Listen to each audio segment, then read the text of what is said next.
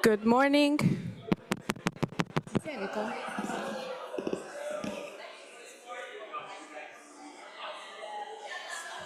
Si sente? It's okay. Good morning, everyone. Hello, good morning. If I can kindly ask you to take your seats, please. Non si sente? Good morning.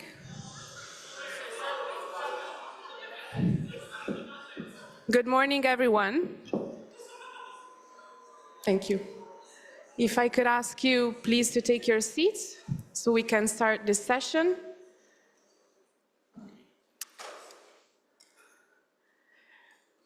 Good morning once again. My name is Elena Bertuzzi. I work at IFAD, and I'm a Global Engagement Officer. I will be the moderator for this session this morning. And the session will be dedicated to the United Nations Decade on Family Farming towards the midterm forum, which will take place in October later this year at FAO.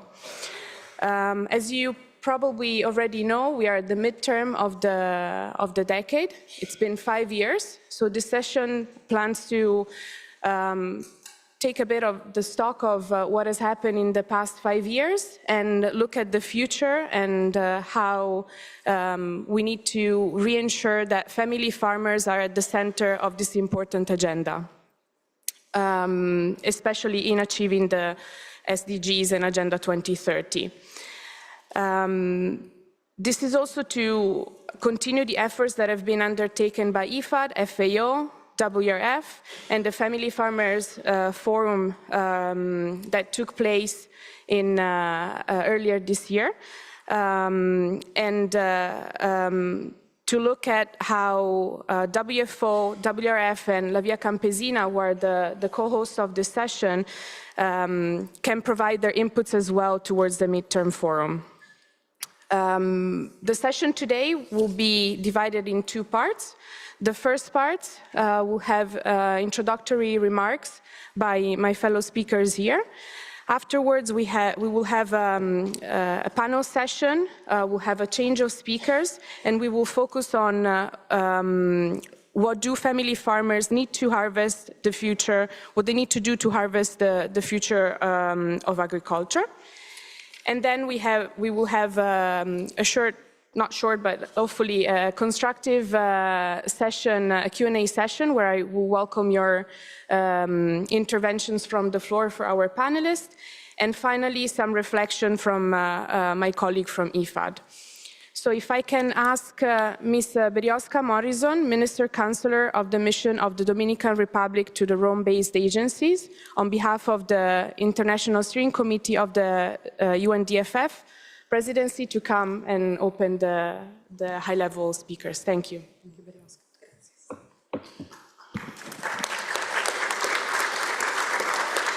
Muchísimas gracias por la presentación. Es un honor para mí dirigirme a ustedes hoy en esta sesión anual de la Organización Mundial de Agricultores. Esto mientras nos reunimos en un momento tan importante para discutir el progreso y el futuro del diseño de las Naciones Unidas para la Agricultura Familiar. Este año marca un momento crucial al llegar al punto medio, ¿no?, de este decenio, en el que reflexionamos sobre nuestros logros y planificamos estrategias para el futuro. La agricultura familiar es la columna vertebral de la seguridad alimentaria mundial. El decenio se estableció para eso, para reconocer y fortalecer este papel esencial, promoviendo políticas públicas e inversiones que apoyen a los agricultores familiares en todo el mundo. En la República Dominicana hemos adoptado los principios del decenio con acciones tangibles. Nuestro gobierno ha implementado un plan de acción nacional que enfatiza la transparencia en la contratación pública, amplía los programas de alimentación escolar e introduce medidas legislativas para apoyar la agricultura familiar. Estas iniciativas son parte integral, esto de una estrategia destinada a mejorar las conexiones, ¿no?, del mercado para los agricultores familiares y fomentar así su inclusión en sectores clave para nuestra economía. Sin embargo, a pesar de estos éxitos, los agricultores familiares, no solamente en República Dominicana, sino en todo el mundo, enfrentan desafíos significativos. El aumento de los costos de los insumos, la falta de acceso al mercado y también la degradación ambiental obligan a muchos a abandonar sus tierras, lo que lleva a una mayor migración y agitación social. Así que la urgencia de abordar estos problemas nunca ha sido mayor. Al reunirnos hoy, nuestro enfoque debe estar siempre en empoderar a los agricultores familiares a través de mayores recursos financieros, apoyo técnico, pero también marcos políticos que sean inclusivos.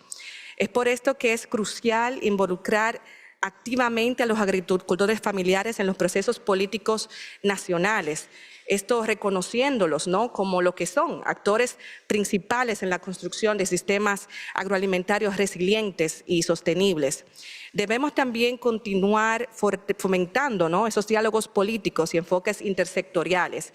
Eso permite que se libere todo el potencial de la agricultura familiar para transformar los sistemas agroalimentarios de manera sostenible.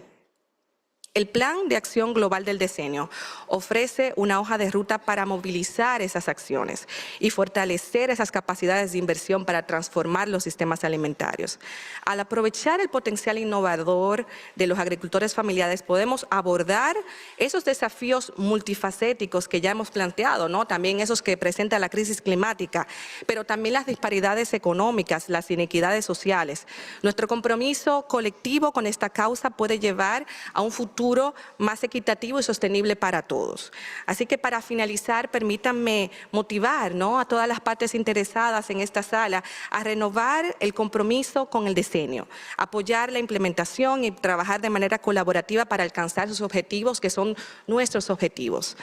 Como República Dominicana, en nuestro rol como presidente del Decenio de las Naciones Unidas para la Agricultura Familiar, estamos profundamente comprometidos con la promoción y el avance de estas iniciativas. Así que aprovechemos esta oportunidad para crear un cambio significativo y garantizar que los agricultores familiares reciban el reconocimiento y el apoyo que merecen. Así que muchas gracias por su educación, gracias por la invitación y muy buenos días a todos.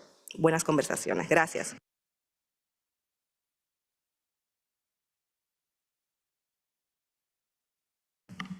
Thank you very much, Berioska, and thank you, first of all, for the call to action, as well as to the Dominican Republic for leading these efforts together with us as well. I would like now to call Ms. Fatuma Said, PSU Deputy Director of FAO, our host here today as well. Thank you.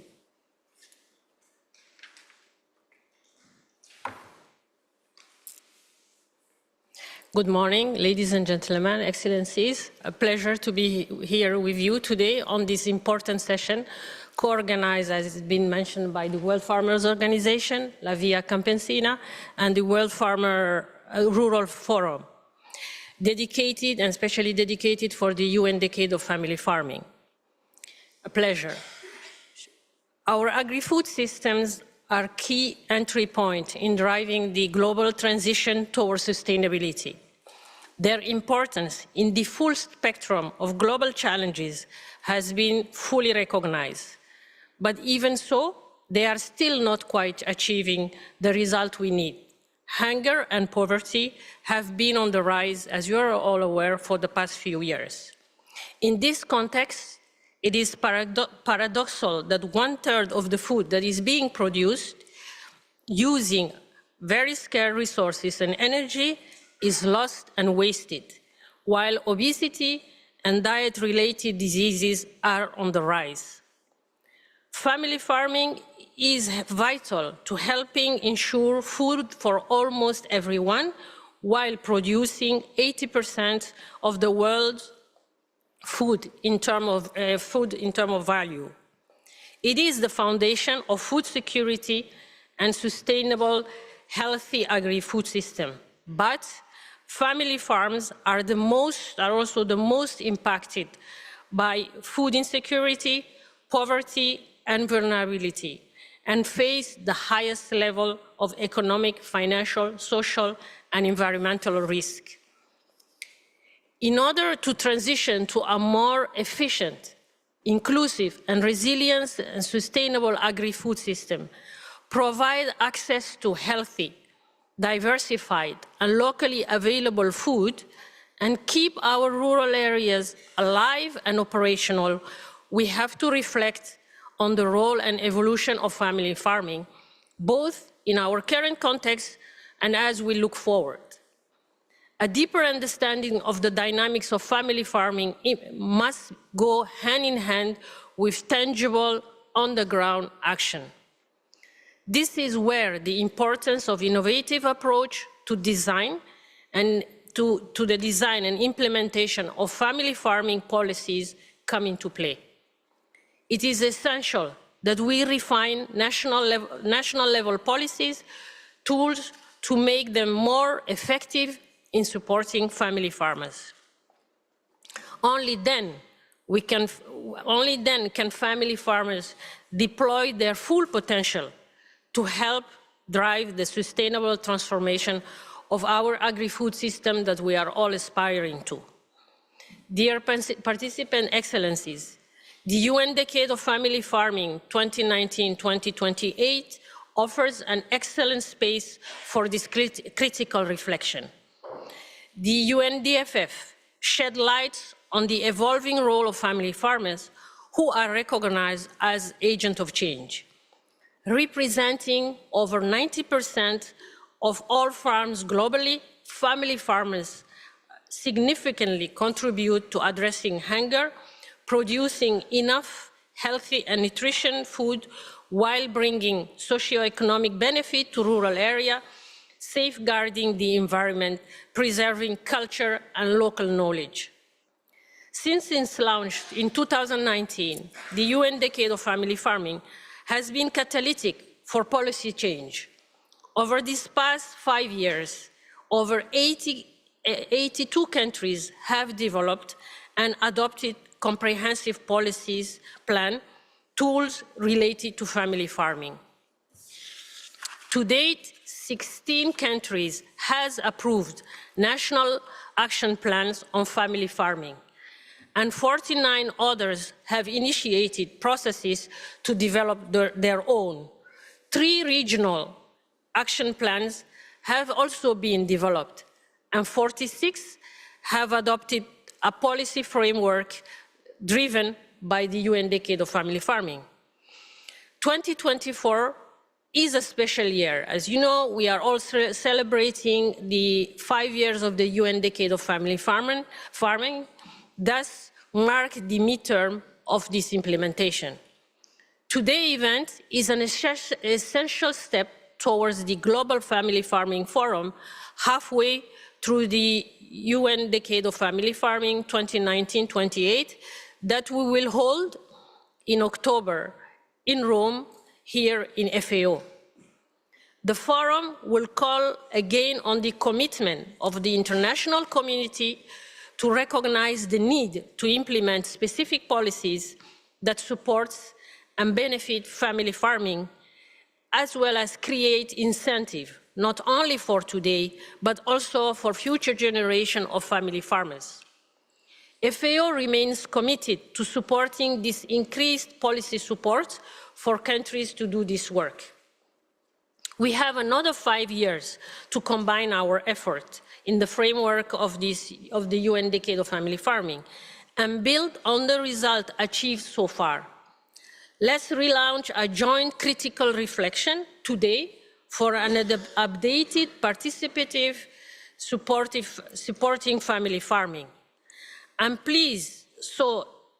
so pleased that I can be here today to participate in this event, and I wish you all very fruitful exchange in advancing inclusive, healthy, resilient, sustainable agri-food system with the family farmers at the center of this reflection. I wish you fruitful discussion, and thank you again.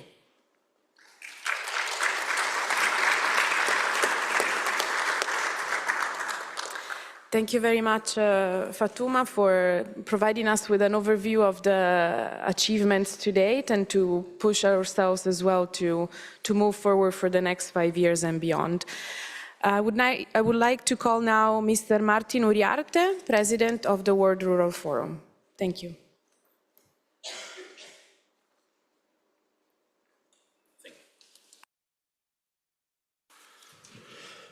Bueno, buenos días a todos y todas, señor presidente de World Farmers Organization, señores y señoras que nos acompañan en esta mesa. Lo primero de todo, quiero agradecerles la invitación de World Farmers Organization por participar en esta sesión sobre el decenio junto a Vía Campesina. Es importante que las organizaciones de productores de este mundo estemos unidos para trabajar en favor del decenio de la agricultura familiar. El decenio ha tenido avances importantes, no obstante, es necesario redoblar los esfuerzos. La conferencia del Foro Rural Mundial que hicimos el pasado marzo definió acciones prioritarias para los próximos 5 años. Desde el Foro Rural Mundial, que impulsó la campaña por la declaración del decenio, consideramos que este reconocimiento, aprobado por todos los países en la Asamblea General de Naciones Unidas, es ya un logro para la agricultura familiar. El decenio sitúa a los y las agricultores familiares en el centro de los sistemas alimentarios, garantizando la seguridad alimentaria, mejorando los medios de vida, gestionando de una forma más adecuada los recursos naturales, protegiendo el medio ambiente, manteniendo la cultura y logrando un desarrollo inclusivo y sostenible. El decenio promueve compromisos políticos a niveles nacional, regional y mundial para empoderar y apoyar a los agricultores y agricultoras familiares, y está basado en la colaboración entre los diversos actores de la agricultura familiar. Consideramos que en estos 5 años de implementación del decenio hemos logrado avances significativos. No obstante, la agricultura familiar continúa enfrentándose a enormes desafíos que solo lograremos superar si redoblamos los esfuerzos conjuntos.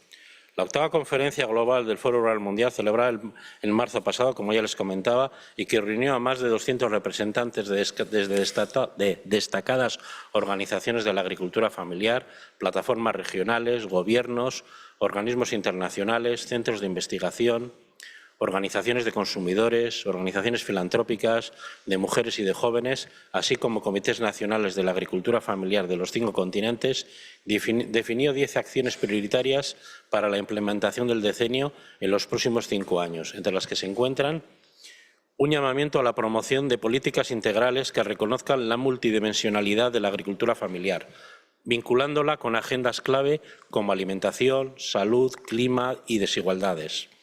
Es esencial apoyarlas con recursos adecuados y marcos normativos sólidos.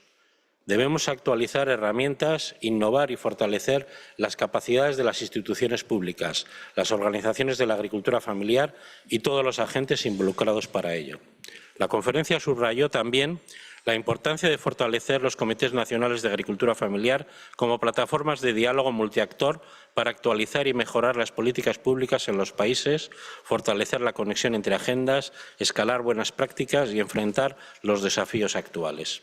Se destacó el liderazgo de la juventud rural en la transformación de los sistemas alimentarios, la generación de empleo y el relevo generacional, y se llamó a apoyar la propuesta de declaración del Día Internacional de los Jóvenes Agricultoras y Agricultores. Asimismo, se urgió a reducir las desigualdades de género en el medio rural y avanzar en el empoderamiento de las mujeres rurales mediante políticas públicas específicas, inclusivas y equitativas, destinando fondos específicos para ello.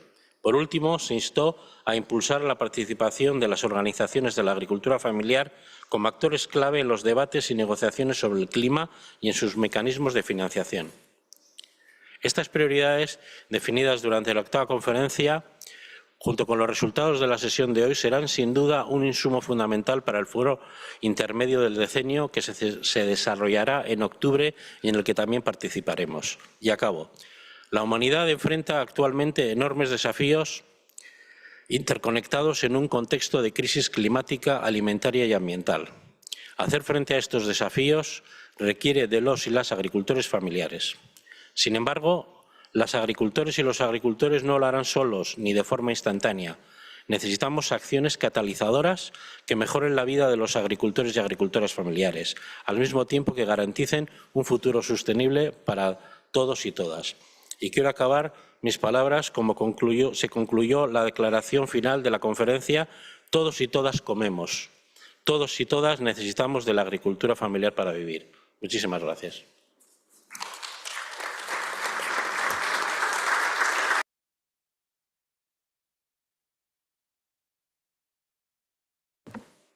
Thank you very much, Martin Uriarte, as well, for pushing ourselves also in moving forward this important agenda, and of course for the leadership of WRF in these efforts. We have now online the next speaker, who's Mr. Zainal Arifin Faut, member of the National Board of Indonesian Peasant Union and member of the International Coordination Committee of La Via Campesina. Zainal, you have the floor.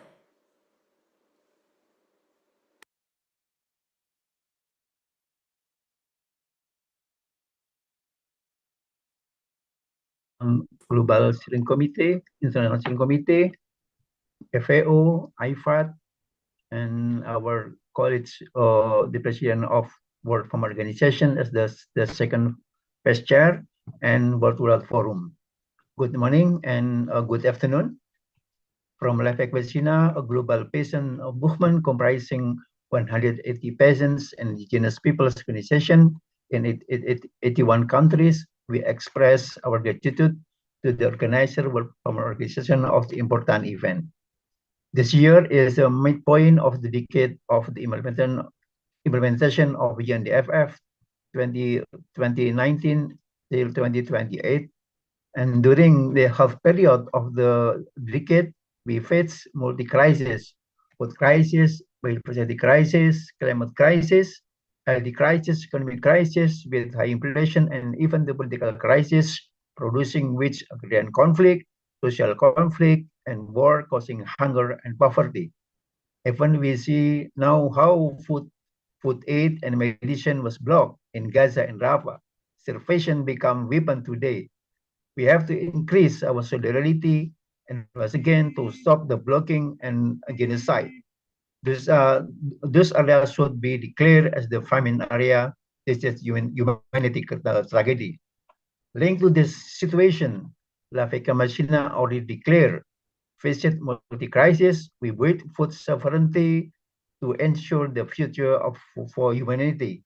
Peasant family farmers are essential to global food security, producing a significant portion of the world's food supply. We have to be proud and committed to build food sovereignty. We have to tell our main contribution to young generation as they will continue our struggle both in the field and peasant organization. In addition, now we already have UNDFF as our tool of struggle to achieve food sovereignty and as our reference to implement the 7 pillars of the UNDFF family farming, reflected in the global, regional, and planned action. Furthermore, we also have the UN Working Group on the Right of Peasants and other people working in rural area.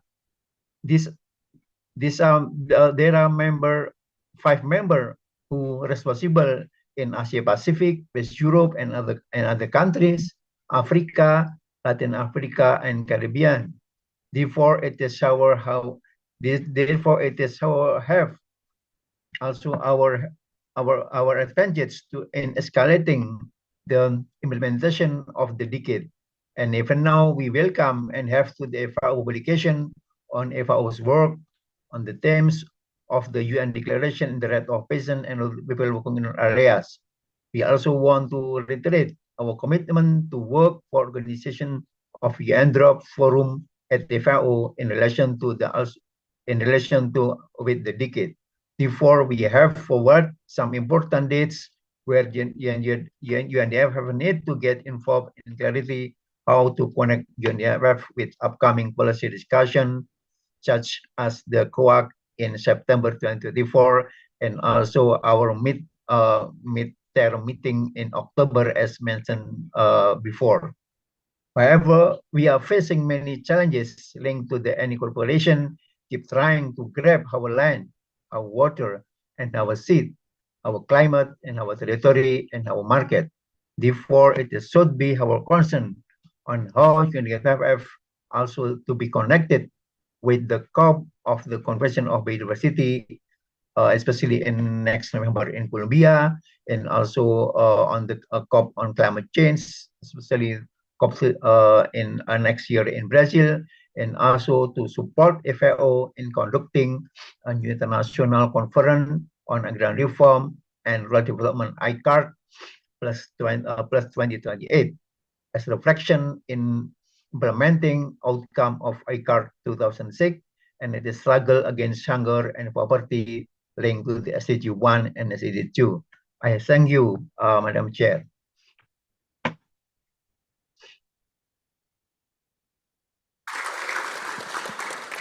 Thank you, Zainal, for reminding us how family farmers are impacted by the multiple crises that are ongoing, and for stressing the need to further support them. I would like to call now the last speaker for our high-level session, Mr. Arnaud Puech-Dalissac, President of WFO.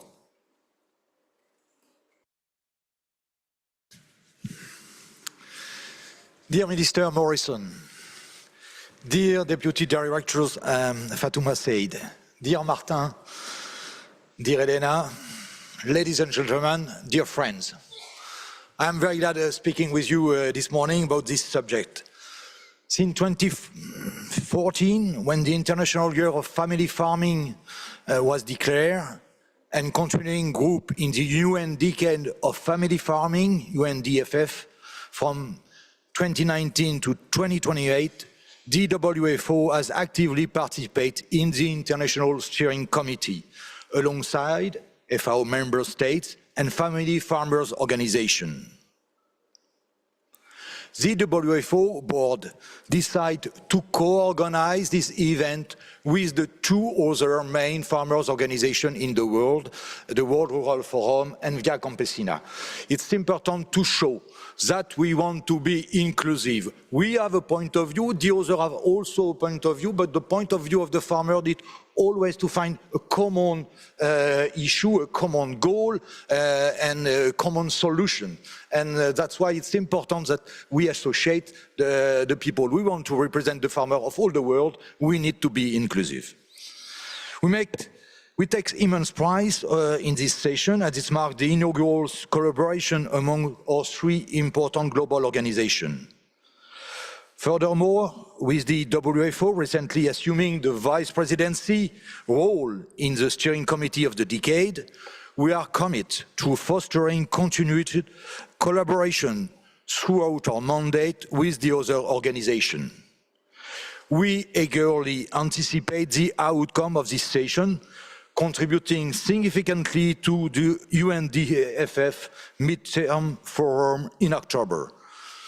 Throughout these years, the WFO has consistently reformed its commitment to the family farming agenda. This dedication is demonstrated by facilitating the of WFO farmers in UNDFF events, engaging in the work of the UNDFF International Steering Committee, and ensuring the involvement of women and young farmers in UNDFF activities.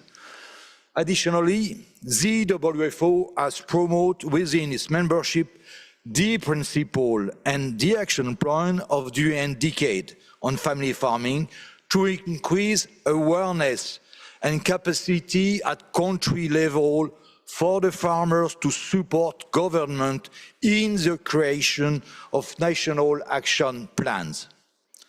Today, our goal is to enhance the visibility and significance of family farming, particularly during this crucial midterm review phase, when we are fostering the implementation of the UN Decade on Family Farmer Action Plan. Yesterday, a global consultation among WFO community of young farmers aimed at the establishment of a youth platform took place and the outcome of this session will be endorsed by WFO General Assembly tomorrow afternoon. This is one of the examples that I can report about WFO commitment in the implementation of the decade.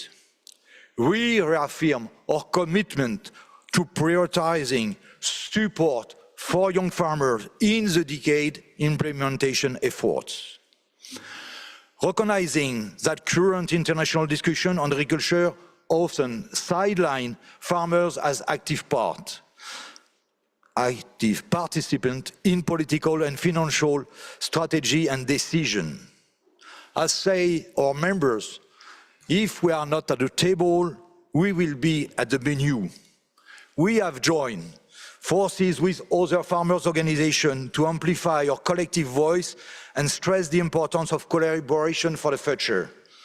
I am eager to hear more from the invited officials who will present their SDG 2 roadmaps, which address the nexus between climate and food system, and how family farmers are expected to contribute to this agenda. Additionally, I look forward to hearing from family farmers, especially young farmers, about the lessons learned from and what further action are needed to achieve the decade's objectives. We will continue to advocate for family farmers to have an active and respected role in the development and implementation of this roadmap, as well as in all other initiatives related to farmers. I wish you a fruitful event. Thank you very much.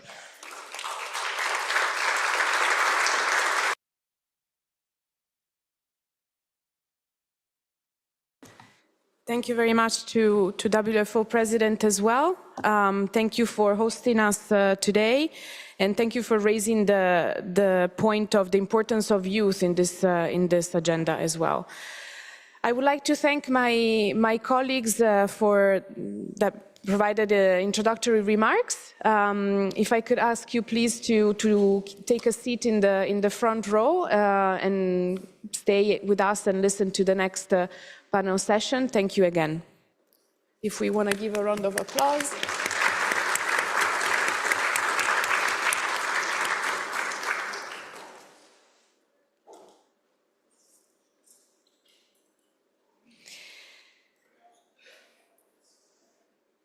Thank you. So we heard our first speakers. I hope you're all awake and ready for the next session, which will be a panel discussion. So I would like to call to the stage Ms. Evangelista Cequera, WFO Gymnasium alumna, Zimbabwe Farmers Union.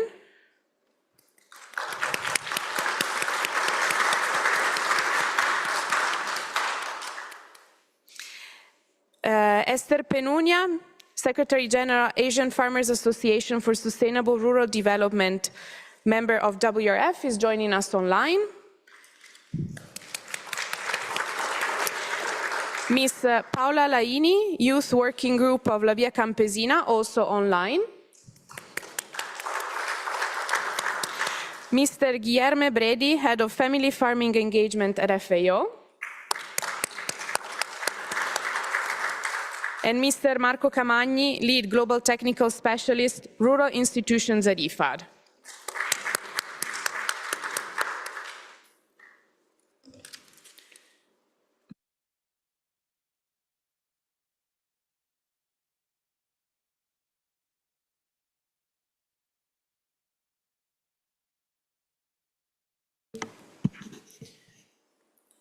Perfect. So we'll kick off with a round of questions to the panelists that have joined us today.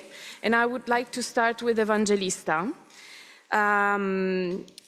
to really discuss, what family farmers need to do to harvest the future of agriculture. So I would like to ask you the first question.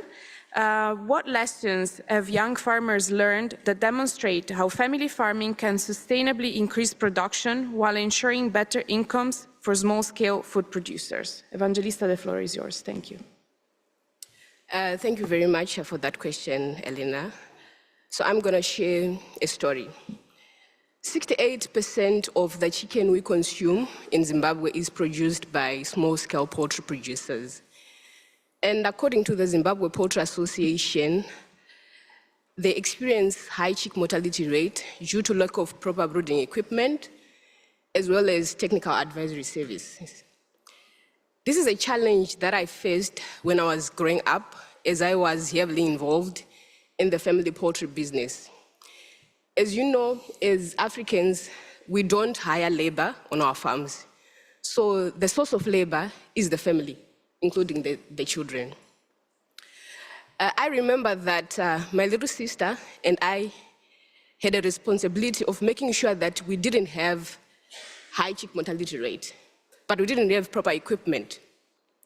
So my father would make us put the chickens in a box every evening and take them out every morning. Imagine doing that when you're 10 years old. I didn't like it at all because it was time-consuming and tiresome. I remember one day I decided to be naughty and didn't even, I just went to the forerun and stood by the side and pretended that I put the chicks in the box, went back home and told my parents that everything was sorted. Guess what happened the following morning? We lost 35 of our chicks out of 100 beds. And that was painful because broiler rearing was one of our major sources of income. I later took it upon myself when I grew up that I should find an alternative so that we reduce our chick mortality rate. So in 2016, I decided to start my own poultry business, but I didn't want to do it the way my family did it. So I did a little bit of research to look at ways and means we can reduce our chick mortality rates. I researched via the internet and even visited neighboring countries to see what they were doing. And in the process, I co-created a chick brooding device with my family. The aim was to reduce the chick mortality rate by 95% by mimicking the mother hen. So once I did that, we noticed that it worked for us, and our profits started increasing. And we also showcased it to other farmers within the community. They loved the innovation and highlighted that they would want me to manufacture that facility for them as well. So that was the point when I started my company called Passion Poultry. So besides primary production, I'm also into poultry innovation, basically for chick brooding equipment, which has three common components: the broodering, the heater that is powered by the biomass briquette, which is the green alternative to charcoal, and also the heat reflector. So as I started the company, I wanted to grow. I later on joined the Zimbabwe Farmers Union, where I've been exposed to a couple of opportunities, one of them being a part of the WFO, Young Farmers through the Gymnasium program. And because of that, I've also been exposed to a lot of opportunities through WFO, as I've been also involved in the United Nations Decade of Family Farming technical sessions, which is a great highlight because, as you can see, the youth have been really represented. If I was not involved in the family farming business, I wouldn't have come up with the innovations that I'm talking about. And obviously, ZFU would have not known that I existed and have potential. WFO would have not known me, and FAO would have not known me. So I believe that as we celebrate 5 years of the United Nations Decade of Family Farming, we should continue to raise awareness on the importance of family farming. Look at me, I'm right here, but I'm coming from a small-scale family farming production in Zimbabwe. And a lot of young people are also benefiting from this exposure because we also share through our various platforms in Zimbabwe as well as Africa as a whole. So I believe also that through this decade of family farming, we should also share knowledge about the importance of family farming as well as foster public policy so that we maintain an economic sustainability. To the young farmers in here, I would also encourage you to also take a look at the Global Action Plan of the decade, especially pillar number 2, that is for the youth. Because as our president says, if you're not on the table, you're on the menu. Thank you.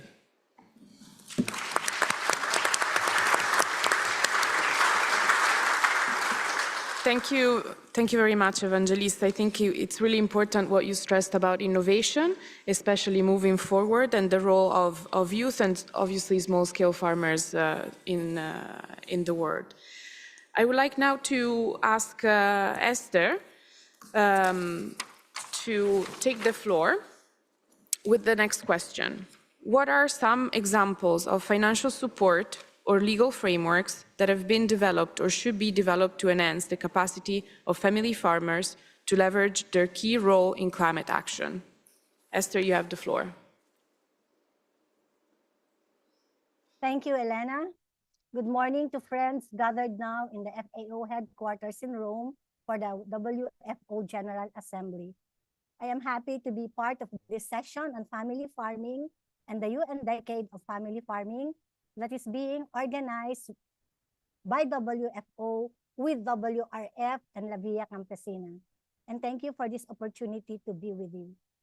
For WRF and its member organizations, particularly the regional and national family farming organizations, we put our efforts in engaging governments at all levels so that there will be policies and programs that will promote the rights and welfare of family farmers, particularly small-scale women, men, and young farmers. I just came from a 2-week UNFCCC intersessional meetings in Bonn, where AFA, WRF, and WFO closely collaborated to bring family farmers' voices in the negotiations related to agriculture, climate financing, adaptation, and mitigation. In WRF, we see the climate crisis as a real threat to our lives and livelihoods. The climate crisis has exacerbated and even caused new crises and violence at national and regional levels. There will be no future of agriculture if we are unable to be resilient, if we are unable to adapt to climate, but adapt and mitigate climate change at the same time. That is why we are calling for policies and programs that will help us be resilient to the climate crisis, but also to the other crises that are exacerbated by climate change. What policies are we promoting for climate resiliency with mitigation benefits? First, policies that promote rights to our natural bases of production, the lands, the waters, the forests, the pasture lands that we have and are working on.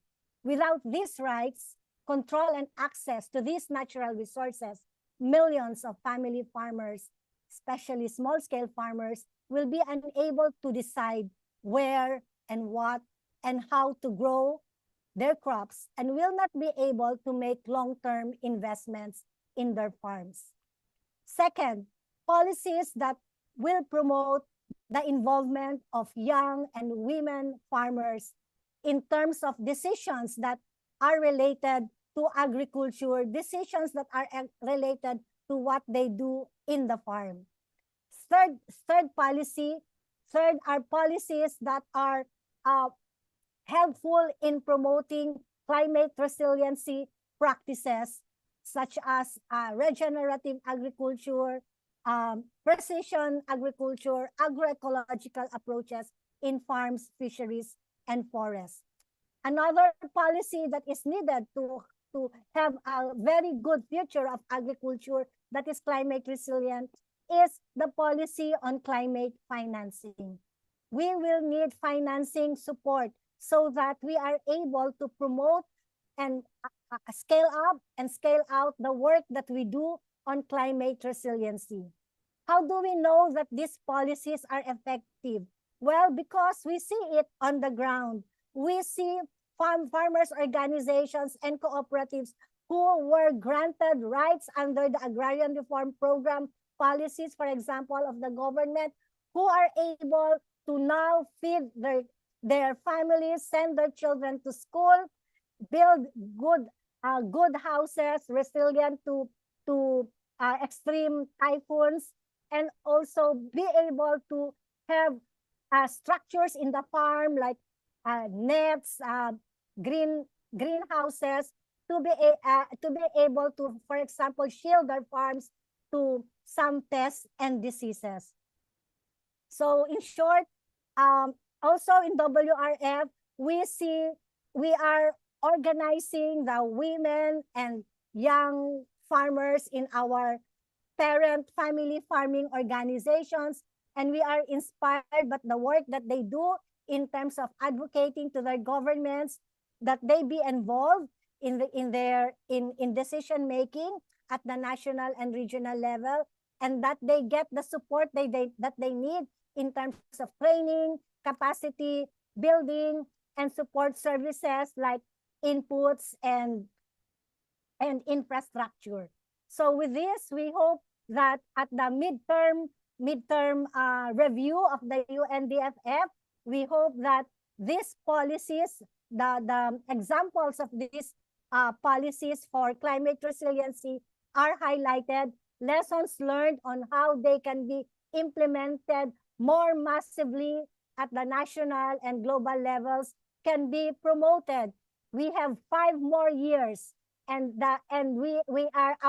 our temperature is still rising. We have 5 more years. We see farmers, family farmers, as key to climate resiliency, as key to solving the problems of food insecurity brought by climate change. Farmers are key to transforming food systems into equitable and just systems. So we hope that in the next 5 years, we will be able to identify these policies, mainly starting from what we have mentioned earlier, and then really provide the support, especially in terms of financing and technical resources, so that we could promote these policies through our national level advocacies in NCFF and UNDFF. Thank you very much.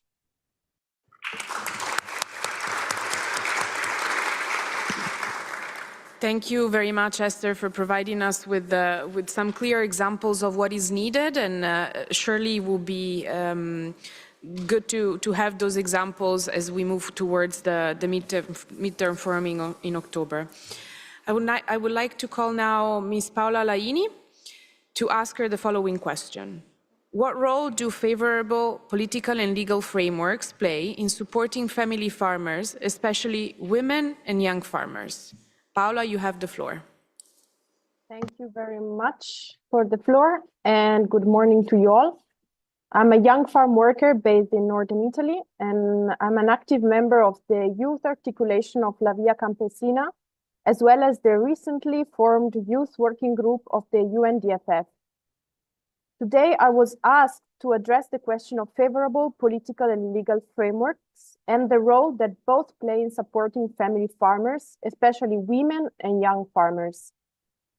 The fact that we need a decade on family farming suggests that we are falling short in this direction, that we are continuing to lose family farmers worldwide, and that a lot of work still needs to be done to make our food systems less violent and more just for all. In this sense, the decade should not be taken too much as a celebratory moment, but rather a self-reflective one and an opportunity to call on national governments on their responsibilities and on what they have not done yet to implement the decade, while at the same time providing a reliable framework for family farmers to make their voice impactful in decision-making spaces. Because family farmers are a specific category whose voice remains unheard. The UNDFF also reminds us that policies in support of family farmers are intersectoral. Land, seeds, water, trade, work, they are all interconnected, and favorable policy environments can be built only when we strive for coherence across different policy sectors. But how? To fulfill this difficult task, the UN declarations on the rights of peasants and other people working in rural areas, approved by the UN General Assembly in 2018, offers a lighthouse because it contains all the key rights that must be respected by governments to protect family farmers, ranging from the right to natural resources to the rights to work, participation, association, and freedom. The UN drop, written by and for peasants, is the only universal tool that family farmers can use to defend their rights. Each UN member state must enable a national legal framework based on UN drop, and this framework must provide the legal basis on which to develop agri-food policies at the national level. And as the recent HLPE report on youth reminds us, sustainable food systems are possible only when human rights are respected. In October 2023, during its 54th sessions, the UN Human Rights Council adopted a resolution to establish a new working group on UN drop. This marks a significant milestone in advancing the implementation of the declaration, as the working group will provide states with technical support, including share examples of good practices and concrete recommendations on the best ways to comply with the principles and provisions of the UN drop. Because since 2018, too little has been done.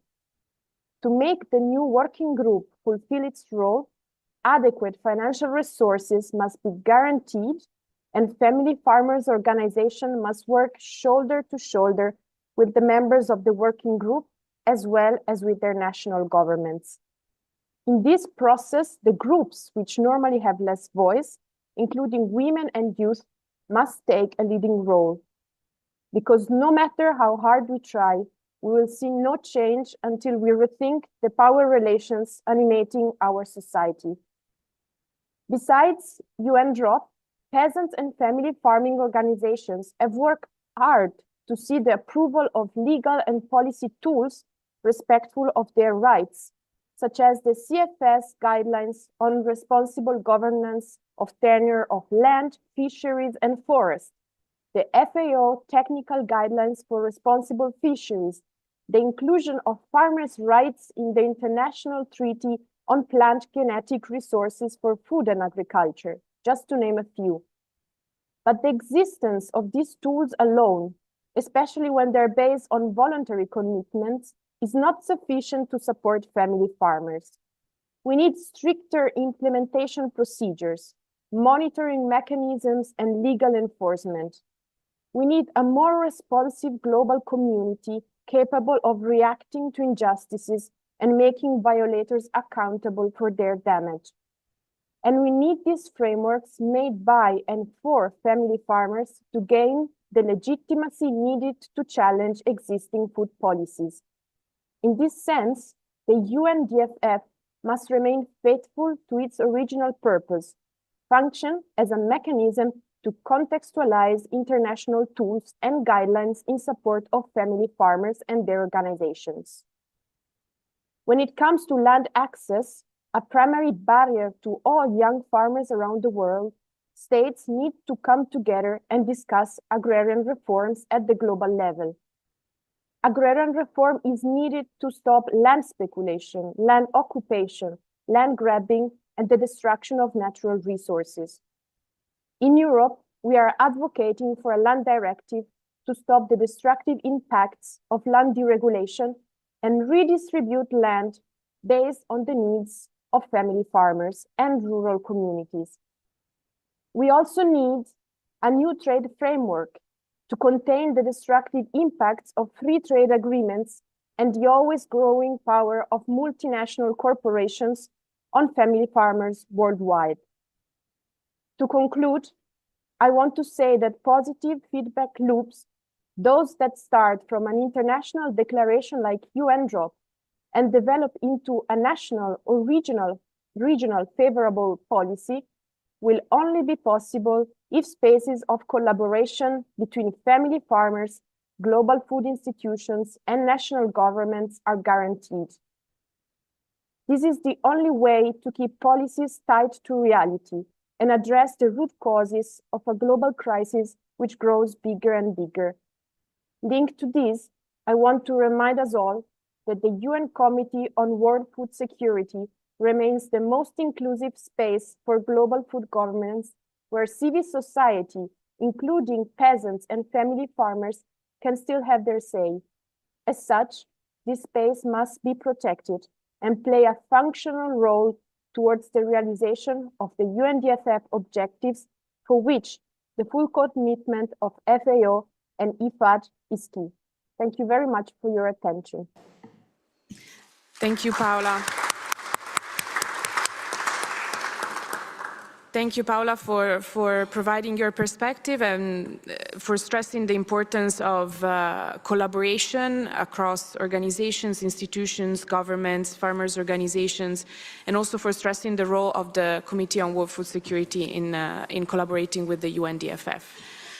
I would like to turn now to my FAO and IFAD colleagues as co-host of the Joint Secretariat of the Decade on Family Farming, to provide their perspective on what actions would you be willing to take to assist farmers in implementing the UN Decade on Family Farming and achieving its objectives. I would like to start with you, Guilherme. You have the floor. Thank you. Thank you, Elena. Good morning. Welcome to FAO again. We are honored to have you here and especially discussing the United Nations Decade on Family Farming.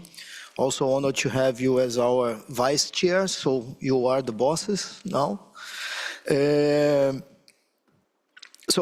Would like to start maybe introducing a bit three main areas of work that FAO and IFAD were requested by the farmers' organizations to support the implementation of the decade. That is also connected with the mandate we received from the General Assembly of the United Nations. No, we were requested to support, to improve the policies supporting family farmers, to bring more investments, and to strengthen the knowledge related to family farming.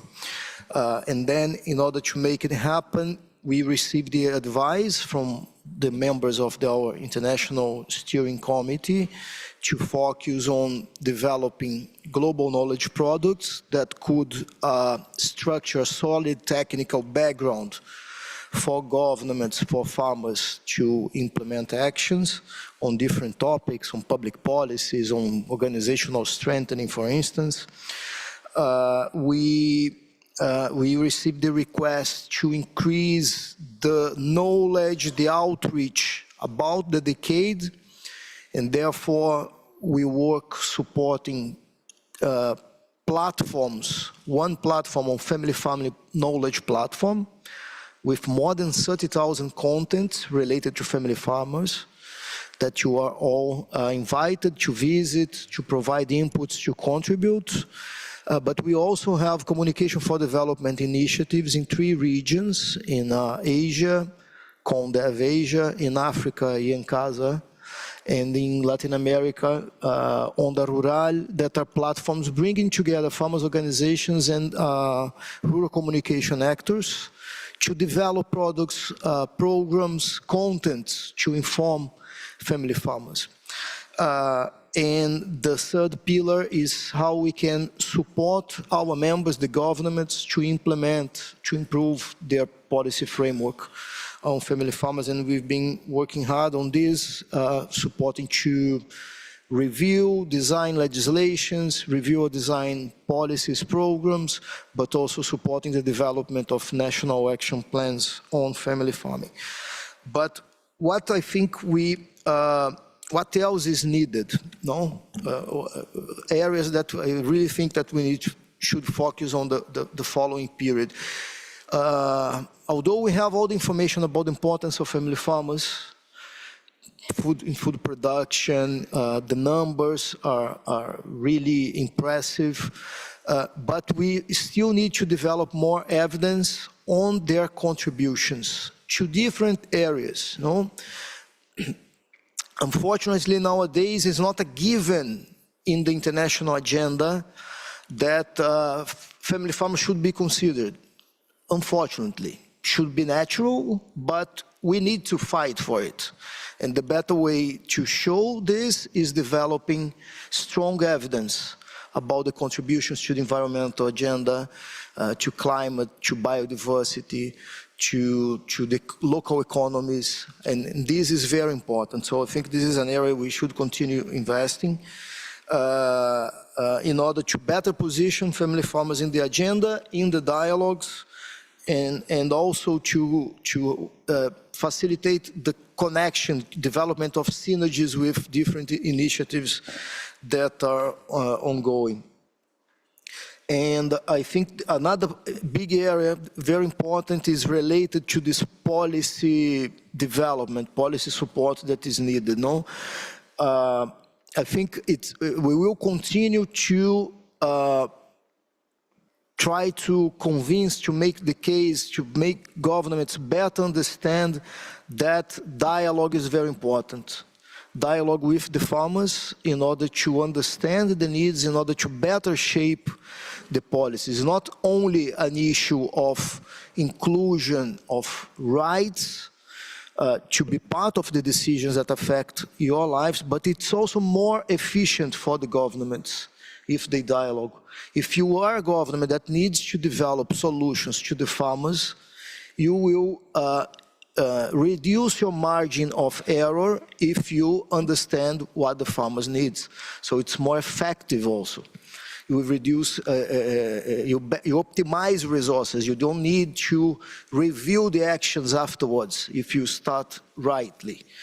I think a second important area related to policies is that farmers are different. No, you have very different situations. You are living in different ecosystems, producing different kind of crops, affected by different external factors. So farmers are in different development stages, and the interventions need to consider this. So we talk about diversity of food systems. We also need diversity of support, policy support to farmers according to their different characteristics. And this is very important, because what we see is that when you have one single approach to all the farmers, it tends to exclude the most vulnerable ones. So it's important to diversify the policy approaches that exist. A third area is that we have more opportunities nowadays in other policy areas beyond agriculture. No? There are strong connections with health, nutrition, environment. So in order to support farmers, we need also to identify other policy areas that can be interested to support the contributions of farmers and to benefit from it. And this is also a good way, as Paula was mentioning, to create coherence in different policy areas, because unfortunately the traditional institutional framework of governments are very sectorialized. No? And when we start to work coordinating, bringing different areas together, it also helps to increase and improve policy coherence. Finally, I think new tools are needed. No, we are in 2024 facing new challenges in food systems, and we will not be able to address those issues and to integrate and to give answer using the same traditional tools that we always used since the 40s.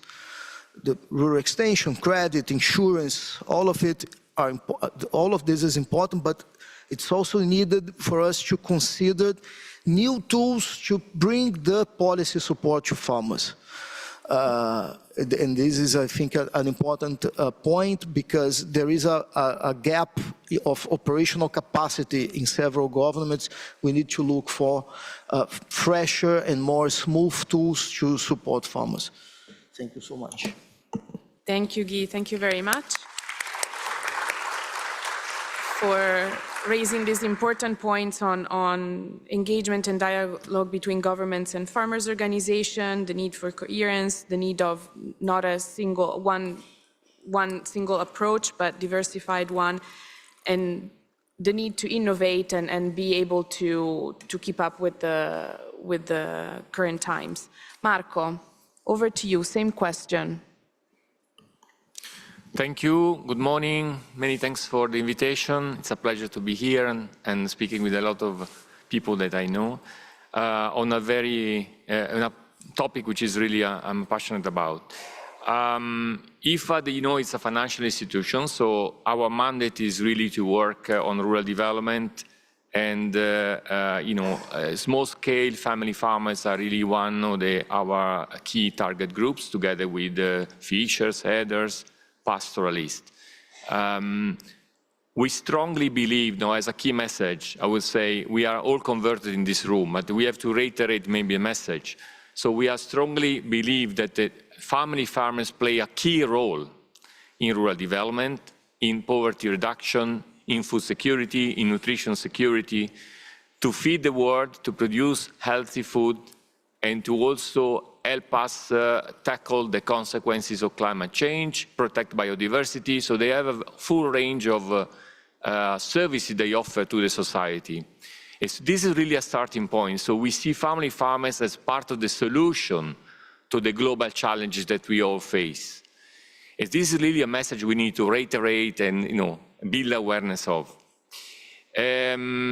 Another thing I want to say as a key message is IFAD approach in rural development is really bottom-up, is really participatory, is really demand-driven. We work with people on the ground. We identify needs with them. We design interventions. We co-design or we co-construct, as we always say, with our partners in the farm organizations. And this is really fundamental also in the spirit of the decade. We work together on this.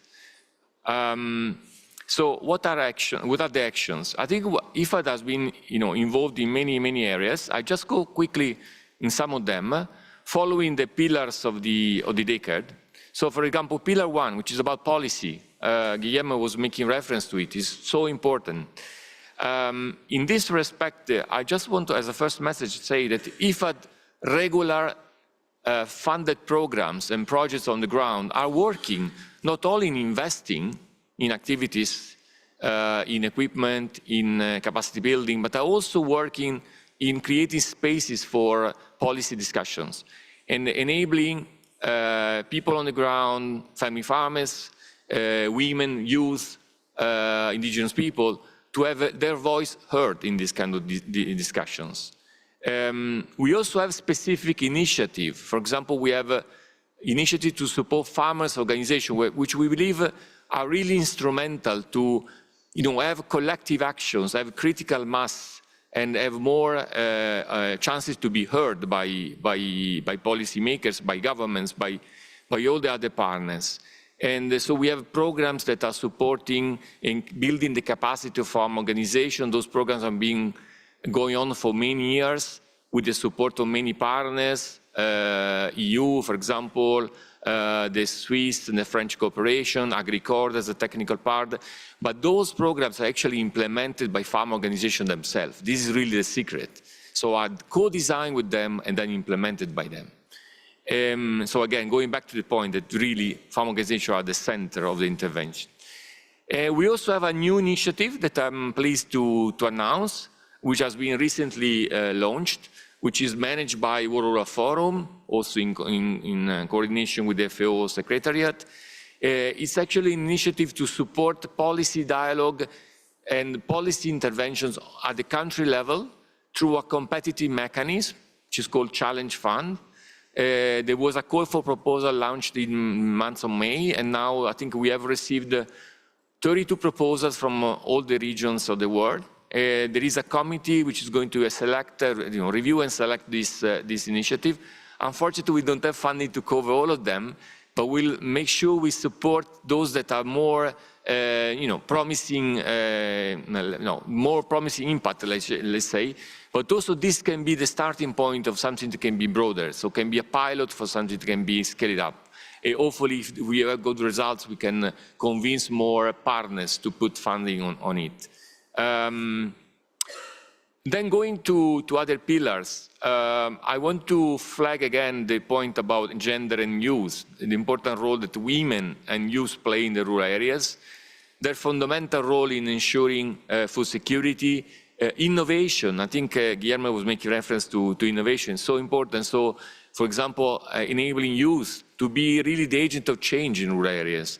But to do so, they need to overcome certain obstacles. They have more obstacles than the normal farmers to overcome. So IFAD is committed through its regular loan and funded initiative projects to have 35% of them with a gender transformative approach, which means that they are looking at all dimensions which are related to women empowerment. And 60% are actually youth sensitive, which again have a specific measure to enhance the role of youth in our rural development interventions. Then going to Pillar 4, well, Pillar 4 is really the bread and butter of what IFAD does. So it's really related to strengthen family farm organizations. As I mentioned already, it's really part of our mandate. We do through our regular programs as well. I mean, we have over 200 projects ongoing right now all over the world. And these projects work with farm organizations. Actually, the entry point of our intervention are farmers organizations. But also we have the special programs I was referring to before. And we have the Farmers Forum, which is a specific, let's say, tool or instrument that was co-designed together with farm organizations 20 years ago as a formal process of engagement between farmers, herders, pastoralists, fishers, governments, and IFAD as a multilateral institution. And after 20 years, we celebrated, a few months ago, we had the 8th meeting of the Global Farmers Forum. We were celebrating the results, but more importantly, thinking about the future. Where are we going with this? What is the vision about it? Then on Pillar 5, really, again, going back to the important role that farm organizations and farmers, family farmers play in rural development, in making sure food systems are inclusive, sustainable, resilient, and produce healthy food for everybody. And then on resilience and climate adaptation, biodiversity, all these aspects are taken into consideration. So my concluding message is really that the UNDFF is not something related just to family farmers. It's really something about the future of the food systems, the future of the planet, how to ensure that access to healthy food for everybody, how to reward those that are playing this critical function. So let's renew our efforts to build awareness, first of all, awareness about it, strengthen our partnerships, and make this a success in the coming 5 years and beyond. Thank you for your attention.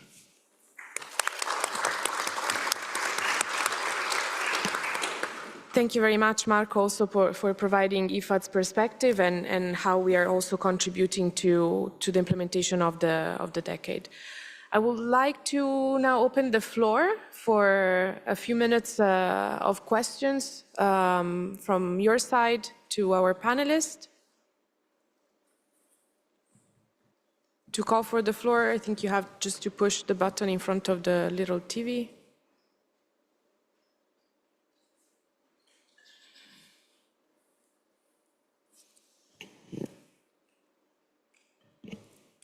You can go ahead. You just need to push the button in front of the screen. Perfect. Go ahead. Thank you. Thank you so much. Can I mention my name? Of course you can. Thank you so much. Manes Nkada from Malawi, Farmers Union of Malawi. I would like to make my contributions in terms of the policies on agriculture or food production. Most of our policies are not harmonized.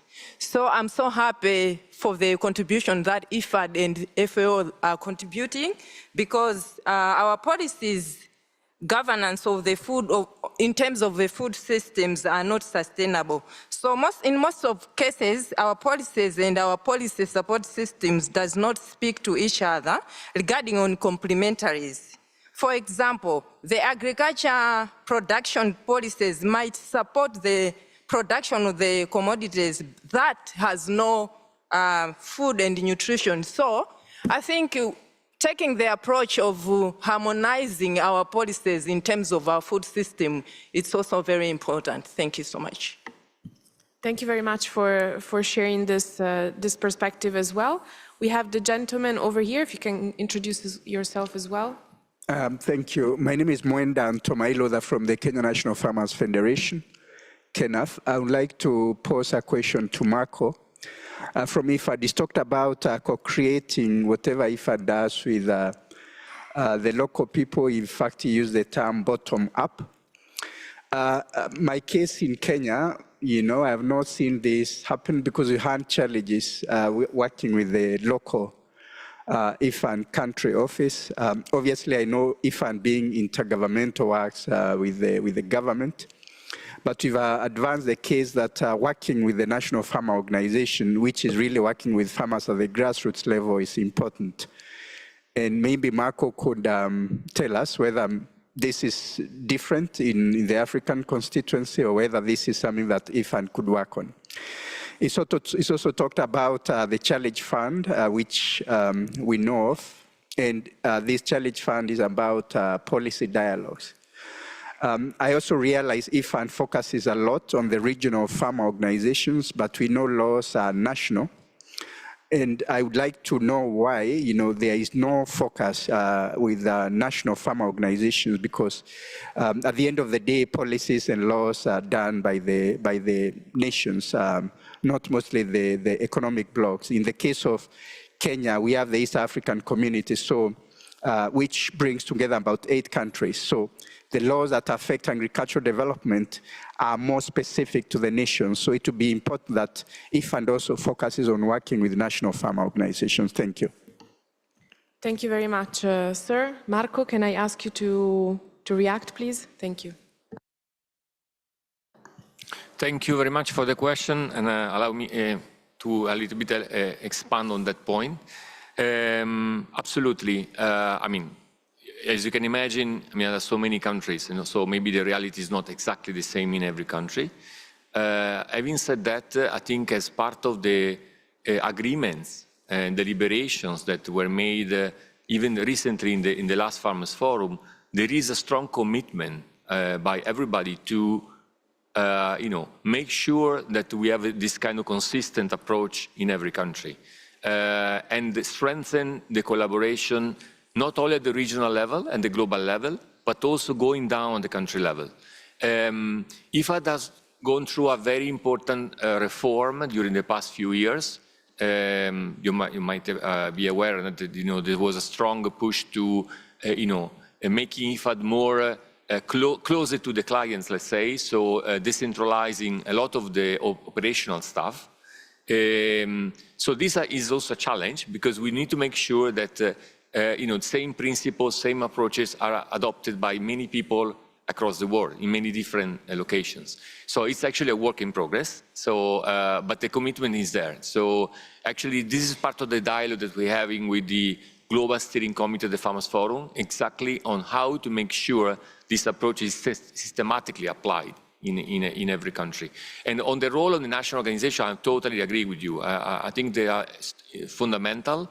And actually, in many countries, we have a good example, maybe not in Kenya, but for example, I can give you an example, Senegal, a national organization that was strengthened through these FAO programs that I was mentioning before, and now has become implementing partner of IFAD-funded projects with a tripartite agreement with the government. So the government is totally on board with this approach. And so outsourcing the services and the expertise of the National Farm Organization to deliver the service of the project. Of course, this is a process. No? You need to go through a process to get to that point, but this is the model we are looking at and we would like to replicate in other countries. Thank you. Thank you very much, Marco. I'll take one last question and then we go to the closing. Over to you, sir. Thank you. I'm Theo de Jager. I am president of the Family Farmers Network SAI in South Africa. I remember there was a time when WFO was actually excluded from the Farmers Forum in IFAD because we were deemed not to represent family farmers. And in our definition in WFO, a family farmer is not big or small. He's not rich or poor. He's not only organic or regenerative or conventional. It is a family making a living from the soils. So my question would be, why does it feel that we are still stuck with this leaning towards small or only organic in the definition we hear of family farmers here today? At the end of the day, we are one of the most important partners of FAO in the implementation of this decade. Thank you very much, sir. Marco, can I ask you again if you wish to react? No, I think, first of all, WFO is part of the Global Steering Committee of the Farmers Forum, so we have a constant dialogue with the WFO and with the other partners. I think IFAD has a mandate on rural development and on smallholders. Really, this is our mandate. We work with small-scale farmers. Having said that, we recognize the importance of a partnership in rural development. So, more and more we realize that we cannot just invest on small scale, but we need to think about the whole chain, the whole food system, the whole value chain. And by having partnership with lead farmers, for example, or even within the farm organization, we know there is a mixed picture. So you have small scale, you have medium scale, you have even large. And maybe some of the large farmers are the leading people in the farm organization, those that maybe even are model for the others. So we realize all this. So our investment are going we follow our mandate, but we realize that the only way to do this in a successful way is really to partner even with the private sector. There is an increasing work we are doing with private sector. Actually, recently we have opened a specific financial window for private sector, which is complementary to the traditional window for governments. So again, this is part of our work. Thanks. Thank you, Marco. Maybe I can ask Guy if you want to intervene on the definition. Thank you. Hello. No, I think this is a very big discussion, a very interesting one. I think it's a big problem when we try to reduce the concept, definition of family farming on size. It's not the best way. It's a combination of factors. And this is explicit in the concept we have at the global level. And even when we analyze the legal definitions at national level, you're going to find different factors that combined provides the criteria to define what family farming means in a given context. And oftenly, this area is one of the components. But also with variations inside the country, because you have different ecosystems, no? And one thing is an area, I don't know, in a semi-arid, in an arid ecosystem, or in a tropical zone, so it changes completely. So, but the main element in the concept is the work of the family on the land, decisions, management. And this is the important. So family farming encompasses from small, can be also big if fulfills all these different factors. The numbers, the data we have shows that the predominance of small scale is very big. 84% it's below 2 hectares. 94% it's below 5 hectares, 98% is below 50 hectares, but it can also be big. I think the most important, it's not about the area and the definition, it's the policy approach that can help governments to work with a variety of farmers in different stages, different characteristics, supporting them to, if they go back and are in a vulnerable situation, you have tools to support, you have tools to help them to advance and to be better structured, to consolidate. So it's a policy framework that gives you a good range for policy interventions. The specific definition will change according to each country, to the context, and can have variations even internally in a certain country according to the ecosystems they are living in. So just to bring more on the definition, because it's not only about area. I think this is a great opportunity to discuss. Thank you very much, Guy. I think we can now go towards the closing, unless the closing is time. Perfect. I would like to thank once again the panelists that joined us here and online as well. And I would like to call up Mr. Shantanu Mathur, Lead Advisor, Global Engagement and Multilateral Relations at IFAD for the closing remarks and some reflections. Thank you, Shantanu.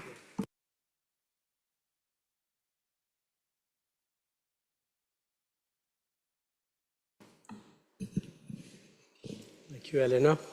Can you hear me?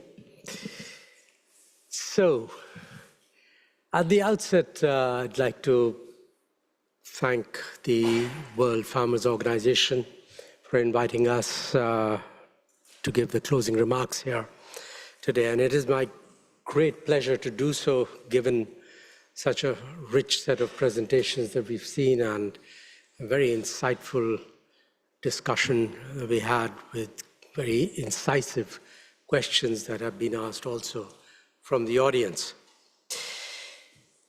So especially after witnessing this rich and meaningful discussion, it's my pleasure to also recognize the co-organizers here, LAVIA, Campesina, and WRF, the World Rural Forum.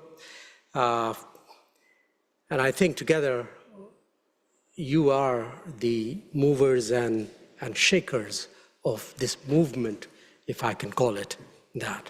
So big thank you to all of you.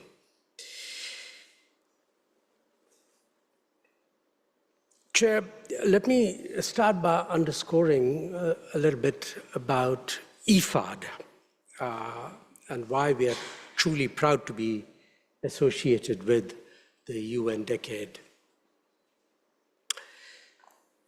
This one here, in partnership with FAO, and let me say that the UNDFF is indeed a flagship of RBA collaboration. Let me recall that IFAD has been there right from the beginning of the movement, from the early consultations in Argentina, all the way to Bilbao, and in Rome later on, the International Year in 2014, and then later in the Declaration of the Decade itself in 2017. We have strongly supported and participated in the global advocacy that underpins the movement, and we have actually put our money where our mouth is with a lending program of something like $2 billion every year, focused sharply on the small-scale farmers, as has been explained by Marco and Guy. 500 million of them. It is no wonder, therefore, that we try to ensure that family farming as an agenda stays at the top. We've done so at our recent 47th Governing Council and reiterated this with the presence and a strong voice of President Lario recently at the Global Conference in Spain, organized by WRF. We've heard a lot about family farming being the foundation of global food security, etc. And ironically, many of the primary producers themselves go to bed hungry. This is a shame, and that must change. Many of the speakers have mentioned climate change. As our climate becomes hotter, drier, and more variable, it is the farmers that are at the front line. Conflicts have been mentioned briefly. Conflicts are both a cause and a consequence of food insecurity, and family farmers are absolutely central to this agenda. Many have mentioned that at this point in time, family farmers remain the key custodians of biodiversity, preserving the landscape, maintaining local communities and the cultural heritage. They are the key agents of sustainable utilization and in situ conservation of traditional crops and commodities at great private cost sometimes for a social gain. So family farmers are very well positioned to offer the contextualized and comprehensive long-term solutions as agents of change in the transformation of food systems that we're all seeking. Chair, let me quickly acknowledge what has been accomplished thus far in the last 5 years of the decade. As we've heard clearly, and the record shows, there are some 260 laws and policies that have been passed, some 13 national action plans, NAPs, many more in the making, in fact, in about 14 countries and 28 countries as well. Some are being developed. 80 intersectoral coordination mechanisms have been put in place. Some 2,600 family farmers, organizations, NGOs, public institutions, academia have been engaged. 77 countries have significant policy changes that have been triggered by the UNDFF. So it's amazing how much has been done in the context of both bringing influence to bear on policies, but also institutional development and institutional capacity building, etc., across the board, across so many different stakeholder constituencies. Clearly, a lot has been achieved, but also we've heard a lot of sobering messages that a lot more needs to be done over the next 5 years. I'm not going to go through a great list that a lot of people mentioned, and we know what they are all about. We will work jointly with FAO and the International Steering Committee and all of you who are involved in it to look for a strong implementation of the Global Action Plan over the next 5 years, strengthen it as much as possible. We would like to bring forth our lending program. I mentioned the $2 billion lending program of IFAD, which can be used as, if you like, a canvas on which we can test, innovate, and validate solutions with family farmers, building very much on their knowledge system. This has been mentioned, their ingenuity as much as possible, bringing to bear policies, institutions, and sustainable agricultural technologies that can help in alleviating their poverty. Farmers Forum has been mentioned, that family farmers, the family Farmers Forum process, which started in 2005. That's really an important platform where autonomous and organized constituencies have made public investment more relevant, better targeted, and more impactful. And here I'd like to acknowledge the team of Marco Camagni. Marco also mentioned the recently approved IFAD grant, where we are collaborating with the World Rural Forum and FAO as co-hosts of the Decade Secretariat, to continue our support to policy-making activities in selected countries. The main focus, as Marco mentioned, is the Challenge Fund for national committees of family farming, and its aim is to strengthen capacities of the NCFFs to promote and participate effectively and meaningfully in policy dialogues at all levels. Co-funded by the European Union, for instance, there are interesting programs that can be considered and the operational arm for the implementation of the UNDFF action plan. A lot more can be said, but let me stop here. It was a very rich discussion. There are a lot of examples that we can build on over the next 5 years. IFAD looks forward to continued and increased collaboration with FAO in particular, and all farmers' organizations on this important agenda. A special thanks then to the joint FAO-IFAD Secretariat here for their continuous stellar performance, let us say. We thank FAO for this wonderful green room. And thank you, Elena, for your wonderful moderation today. Thank you once more, and we look forward to a very successful midterm forum for which we consider this as a precursor. So what's left for me to do then is to formally close this meeting. Back to you, Elena. Cheers.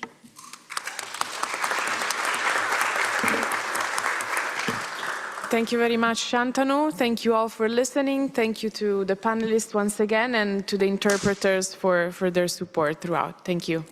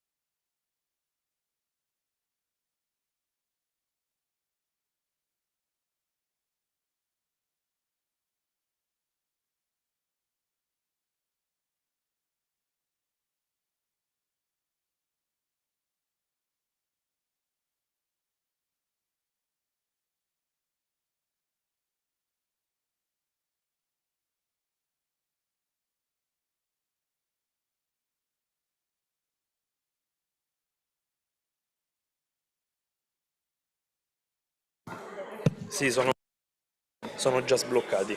Ma Accendi. chi... Quando è rosso funziona per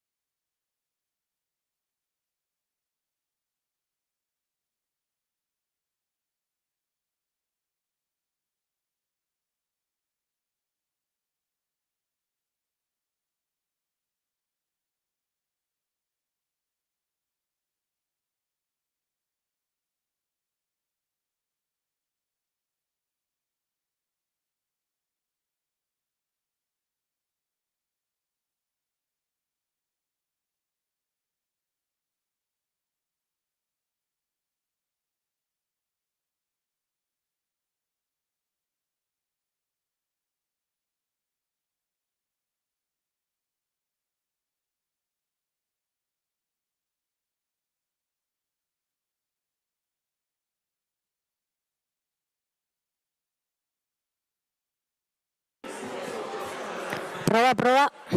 Si sente? Good morning. Good morning. Good morning to everyone. We are almost to start the session. So you are invited to take your seat, please. Thank you.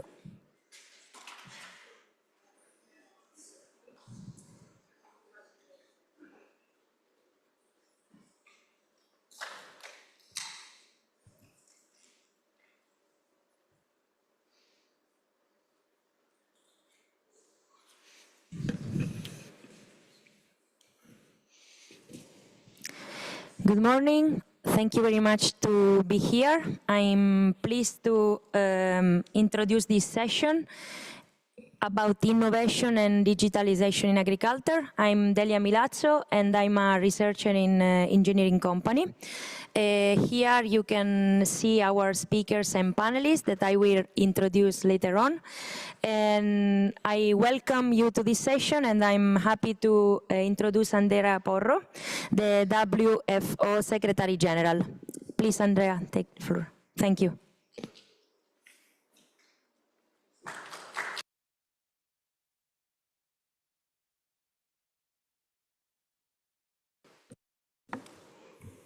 Thank you very much for this opportunity.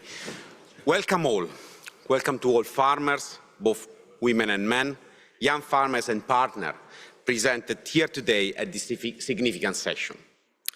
Digital technologies are changing and forces to change every sector, and agriculture is not different. Digital revolution is profoundly affecting the way that we grow, produce, manage and distribute food. Over the past decade, digital agriculture is a pioneering technology helping to meet growing global demand for sustainable food production. Today, artificial intelligence, automation, robotics, sensor, Internet of Things and data analytics are commonly part of the challenge of selecting the best choice that farmers face every day. But farmers are innovation by its own definition. They adapt and adopt every day to stay, to produce, to continue to be a prominent force of positive change in society. Blockchain technology and data-driven solutions have the potential to improve efficiency and productivity, enable better decision-making for farmers, and open access to market opportunities. They are key to reducing risk and maximizing profitability, and an excellent testing ground for new farming techniques and technology. Moreover, they can lead to a more sustainable, efficient and profitable food production system, while playing a critical role in addressing global challenges such as climate change and food security. Issues that were discussed extensively at yesterday's Global Youth Consultation on Climate-Smart Agriculture. But as we all know, blockchain and data-driven solutions come with their own challenge. These include the need for reliable and secure connectivity. Moreover, as has been also discussed with some of our members, the concern of the data privacy and ownership concern. As per today, more than 130 global tools or local tools for farming decision are using the data of farmers on every day, with sometimes uncertainties of what will data and for what the data will be used for. So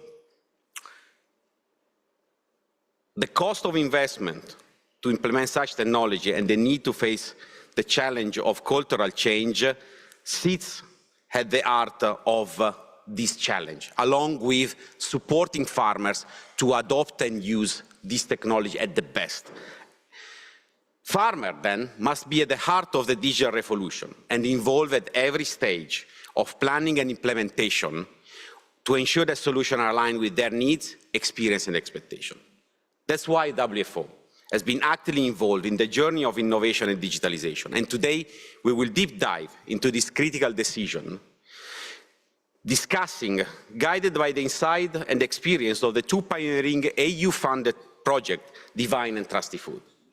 I would like to thank our project partners, for all the work that they've done for being here today, and all the farmers and young farmers who have taken part in the project surveys and working group, who have shared their experience and who are bringing their knowledge here today. In recent years, blockchain technology has emerged as a game changer for the food supply chain. It promises enhanced traceability, transparency, and accountability. However, its practical application today is fairly limited. The Trusty Food project sheds a light on the need to clearly define the tangible benefit and unlock the opportunities to this groundbreaking technology that can truly deliver to farmers. As we all know, the vast amount of data generated by modern agricultural technologies remain an underutilized asset. The Divine project aims to create a data-driven agricultural economy by helping farmers access new markets and increase profitability, and by addressing key challenges such as data ownership, interoperability, and market transparency. In the realm of digital innovation, collaboration and data sharing is crucial, as progress cannot occur in silo. This initiative facilitates better collaboration among all stakeholders in the agri-food value chain, from policymakers to technology providers, advisors, and experts. In our vision of the future of agricultural landscape, technology plays a pivotal role in facilitating the seamless flow of data. This empowers informed decision-making, optimized practice, and unlocks new opportunity for growth and efficiency. Today, as we engage in these discussions, I am thrilled to have young farmers from different regions joining our moment. Their digital savviness, innovative ideas, and experience are crucial to ensure that our strategies are inclusive and forward-looking as we navigate this digital transition, and perfectly complement the experience and knowledge of seasoned colleagues. Once more, I'd like to emphasize that today marks the continuation of our commitment to innovate and digitize, together with our esteemed project partners. In the months ahead, I invite each of you to contribute actively, ensuring that the solution devised genuinely reflect and meet the daily needs of farmers. The challenges ahead are significant, but so are the opportunities. Let us work together to ensure that farmers are not just participants in this digital revolution, but leaders who shape its course. Thank you all for being here, and I look forward to this insightful and inspiring discussion that will follow. Thanks.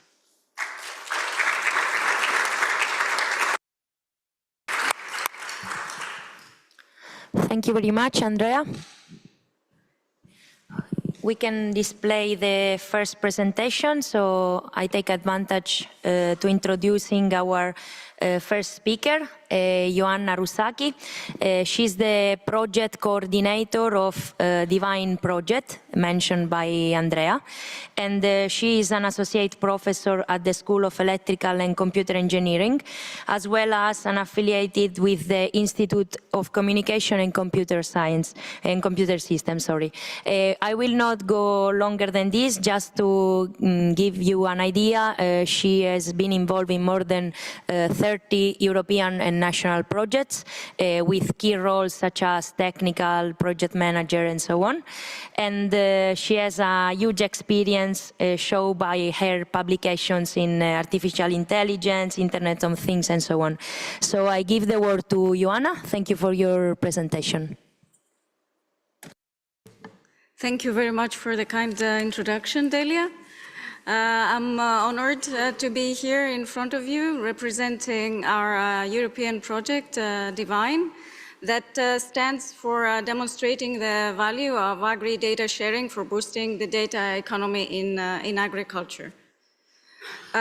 This project has kicked off in October 2022. It's a 3-year project. It involves 15 partners across 8 EU member states, and I have the honor of coordinating this wonderful initiative.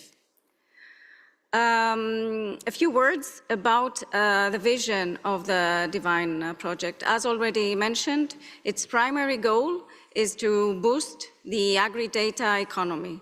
the data economy in agriculture. But in order to do this, we need to build an ecosystem suitable for sharing and analyzing agricultural data. The project, among others, aims to investigate the value of agri-data sharing from various perspectives, including technical, business, and policy perspectives. In order to validate this, we aim to demonstrate our system via several real-world pilots that are being carried out in 2 rounds. But what does the project bring together? In order to achieve the agri-data economy, or at least promote it sufficiently, we need to tackle several challenges that need to be addressed before the data marketplace becomes a reality in agriculture. So on the one hand, we have tried to overcome interoperability matters via the information model, the agricultural information model that we build on and we employ in our system. We tackle transparency. That is one of the major barriers, as you will hear today in my presentation and next ones. We address governance and policy perspectives that are getting more and more complicated every day. And last but not least, our goal is to address the farmers' needs primarily. So we employ a multi-actor approach to accomplish this, to make sure that whatever we deliver is in line with what the farmers actually want to see in their everyday business. A few words about the benefits of agricultural data sharing in our day.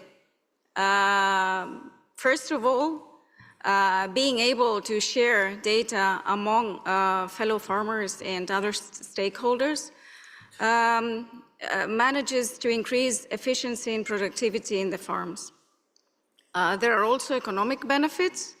Farmers are not sharing data for free. They don't have to share their data for free. There is monetization behind this. There are social and environmental benefits escorting the data sharing. They can minimize the resources used and the environmental footprint. There is support for improved decision-making in various perspectives. And this goes hand by hand with enabling precision agriculture features. This also supports the supply chain optimization, which includes traceability of farm products, as well as enhanced risk management that tackles aspects such as climate change or natural disasters, or extreme disease outbursts and so on. And last but not least, facilitation of regulatory compliance can also be very efficiently supported via data sharing of agricultural information. So it is evident that sharing data leads to more knowledge. And this does not only include farmers, but all the stakeholders involved in the agri-food value chain. It can facilitate the tackling of potential problems on time, even proactively. It has the potential to lower the investment in time and money, as sharing data can reduce the paperwork significantly. It provides to farmers and advisory services and consultants a very distinct competitive advantage over the others that do not use agri-data sharing in their everyday business. Of course, as I already said, there is a financial return because data is another type of very valuable product, and whoever owns this data can make money out of it. Side effects and benefits of sharing data in the agriculture sector includes contribution to public objectives, contribution to research and policy making, and this concerns policy making organizations and standardization organizations. And of course, the consumer is not out of this loop. They can also benefit from data sharing and increase their awareness regarding what they consume and make an informed decision on what to buy. Nevertheless, all benefits listed are not without cost. They're not easily achieved. There are several challenges and barriers that need to be tackled before we reach the agri-data economy, before we can actually share agricultural data in a seamless fashion. The first barrier I identify in this respect has to do with money. There is a very high initial cost of investment for farmers to be able to share their data because the data are not generated themselves. Some infrastructure needs to be established that will be collecting this amount of data coming from the farm, and some software need to be deployed to allow this exchange of information in a safe and transparent manner. So this is not very easily tackled unless the farmers are willing to invest a large amount of money from the beginning. There is also a matter of digital literacy and skills gap of farmers. This was more intense in the previous decade. Now, a lot of farmers, mainly the young ones, are very familiar with new technologies. Nevertheless, it remains a problem, not only for the older farmers, but also for the countries that are less developed than others. Another barrier has to do with the uncertainty for data privacy and security protection. There are no visible guarantees that the data privacy and the data ownership is actually protected. There are no visible guarantees that the intellectual property rights of the data owners is protected. And until this is made very clear and we provide the data owners the certainty that this will be protected, they're not that much willing to share their data. There is a lack of trust in this respect. Of course, there are also technological barriers. There is limited access to technology. Not all rural areas are covered sufficiently by high-speed connectivity. Even the day we speak, there are infrastructure limitations. And this introduces a significant technological challenge. Also, there is a very wide spectrum of technologies that are applied in the agriculture domain, and this introduces compatibility and interoperability issues. Also, something we need to tackle before we can efficiently promote and establish an agri-data economy. Lack of standardization is also a fact in the agriculture domain. And there are economic and competitive concerns. Farmers are worried that if they share some inside, let's say, information on their practices, they may lose advantage over other farmers that share nothing. There are regulatory and policy barriers as well, given that we still have not found the golden, let's say, combinations of regulatory frameworks and models, and there are still some conflicts, some inconsistencies, and there are some gaps in this respect, and the farmers are not confident to share data given these problems in the regulations in place. And last but not least, there are also some social and cultural barriers because the farmers in certain occasions, unfortunately, maybe the majority of occasions, they hesitate to adopt something new, to adopt technologies. And this concerns mainly not the young farmers, but the farmers of a certain age that are more confident sticking to the traditional practices that they have employed since day one.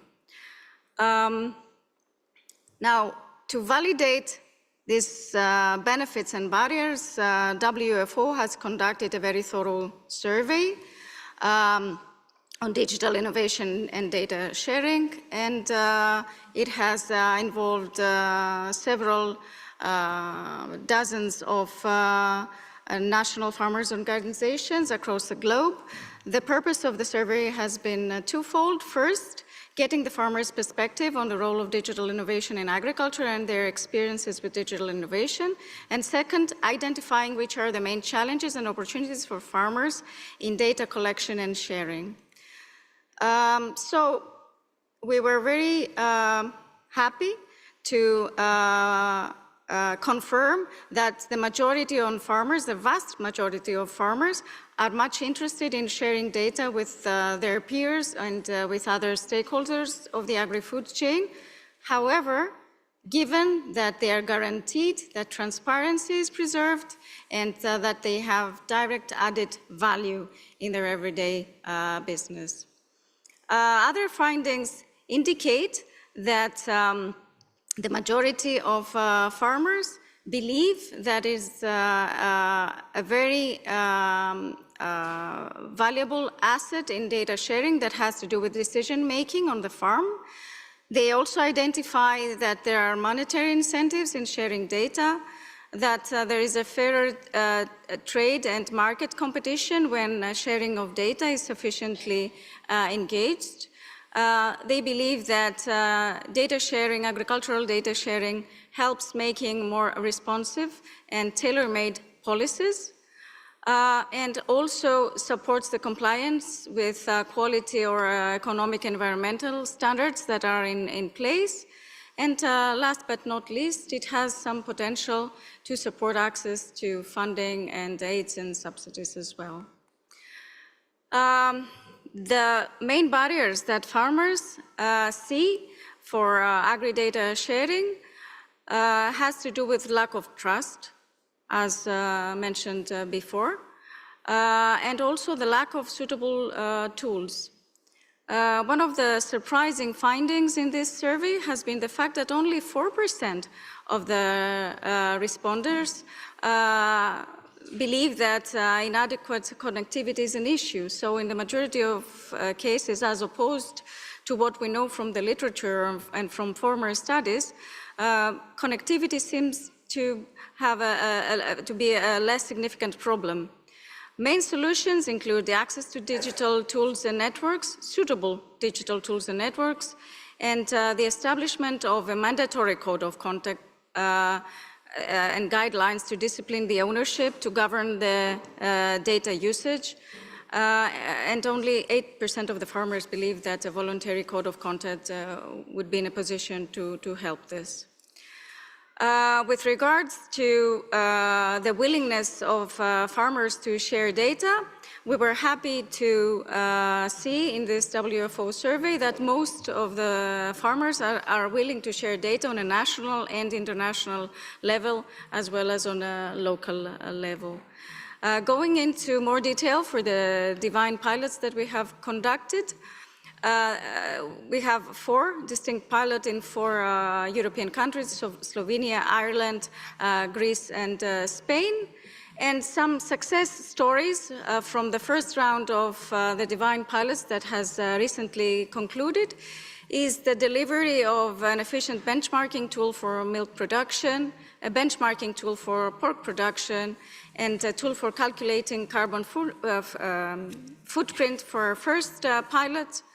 crop yield prediction and decision support for our second pilot in Ireland, agri-data aggregation for CAP indicator estimation, the Common Agricultural Policy Indicator estimation, and a federation of agri-data sharing mechanisms for our Greek pilot, and last but not least, delivery of agricultural data sharing mechanisms for traditional olive and almond plantation and decision support. That's all from my side for now. Thank you very much for your attention.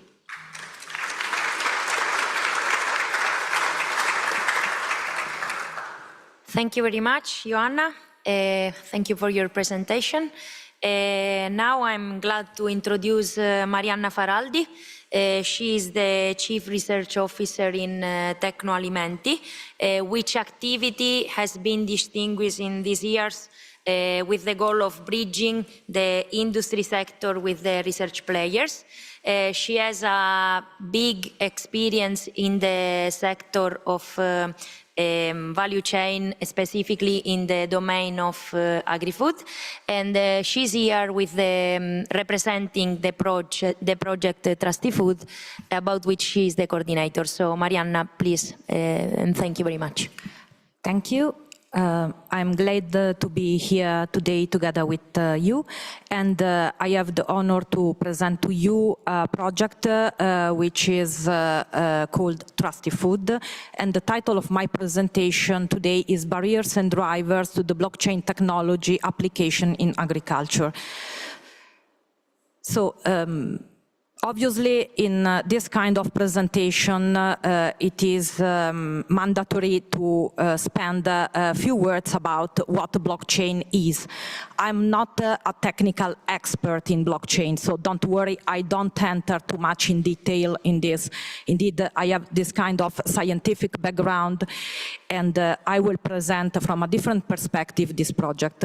So, blockchain technology is an advanced database mechanism that allows transparent information sharing within a business network. So a blockchain database stores data in blocks that are linked together in a chain.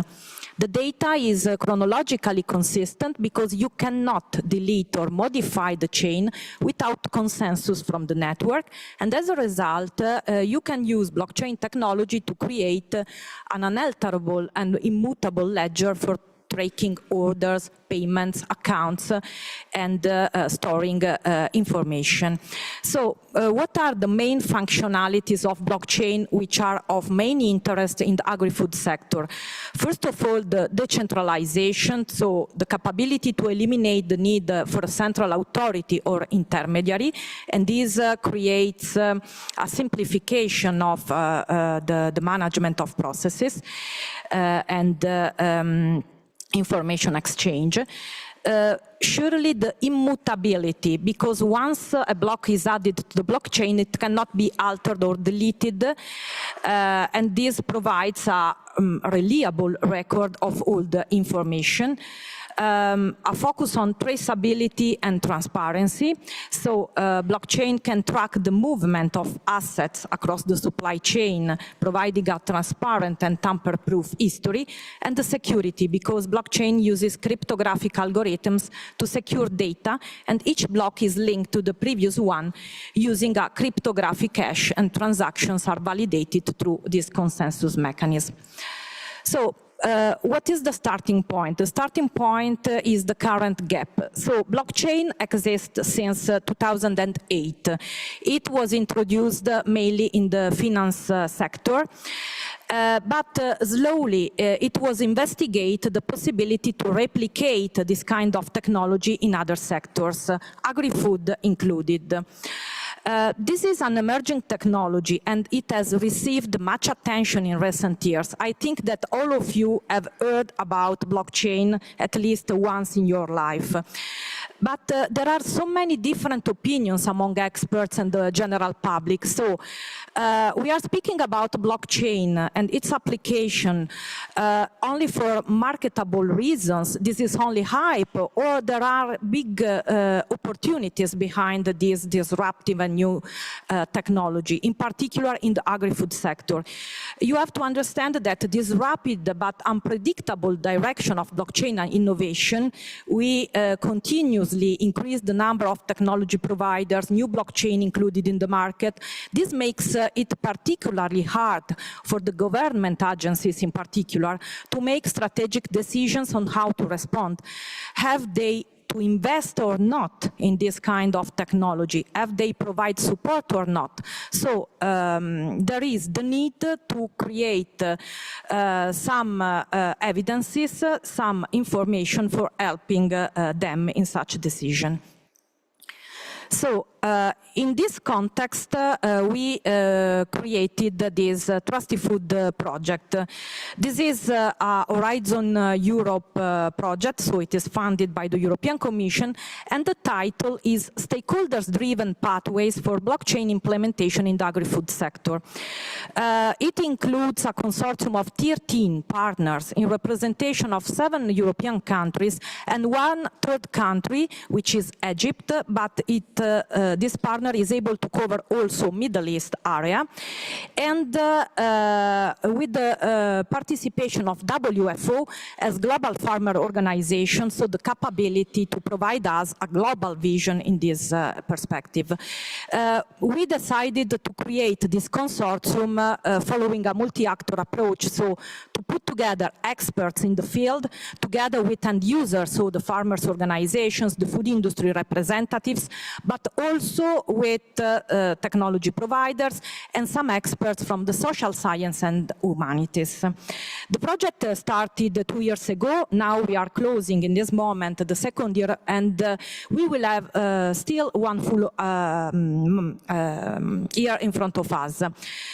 This is funded 100% by the European Commission, and this kind of project, we don't create anything. I mean, we do not develop blockchain solutions.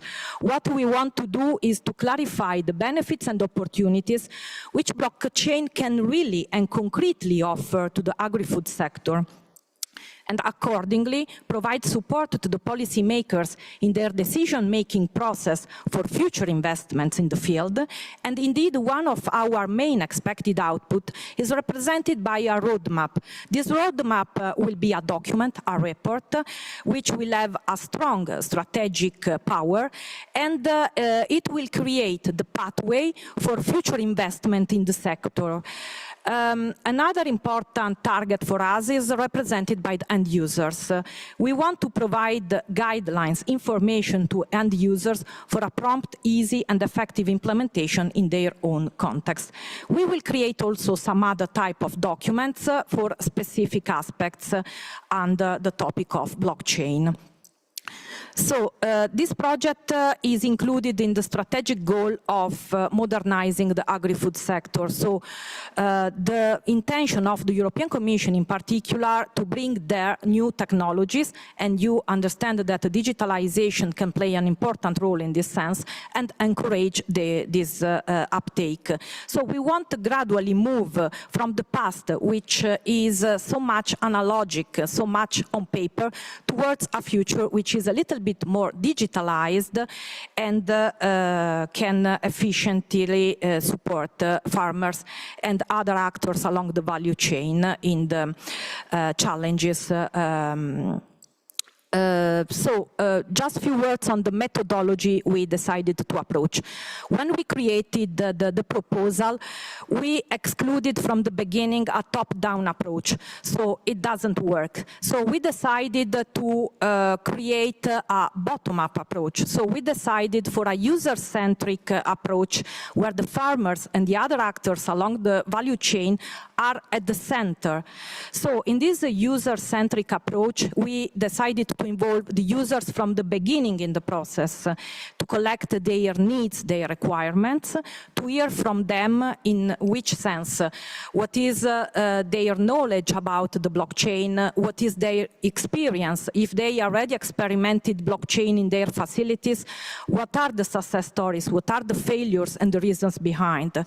Everything will be summed up in documents which will be initially in draft, and through a mechanism of consensus building, we will co-create all together the final documents which will have this strong and strategic power in front of the policymakers.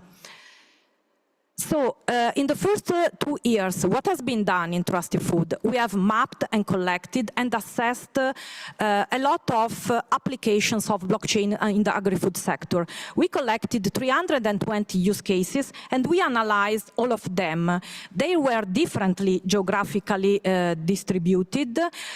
Also, WFO supported us strongly in this effort.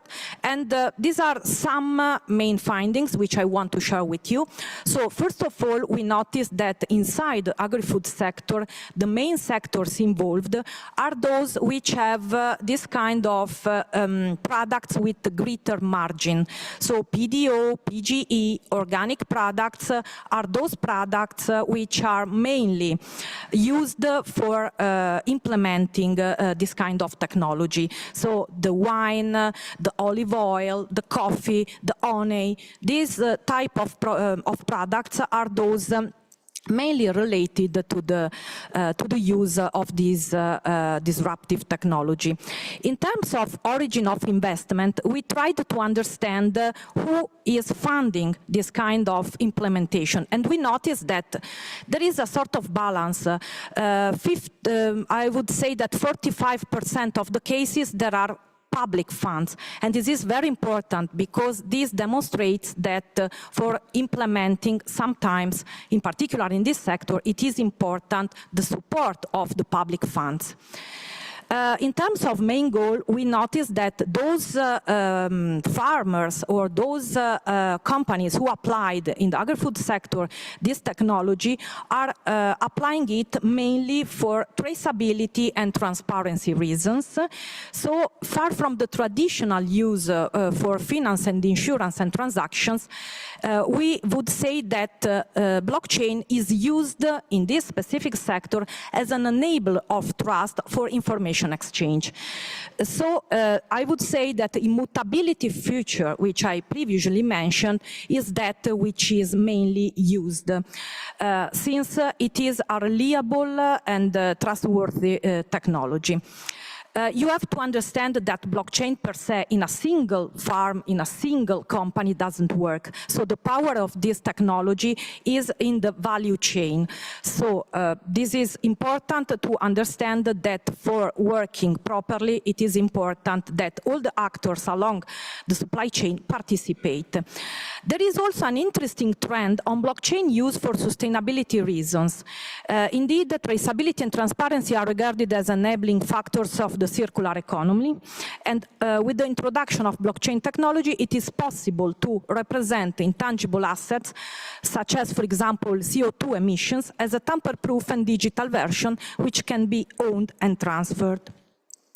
However, I would summarize and say that blockchain application is not very common in agri-food sector. Public data confirm that more or less about 22% of the companies are currently implementing blockchain. And it is more interesting to see that in this 22%, only 50% seems to have reached the production stage. In all the other cases, these are only prototypes, pilot phases, concept. So experimentation for understanding how does it work. So what are the barriers and the drivers to a wider global application of this technology? We have seen that there are some benefits behind. We have seen that this technology is on the market more or less since 2008, but there is a so slow application. We tried through this mapping collection of data and speaking with a lot of stakeholders, we carried out 8 working groups, 8 workshops together with different kind of stakeholders in representation of farmers, food industry, policymakers, social science experts and consumers representative, but also the technology providers, and we noticed that mainly the barriers are the fragmented supply chains, which characterized mostly our sector, the unequal access to technology. Indeed, we can say that smallholders are probably different from large companies and so on, and this is strictly related to the low digital maturity of the sector, as also previously mentioned by Joanna in this regard. So if we refer, for example, to our rural areas, we have noticed that if there are some difficulties related to the internet access, to the broadband connection, we cannot speak about blockchain if we don't guarantee the basis. High cost, also this point was previously mentioned by Joanna, and there are some commonalities in our conclusions, and this is very interesting because we are in some way working in a separate way on 2 different aspects related to digitalization, but at the very end some conclusions are in common, and so it reinforces our results. Insufficient awareness and knowledge about the topic and education, and this is surely a weakness, a barrier. In particular, insufficient awareness on the benefits which are behind this kind of technology. I would mention also regulatory uncertainties, lack of standards, and concerns related to data privacy, data security, data sharing. Another point which I want to stress is the fact that blockchain imposes some rigidity in some processes which currently are managed inside the sector with some more flexibility. And this can be a problem, or it can be something which can slow down. On the other side, we have an increased consumer demand for information, and blockchain can strongly support this demand. Blockchain as a way also to optimize and streamline processes, as well as aid to regulatory compliance and certification. So these represent more or less the results after 2 years of collection of data, analysis, discussion with stakeholders. We are more or less in the middle of the process, but now we cannot stop at the barriers and drivers. Now we have to work a lot on the solutions. So we need to provide the solutions for overcoming the barriers and pushing the drivers. And we will continue this co-creation, this co-design effort together with stakeholders, with other 8 workshops, more or less, at international level, but sometimes also at the local level. And obviously, you are invited to contribute. In this sense, on our website, there is the possibility to join our stakeholder platform. We invite you to contribute and to give your voice in this effort. Thank you so much.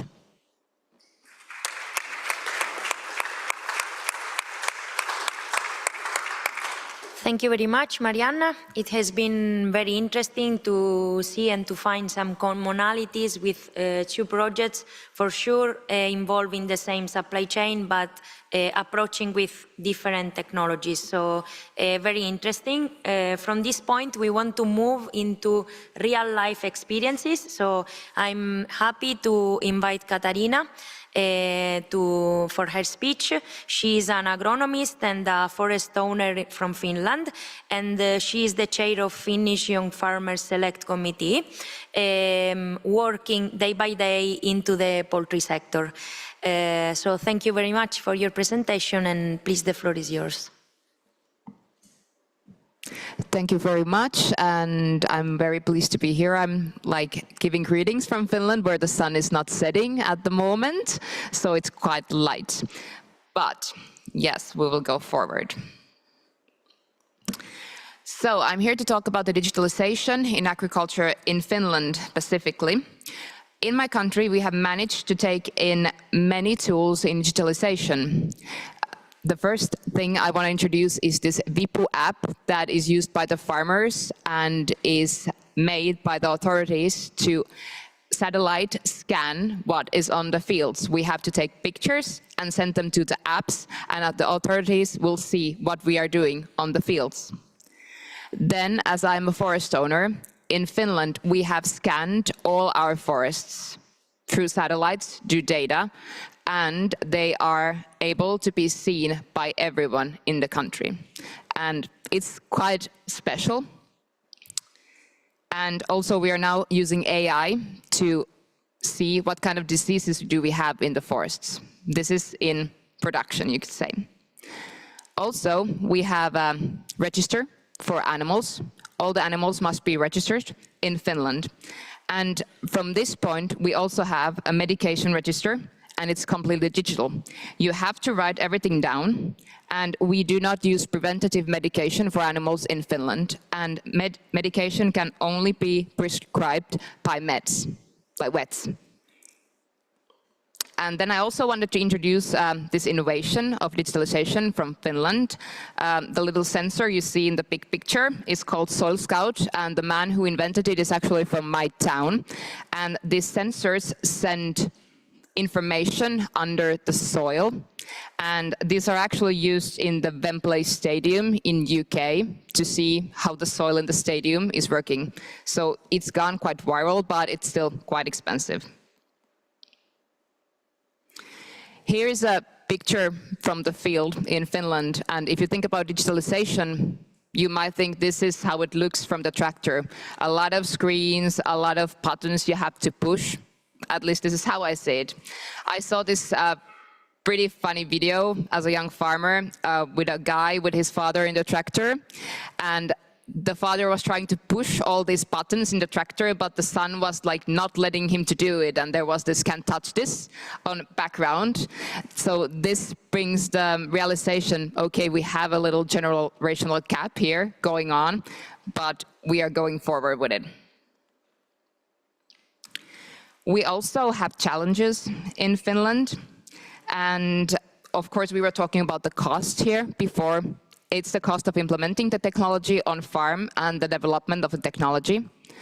And old and new machinery. New machinery is expensive, but there are also ways to implement technology to the old ones if you are interested, smart enough, and you want to use the technology.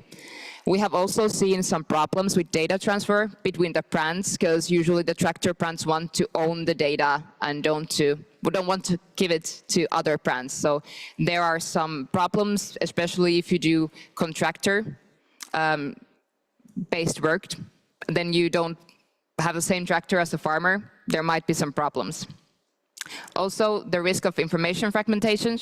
Who owns the data, as we were talking about it before, the generational gap, the educational needs.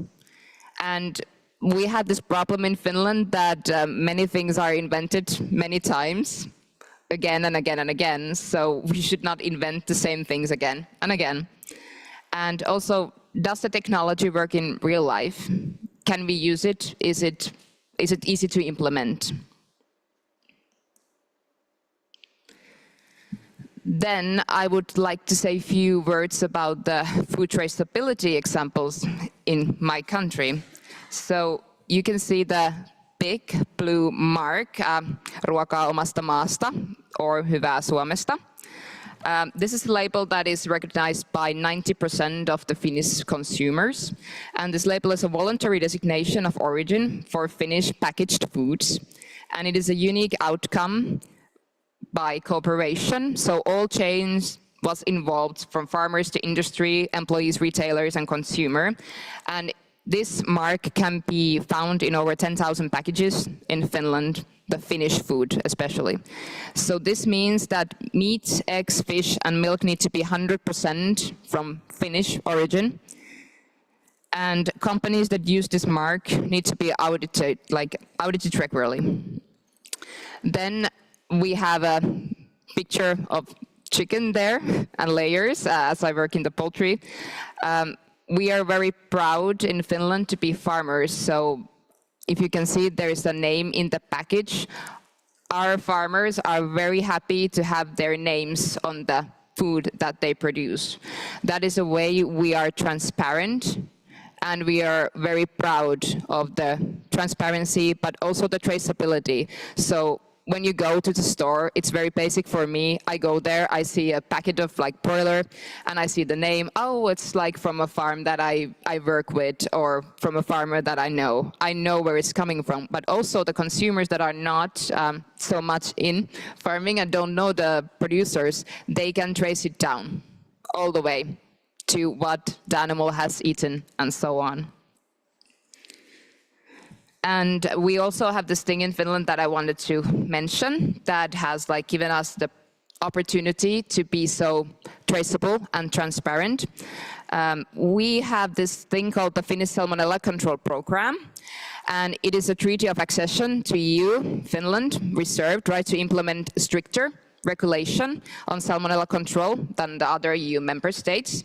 And this regulation is called the FSCP. And the objective of this control is to ensure that salmonella prevalence remains below 1% in the whole country. So we're salmonella free. So we don't use preventative antibiotic medication for animals at all, because we don't want to do that. We want to prevent any kind of infections in Finland, but also the salmonella resistance. And this needs to remain below 1% in swine, bovine, poultry production, as well as in meat and eggs derived from these animals. And this program also grants additional guarantees required for importing eggs and meat to Finland from our member states. So this is a way we can trace, but we can also protect our own food security in the country.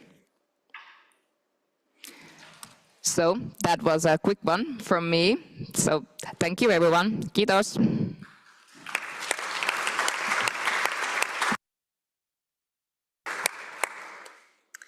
Thank you very much, Katrina, for your presentation. Now I'm glad to give the word to Mark Kiprono Kemei. He's a potato farmer in Kenya, and he's a Kenaf youth farmer. So I immediately give him the word in order to be aware about how is he actively trying to improve the agriculture field in his country, considering especially sustainability as main focus. The floor is yours, Mark. Thank you. Thank you.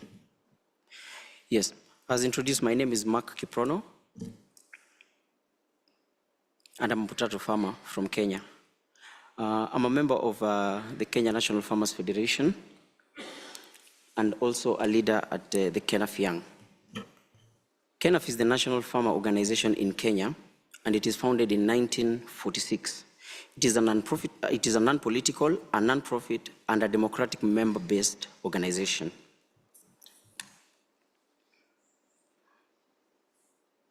So Kenaf's core mandate is to represent, promote, articulate, and to promote the interests of Kenyan farmers.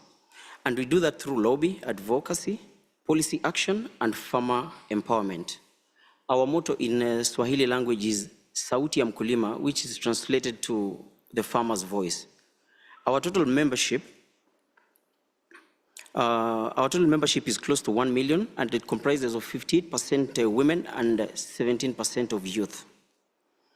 Kenaf is a proud member of the World Farmers Organization, a body that amplifies the voice of the farmers globally.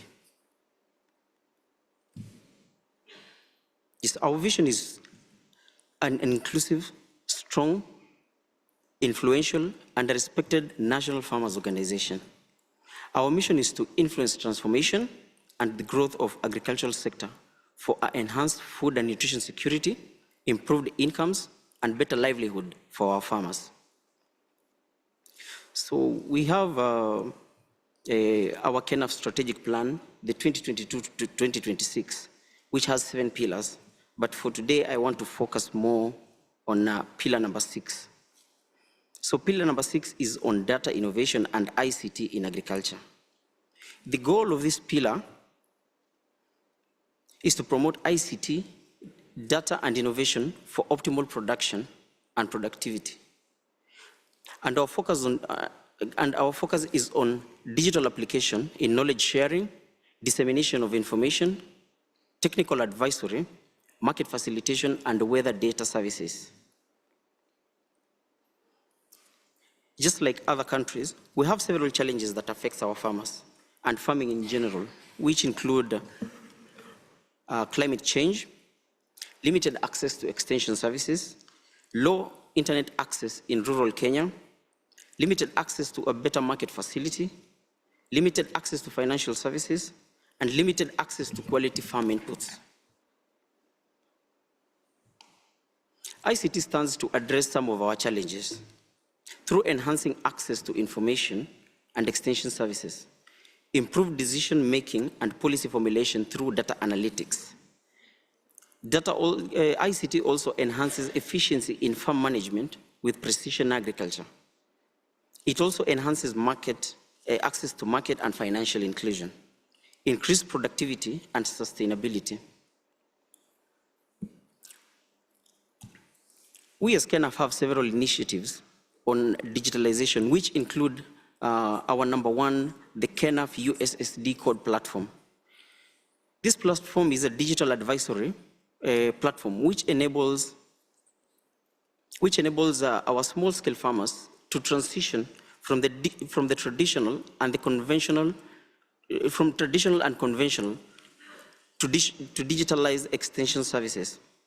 From this initiative, close to 360,000 smallholder farmers can now access information on agricultural best practices, market information, and weather data using their feature phones.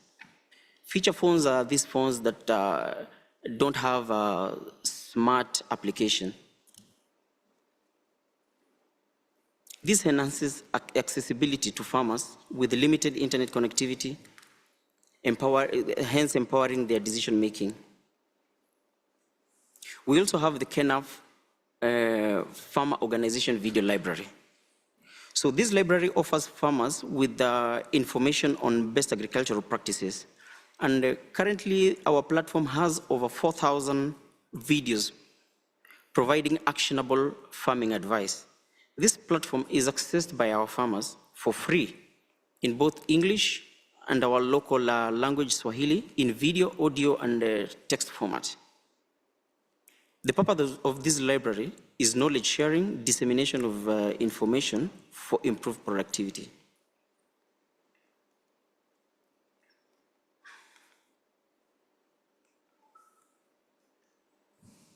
We also have the KENAF Farm Pass platform. This platform creates a digital profile for all our farmers, hence their visibility for better markets and financial services. This platform accounts for almost 1.3 digital profiles for our farmers. And the platform exposes our farmers to wider financial services and better markets. The direct impact of this platform is driving financial inclusion, particularly for women and youth farmers, hence increasing market visibility and empowering rural communities. As KENAF, we have several goals for the next 5 years, and our main goal is for the next 5 years is we are looking at digitalizing, to achieve digitalization of close to 6 million Kenyan farmers. We also want to achieve, our goal is also to achieve a data-driven agricultural sector that involves technology such as precision agriculture, blockchain, and machine learning for tailored services for our farmers. as it is noted with concern, matters, information and data is quite sensitive. I just want to note that back at home, we have the 2019 Data Protection Act, and we subscribe to that act. And so that is just to note that the information that we gather from our farmers are safe and safe within our hands, yes.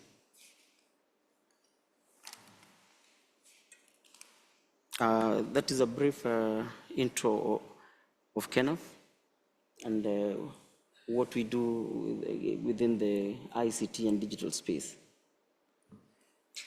Thank you very much, Mark.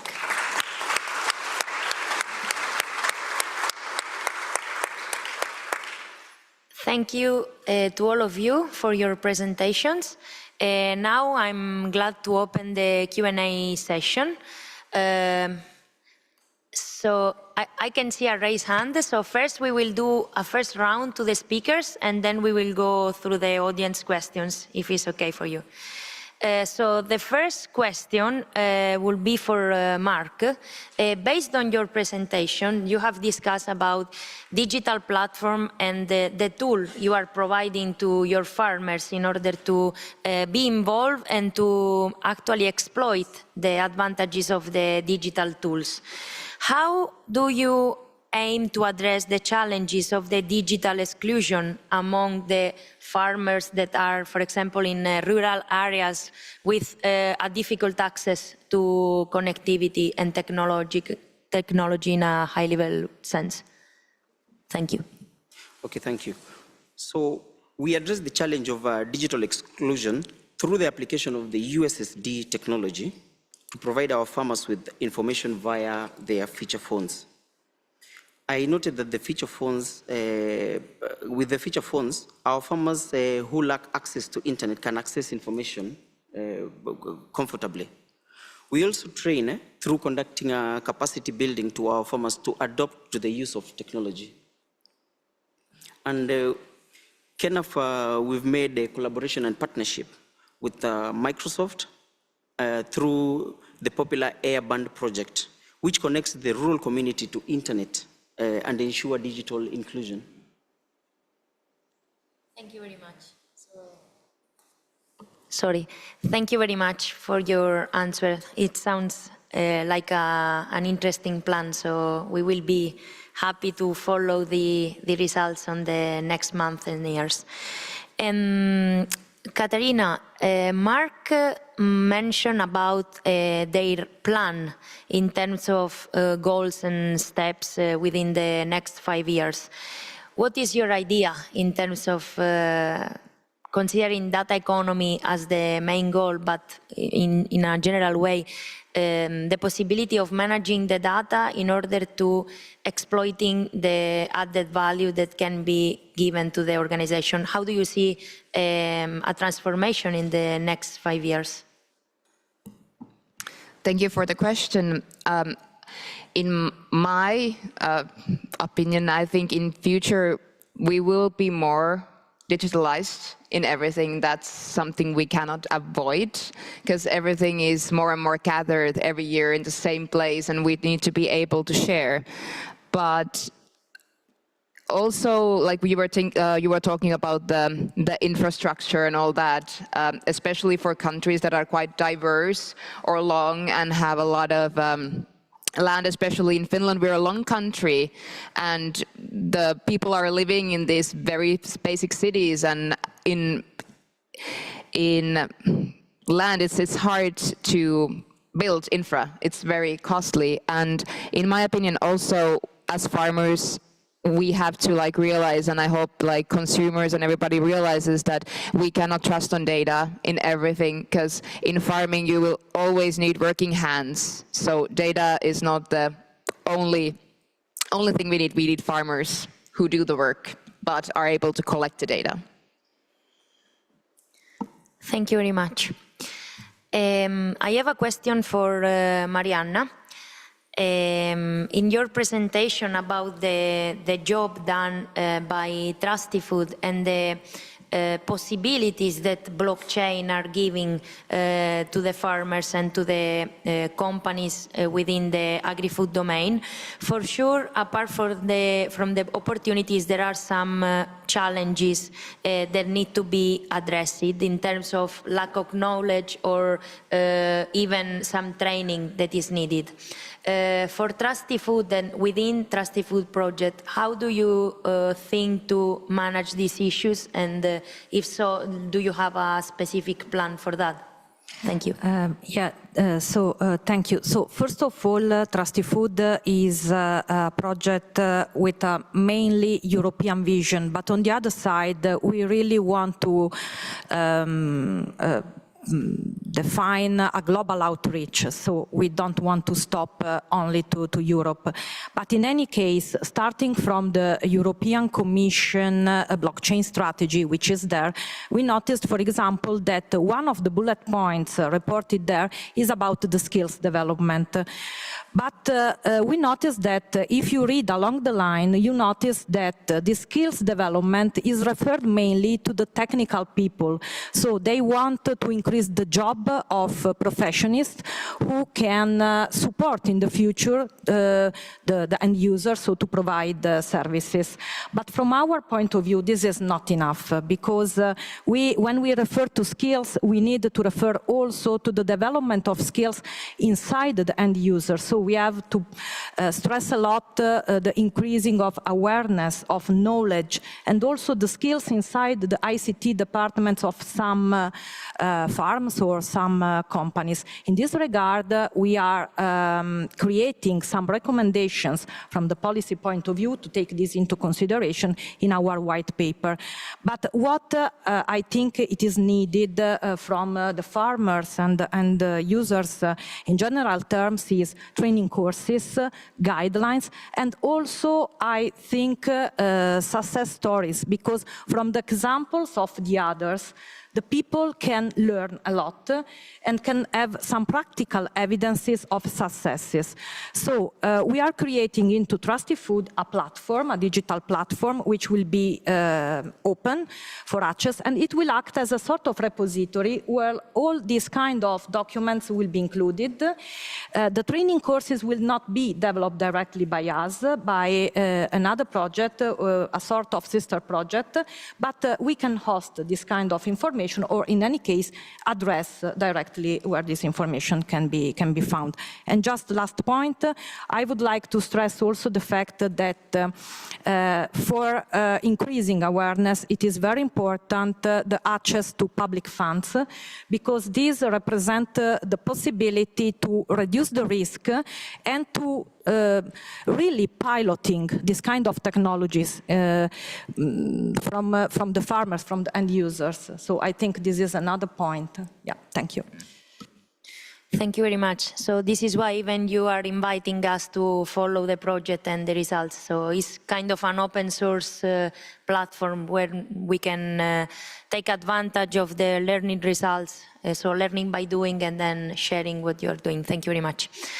Now, Joanna, I would like to ask you, so you have presented us this ecosystem of data spaces within Divine, and for sure we know and we understand that for the farmers there will be some advantages in order to be part of this platform. So if I am a farmer, mainly the audience basically, they will be encouraged to be part of this ecosystem because they will have some advantages specifically in the context of decision making. So they will be more aware about something. Can you elaborate a little bit more and explain us the advantages of being there? Thank you.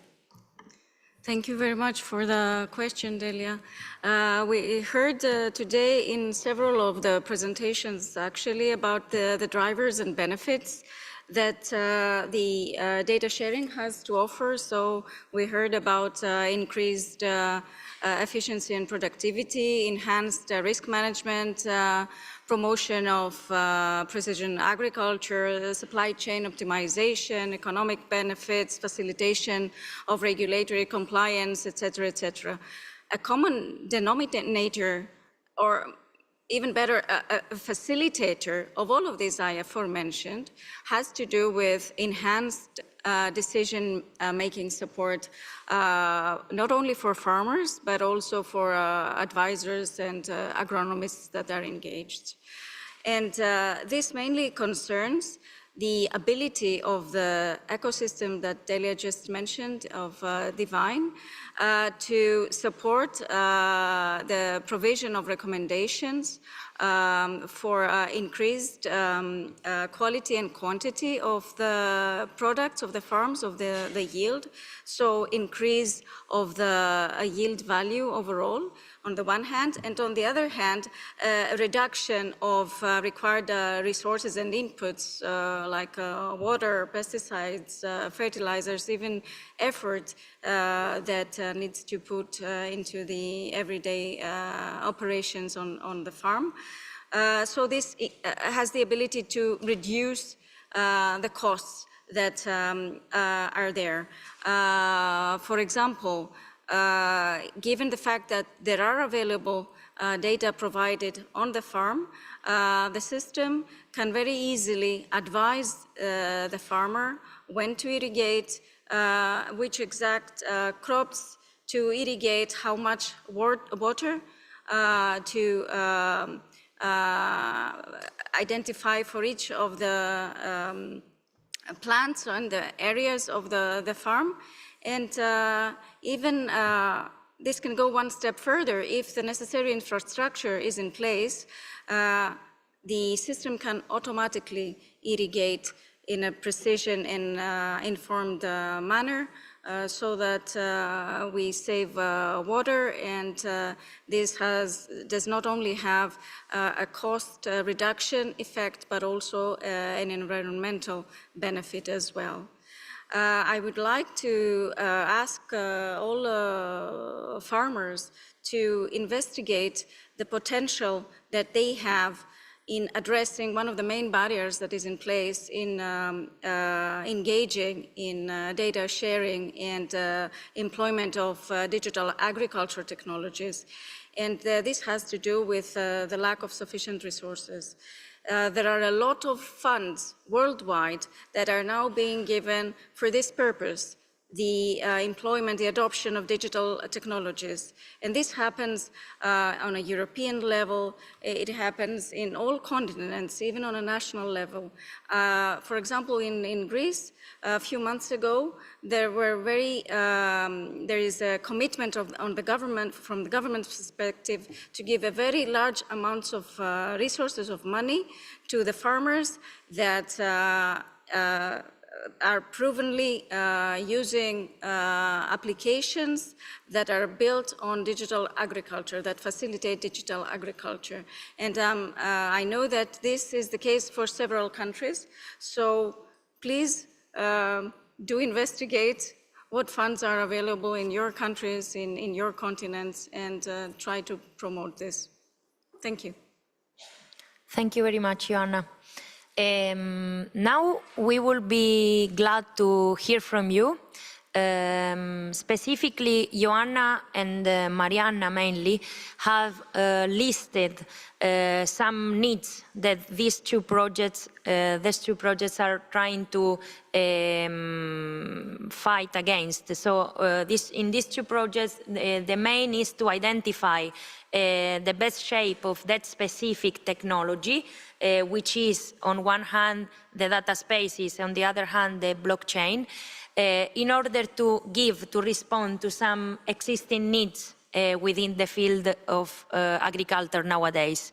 From your perspective, so now we are asking to you, there are some needs, unlisted needs, that the market is demanding and that needs to be responded in some way that we are not considering?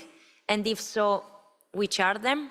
Someone would like to answer to this question? Okay, I can see a raised hand. Please.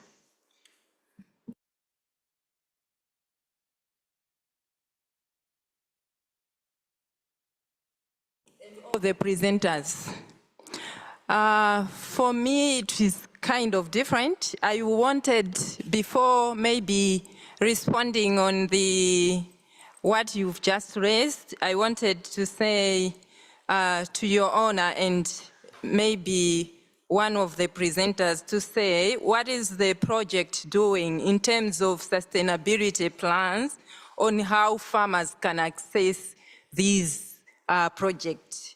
In terms of the smallholder farmers, I will emphasize on that one, that the smallholder farmers, taking into account of all the challenges that have been addressed in terms of the data.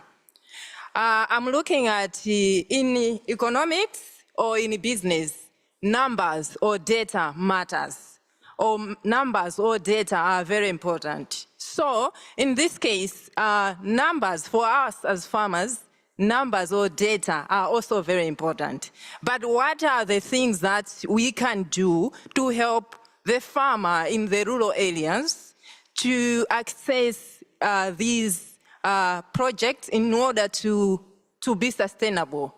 Because the future of the farming, the future of the farmers, us as farmers, data is very important. Thank you so much.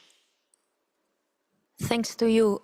If I can say something before giving the word to Joanna, probably the answer or part of the answer to this question is inside what Joanna was encouraging to do. So most of the times the lack of data comes because of the lack of devices, technology application within the fields. And this comes because of the lack of financial resources. So being aware and trying to find the tools that the governments and the organization are providing to us can be a solution. So try to identify sources of financing with no costs or at least accessible to you. This will be my point of view. Do you want to integrate something? Yes, thank you very much for the question. It is a fact, I confirm what Delia just said, that it is a fact that in order to be able to get the full benefit of data sharing and digital agriculture overall, you first need to invest. And I know this is I believe this is the hardest barrier. Why you need to invest? Because you need to have the infrastructure in place. You need to have some sensors. You need to have some activators to be able to collect the necessary data. You need to have some software deployed, enabled to support this data sharing and the decision-making support and so on, tailored for your own farm. But there are funds. There are funds available to support you in doing this. And with regards to, you just need to reach to the organizations responsible for raising awareness. And WFO is one of these, but there are several organizations on a national level. So reach for these in your own countries. And I'm certain that in the majority of cases, there are funds available to support the adoption of new technologies by farmers.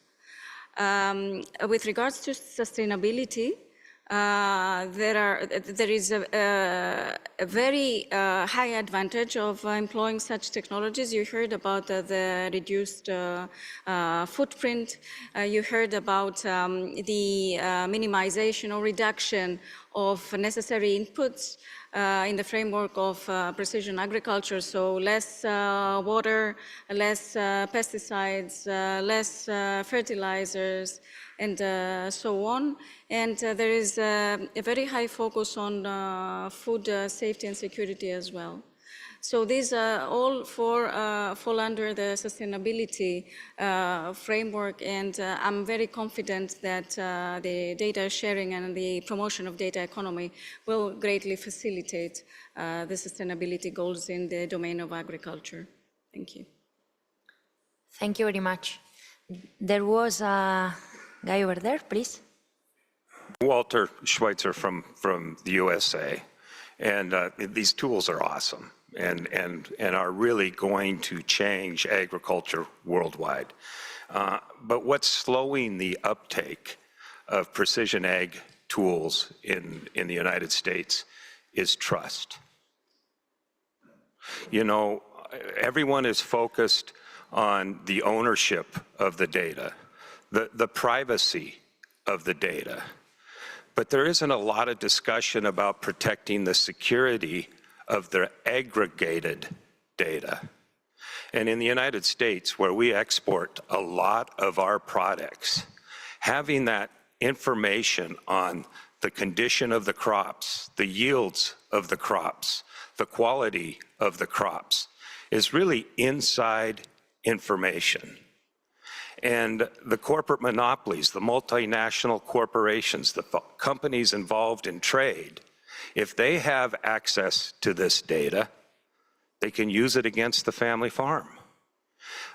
There's bad actors everywhere. And as soon as this data goes to the cloud, it's at risk of being hacked. Even the most sophisticated countries, militaries, can't protect their data when it goes to the cloud. And so this aggregated data really, really needs to be made public to everyone the moment it is harvested, so no one has special access or inside access or first access to this data, so that we all have access to the data at the same time and have a fair playing field. Thank you very much for your comment. What I can say is that from the experiences shared from the speakers, the ownership of data, both in and the privacy aspects, both in blockchain as well as in the data spaces, are the pillars on which the application of these technologies are built. So in Divine project, for example, the ecosystem of data spaces, so this environment in which can cooperate and can interoperate together different data spaces, behind this possibility, there is the data sovereignty and the trust that are two of the main pillars of the application of these technologies. So what you are saying is true, we are aware about that, but scaling the technologies and putting them near to the farmers and near to the local parties is the solution, or at least the way to go through in order to address these challenges from, I think, our perspective, if you agree. Thank you. There was first, I think, the lady and then that guy, please. Thank you very much. Thank you for the interesting session. My name is Kati Partanen. I'm a farmer from Finland, and I'm also a board member in the World Farmers Organization. And we have had really a lot of discussion on data and data management in Finland. One issue we want to highlight is the fair data economy and fair data principles, which has to be respected. And I think also everyone should be studied, and all those who are using data. We have been divided that there is a primary use for data in the farm management. It's really important to help to develop the processes, but there is also the secondary use and data as a business. And as we heard in USA, that you are harvesting data, so can't we use it as okay, data is harvested, then it's processed, so can it be a business as well? And then it's important for the farmer to be able to decide who has the possibility to use the data, or is it not possible to use the data? And so what do the farmers benefit when they are collecting data, not only for their own use, but to be used also in the markets or from the others? We have also some concerns, especially in EU. We have a lot of processes going on with different kind of verification processes and standards. But for example, green finance, there are a lot of green finance requirements. So how can a farmer,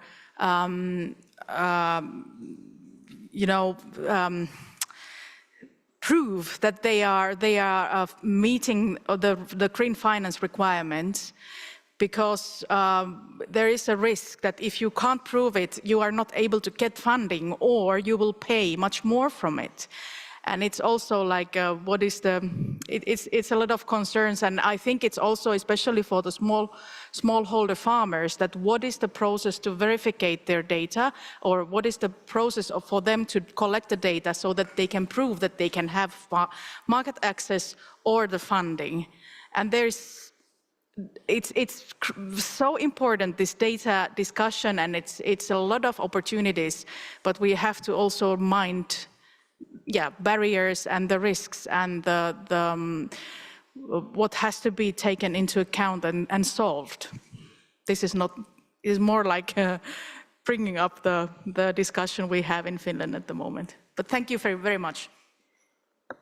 Thank you very much for your comment. For sure, they are interesting point of views, and thank you for giving us these topics and ideas in order to be sure to take into account the important things. So for sure, this possibility of facing the plans of the projects, what is going on in the real life with Katrina and Mark, needs to be validated in meetings like this one, that we are aware that you actually have the real scenario of what is going on, which are the real challenges, and it's important for us to be sure to not address, but taking into account which are the big challenges and obstacles that you are facing. So thank you very much for sharing. I'm afraid to, but I'm sorry, I cannot give the word to anyone else, because if not, the WFO will kill me. So thank you very much for your participation. Thank you very much for your willing in commenting, in giving us points of discussion. It's been a pleasure to join you in this session. I really want to thank you, Marianna, Katrina, Mark, and Joanna for their presentations, for sharing some practical actions, and for giving us ideas about what is actually the real work that is ongoing, and the intention of all of us to make at least the agriculture domain more digitalized in order to be more efficient, but most of the things in order to be more sustainable, I think. So thank you very much to all of you, and thank you to WFO especially. Have a good day. Bye.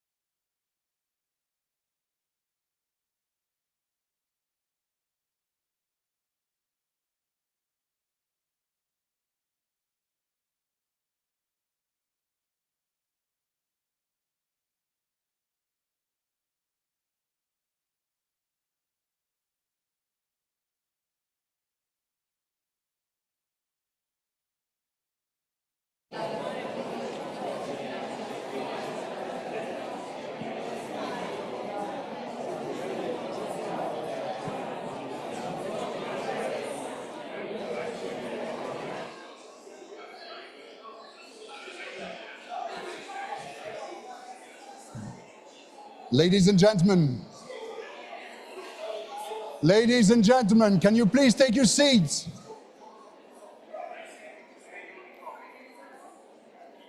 I think, 1, 2. Ladies and gentlemen, we would love to start this opening ceremony. Can you please take your seats?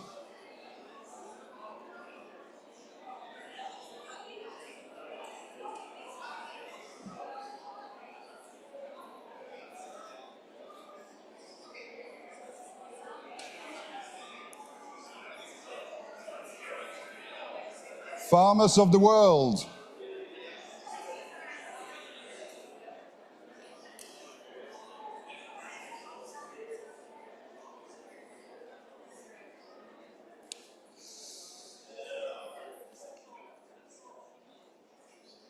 God, this is exciting, isn't it?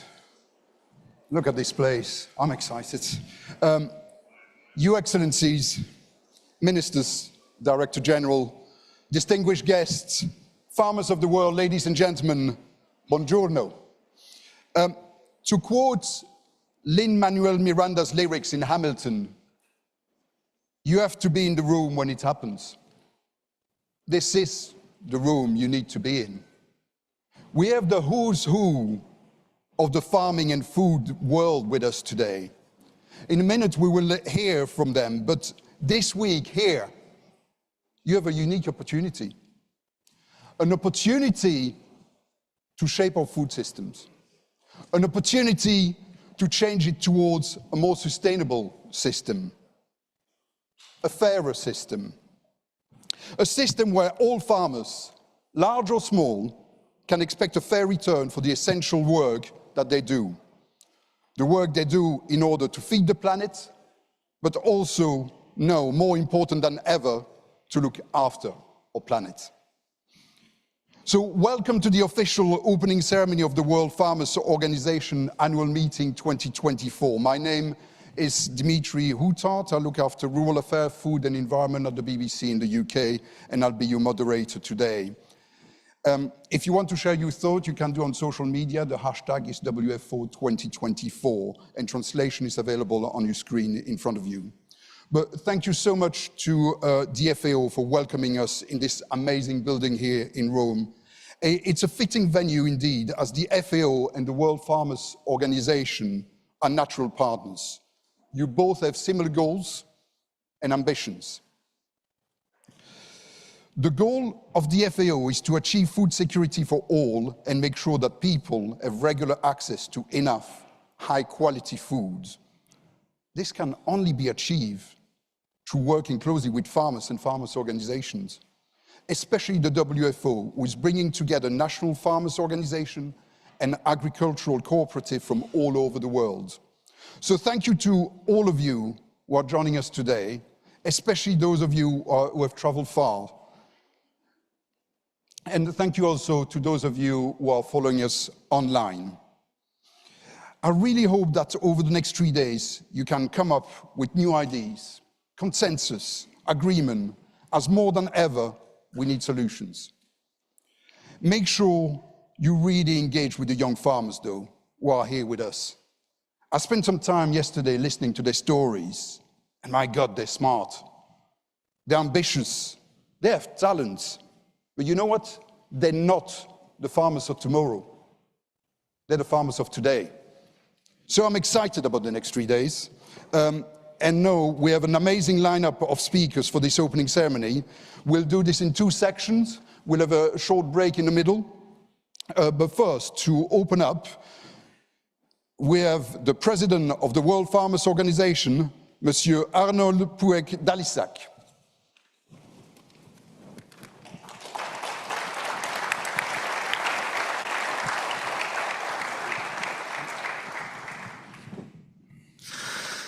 Thank you very much, Dimitri. Thank you to be the master of ceremony of this afternoon. Dear members of the World Farmers Organization, dear fellow farmers, dear Dr. Kyu Dong-yu, Director General of the Food and Agriculture Organization, dear Alvaro Lario, President of the International Fund for Agricultural Development, dear Cindy McCain, Executive Directors of the World Food Programme, dear Minister Francesco Lollobrigida, Minister of Agriculture of Italy, dear ambassadors, dear partners of the World Farmers Organization, friends, ladies and gentlemen, welcome. Welcome to the 2024 annual meeting of the World Farmers Organization, the meeting of the farmers of the world. The annual meeting of WFO is the highest moment in the life of our organization, when farmers and farmers representatives met to discuss among themselves, dialogue with external stakeholders, and agree on the political direction of the world farmers vis-à-vis the most impactful discussion topic of the global agenda on agriculture and food. In the last few years, the world suddenly changed due to several conditions that have shaken the international community in many ways.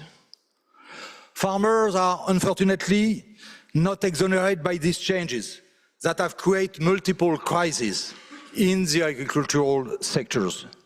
This is a major concern for the present and future generation of farmers who face these challenges now while taking the responsibility of leading the future. Unfortunately, several devastating conflicts are disrupting people's lives in different regions of the world, increasing food insecurity, causing unimaginable damages and losses. I am not only referring to the two main conflicts that are under our eyes in Ukraine and in Palestine. We are all aware of the terrible situation in Afghanistan, in Syria, in Yemen, in sub-Saharan Africa, and many other countries or regions that are not under the spotlight of our media. Behind and beyond human losses and a profound grief, conflict creates hunger. In fact, the latest data report clearly show that food insecurity is on the rise. Moreover, costs of production are higher everywhere in the world, with a limited margin for the farmers who are struggling between the higher cost of input because of the uncertainty in their availability and the higher cost of energy for production. Increased inflation with energy and food accounting for a large proportion is having a negative impact on all areas of global economy and on people's livelihoods. And farmers, as key economic actors in the value chain, are particularly affected by this. Dear friends, conflicts are not the only source of challenges for the farming community. Another huge factor of negative impact on food production is caused by the climate. Climate change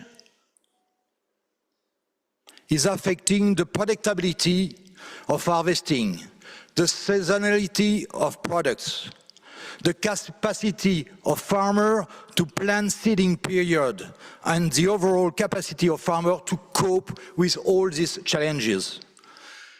This happens on top of climate disaster, flood and drought that negatively impact the lives of many rural communities. By the way, this is also one of the major causes of migration.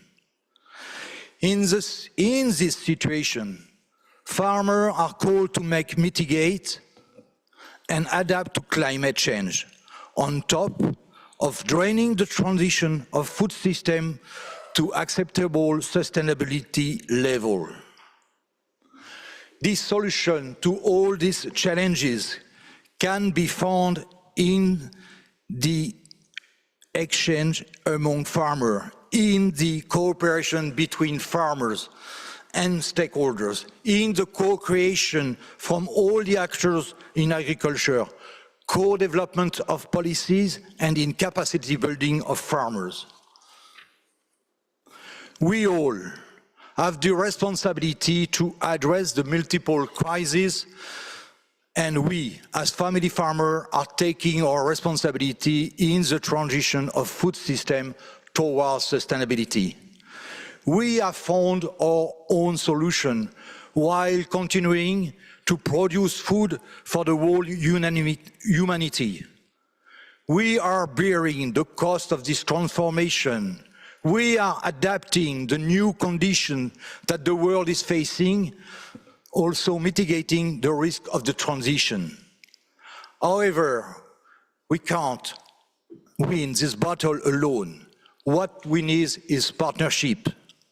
Farmers and farmers' organizations need first to strengthen partnerships among themselves, and then with all of you, government, private sector, I don't see too much in the room today, multilateral organizations, research institutions, and NGOs.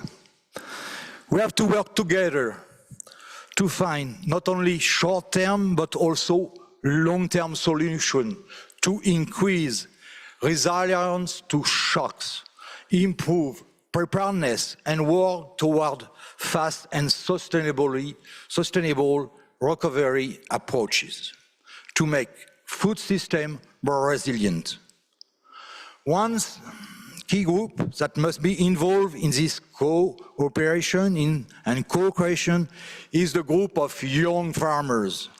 The future of agriculture depends on them, as they will be the ones carrying on the work of feeding the world for the next generation.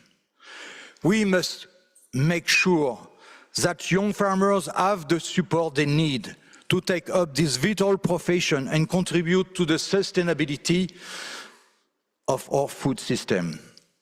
If we do not, if we do not invest in the future of agriculture by supporting young farmers, we risk losing both the knowledge and skill of older generation and the innovation and energy of younger ones.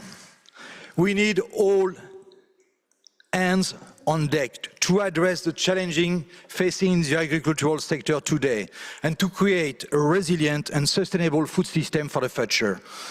This is my wish for all of us and my encouragement to all of you today to embrace the sustainability path with the farmer, starting precisely from the farmer's solution and scale them with investment, training, innovation, financial scheme, more efficient policy, and program in the farming sectors.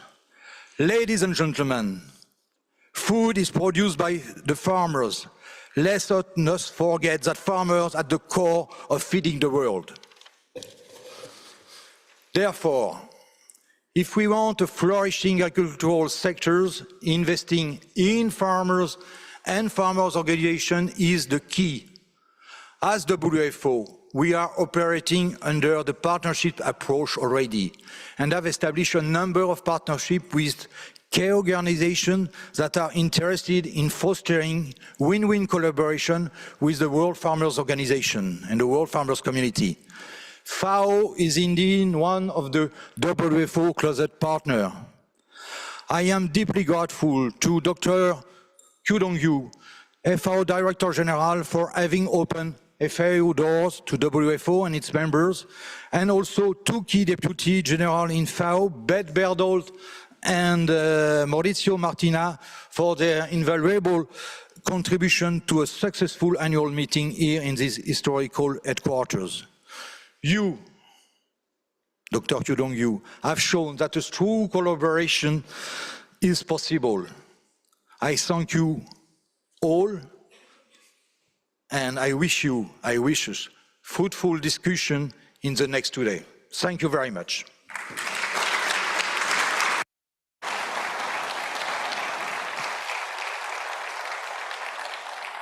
Arnold, thank you very much.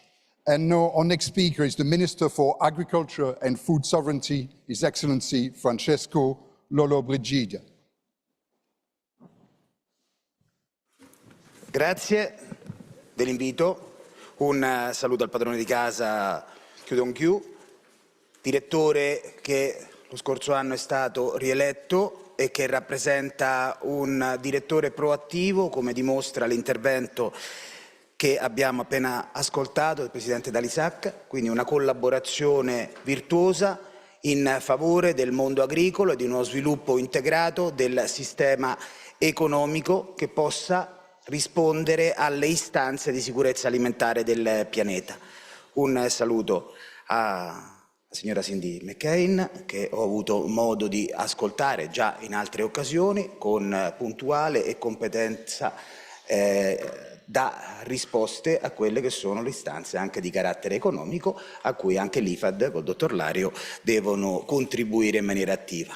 Un saluto alle associazioni presenti, alle rappresentanze di carattere internazionali che oggi si pongono l'obiettivo di discutere di quello che è il presente, soprattutto di quello che dovrà essere il futuro del sistema agricolo che noi riteniamo irrinunciabile.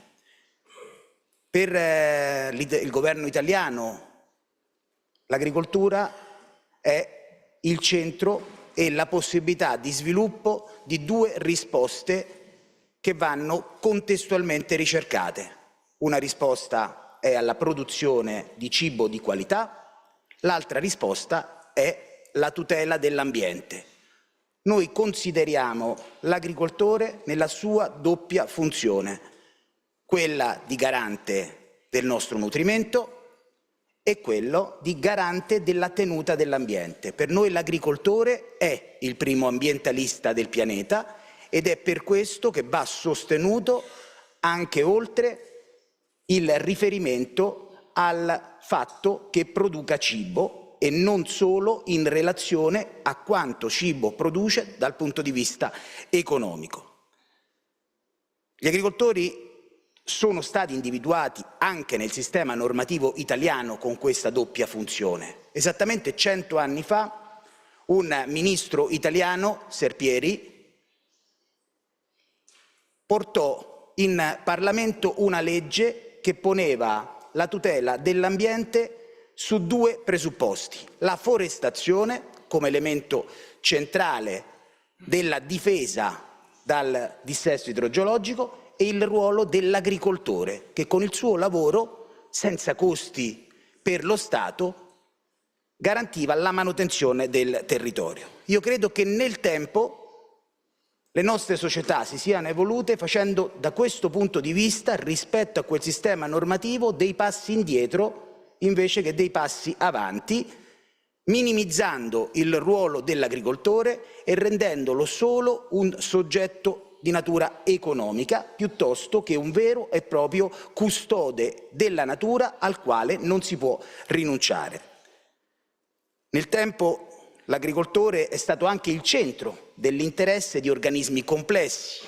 Se guardiamo l'Unione Europea, nasce come Comunità Economica Europea con i trattati di Roma del 57 da nazioni che avevano pochi anni prima combattuto una terribile guerra, la Seconda Guerra Mondiale, che erano contrapposte su tutto, che avevano visto fratelli, padri soffrire o morire in quel conflitto. Quelle nazioni si unirono per convenienza, perché si poteva garantire attraverso un organismo di natura politica una maggiore coesione e la possibilità di rendere più prospera l'esistenza dei propri cittadini. Un obiettivo nobile che nel tempo è maturato poi nell'Unione Europea. Ma all'interno di quei trattati si potevano inserire tanti temi strategici. Si poteva inserire l'industria che di lì a poco avrebbe garantito un'importante crescita economica alle società occidentali. Ma non si inserì l'industria come argomento unificante di quel consesso. Si poteva inserire la salute pubblica, la sanità, Anche quello era argomento eccezionalmente importante, ma non si condivise l'obiettivo di pianificare un'azione comune sulla sanità. Si scelse di pianificare il sostegno al mondo agricolo. Nei trattati di Roma rilevano, dopo i primi 37 articoli che definiscono i principi sui quali si costruiva la Comunità Economica Europea, gli elementi che pongono l'agricoltura al centro dell'interesse di un soggetto politico nuovo che nasceva e che doveva sviluppare un tema di maggior pace e maggior benessere. L'agricoltore anche lì veniva individuato nel suo doppio ruolo, da una parte garante della sicurezza alimentare di nazioni che pochi anni prima avevano sofferto a causa della guerra alla fame, ma anche custode del territorio. All'agricoltore si doveva garantire il reddito a prescindere da quanto producesse, a prescindere da quanto fosse economicamente rilevante la sua produzione.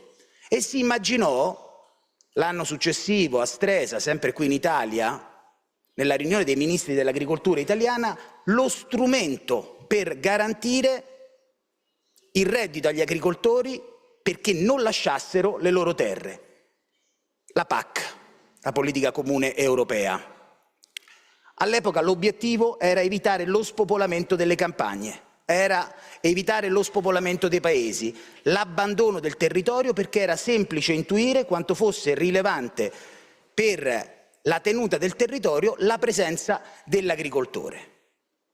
Noi oggi, come governo italiano, ci battiamo per rendere di nuovo consapevole qualsiasi organismo internazionale, a partire dall'Unione Europea, del ruolo fondamentale del mondo agricolo. Il ruolo fondamentale del mondo agricolo che deve vedere certamente l'obiettivo della sostenibilità ambientale come elemento centrale dell'azione di tutti noi in qualsiasi ambito e la salvaguardia del pianeta, ma deve tener presente anche e sempre la sostenibilità economica dell'attività agricola, dalla quale non si può prescindere in nessuna scelta di carattere normativo.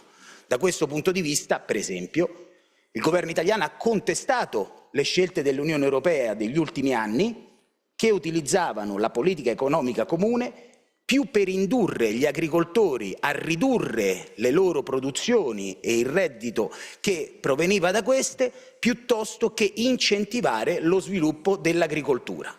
Un errore che noi riteniamo, anche alla luce delle nuove criticità di carattere geopolitico, un errore imperdonabile e sul quale dobbiamo indurre a una riflessione maggiore. Ed è per questo che il nostro governo ha rimesso al centro l'agricoltura, raddoppiando i fondi per lo sviluppo di questo settore, richiamandosi alla sovranità alimentare come principio. Ogni popolo, a nostro avviso, deve avere il diritto di continuare a produrre e a consumare quello che gli è più consono in un mondo che sta invece modificando il mercato e indicando delle scelte di carattere economico che spesso prevalgono sulle culture delle singole nazioni e delle singole popolazioni. Un clima di omologazioni e di rinuncia alle differenze che noi riteniamo perdente all'interno di una nazione, come l'Italia ovviamente, che nelle differenze dal punto di vista alimentare trova una delle sue principali ricchezze.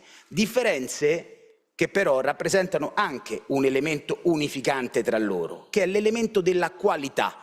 Il cibo non è tutto uguale, il cibo non è solo nutrimento, il cibo è anche altro, è cultura, è tradizione, è legame con il territorio di produzione ed è per questo che noi ne difendiamo il valore nel suo complesso, indicando ovviamente l'agricoltore nel primo anello della produzione. Quando diciamo agricoltore inseriamo anche l'agricoltura di mare, tutto quello che in modo naturale ci permette di avere cibo. Perché diciamo in modo naturale? Perché il governo italiano sta contrastando ogni forma di scelta che prescinda dal rapporto uomo-terra-lavoro nella produzione del cibo. Io sono fiero di rappresentare la prima nazione che ha vietato il cibo sintetico nella sua produzione, commercializzazione e importazione. E sono fiero di rappresentare un governo che ha convinto gli altri ministri europei dell'agricoltura a seguire la scelta dell'Italia. E sono contento che al di là del mare, negli Stati Uniti, a cominciare dalla Florida, si siano fatte leggi che proibiscono il cibo coltivato, che è il laboratorio, che è la negazione del rapporto sano tra produzione, difesa del territorio e qualità della vita. Da questo punto di vista continueremo a batterci per garantire all'agricoltura la centralità che merita, anche con incentivi di carattere specifico. Abbiamo raddoppiato come governo italiano le risorse destinate a questo settore, guardando sempre anche alla sostenibilità ambientale. Il governo italiano ha scelto, per esempio, nel PNRR di finanziare la produzione di energia solare. Quest'anno le imprese agricole italiane produrranno il triplo di quanto era stato previsto inizialmente, grazie agli imprenditori agricoli, alle installazioni di pannelli solari di agrovoltaico. Abbiamo circa 13.500 aziende che produrranno in maniera virtuosa energia, però il governo italiano ha anche proibito l'installazione di pannelli solari a terra. Nemmeno un metro di terreno agricolo finalizzato alla produzione di cibo verrà sacrificato ad altro indirizzo. Le due cose possono viaggiare in parallelo, mettendo in condizione gli agricoltori di ridurre i costi di produzione, di avere incentivi per migliorare e qualificare le loro infrastrutture, ma non vengono messi di fronte alla scelta se avere incentivi e sostegni significa rinunciare alla possibilità di produrre cibo, scelte che possono viaggiare in parallelo. Ho ascoltato anche quello che deve essere un ragionamento che a volte è difficile. Ho letto in questo la polemica su alcune assenze tra il pubblico.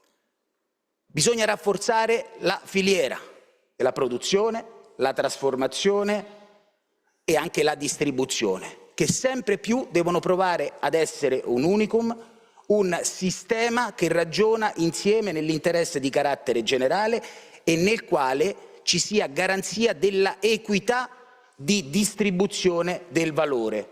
Questo è un altro degli obiettivi che come governo ci poniamo e che riteniamo vada ulteriormente difeso in ogni consesso nel quale si riesce a ragionare sul piano strategico. C'è un altro aspetto, quello della ricerca. La ricerca è alla base di un'agricoltura moderna e anche qui rivendico come Italia uno dei più grandi scienziati della storia, Nazareno Strampelli, che agli inizi del secolo scorso riuscì nel miracolo di ottenere il raddoppio di produzione di grano a parità di consumo di suolo.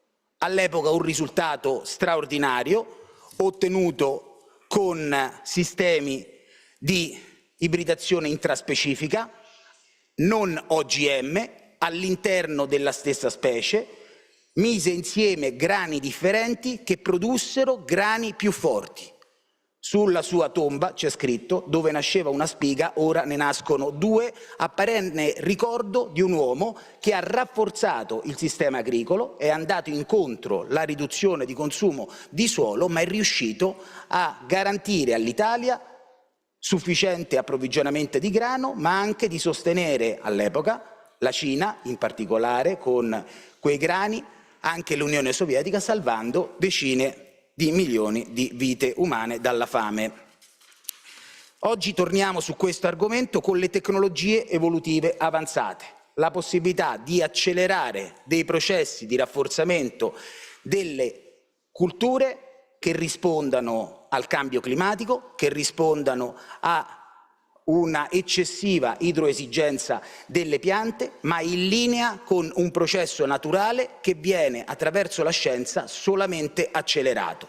E anche su questo l'Italia è stata avanguardia, iniziando proprio quest'anno in Lombardia la prima sperimentazione di tecnologie evolutive avanzate in campo nel settore del riso. Crediamo che questo processo di ricerca debba essere velocizzato e che sulle brevettazioni delle sementi bisogna aprire una seria riflessione perché siano messe a disposizione delle popolazioni a prescindere dalla loro ricchezza. Lo sforzo dell'Italia anche sul piano Mattei, altro personaggio simbolo dell'azione che abbiamo dall'inizio inteso sviluppare, vede nel rapporto con l'Africa l'obiettivo di considerare il più importante continente del pianeta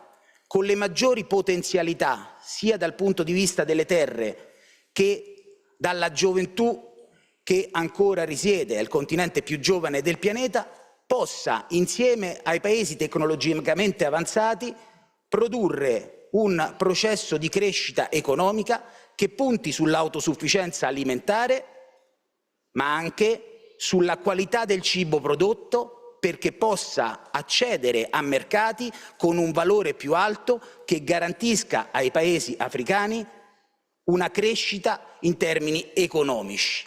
La sfida rispetto all'Africa è una sfida con l'Africa, sul quale si è concentrato il G7 in Puglia, che la Presidente Meloni ha guidato chiedendo alle altre nazioni che ne fanno parte di agire nei confronti dell'Africa con un approccio diverso da come si è fatto nel passato.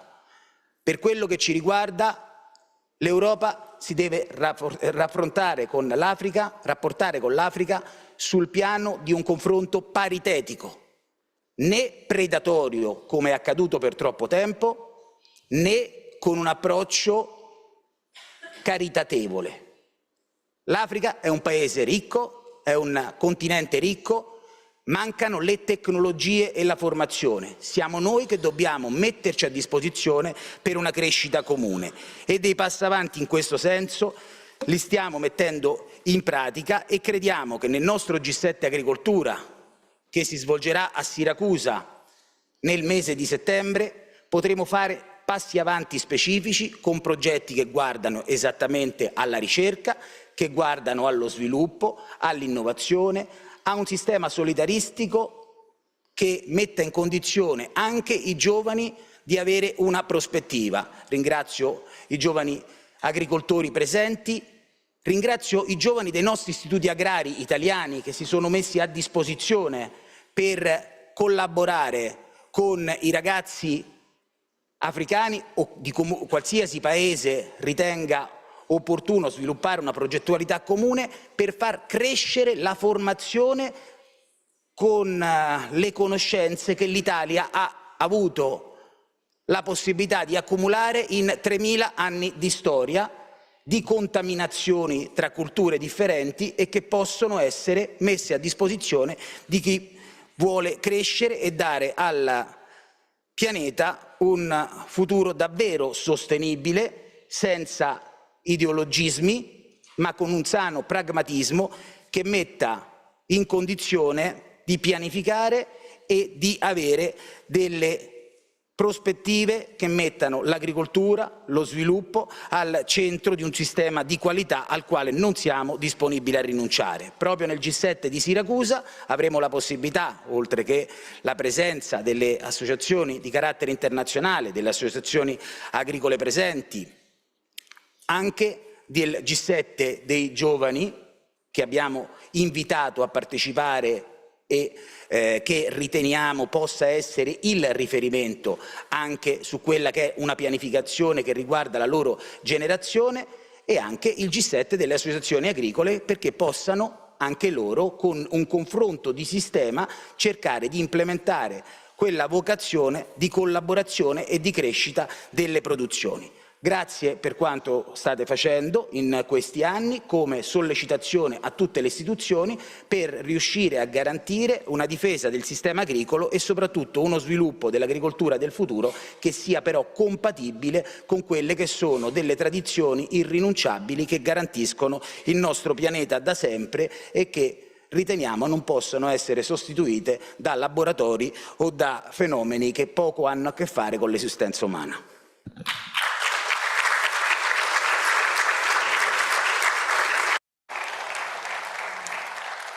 Your Excellency, thank you very much. I think there's a bit of a theme starting with young farmers. That's good. Next, let's hear from our host, the Director General of the FAO, Dr. Chu Dongyu.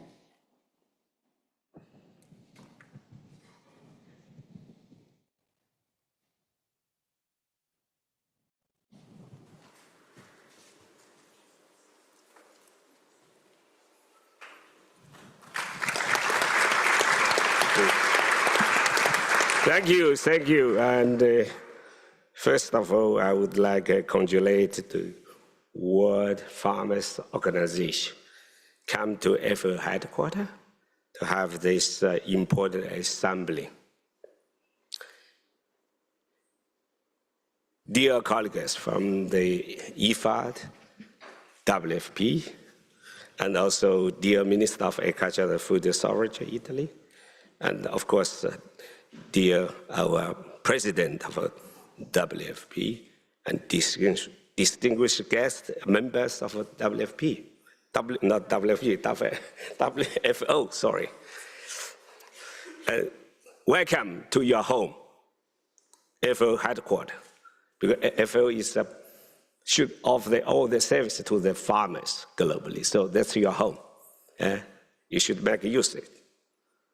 Today, we gather to address the challenges that affect us all as a global community in the face of the increased pressures of food availability, food accessibility, and food affordability to the vulnerable people globally.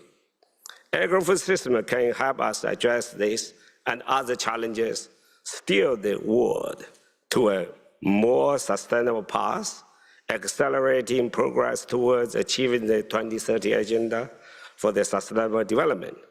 But our current agri-food systems are not yet achieving the desired outcomes and need to be urgently transformed to be more efficient, more inclusive, more resilient, and more sustainable.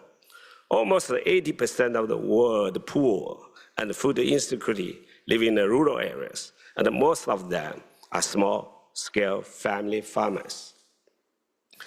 The very same people who are producing food for all the consumers in the world, they are the ones facing many difficulties, including lack of access to the source, the need to the equal opportunities, and to the market.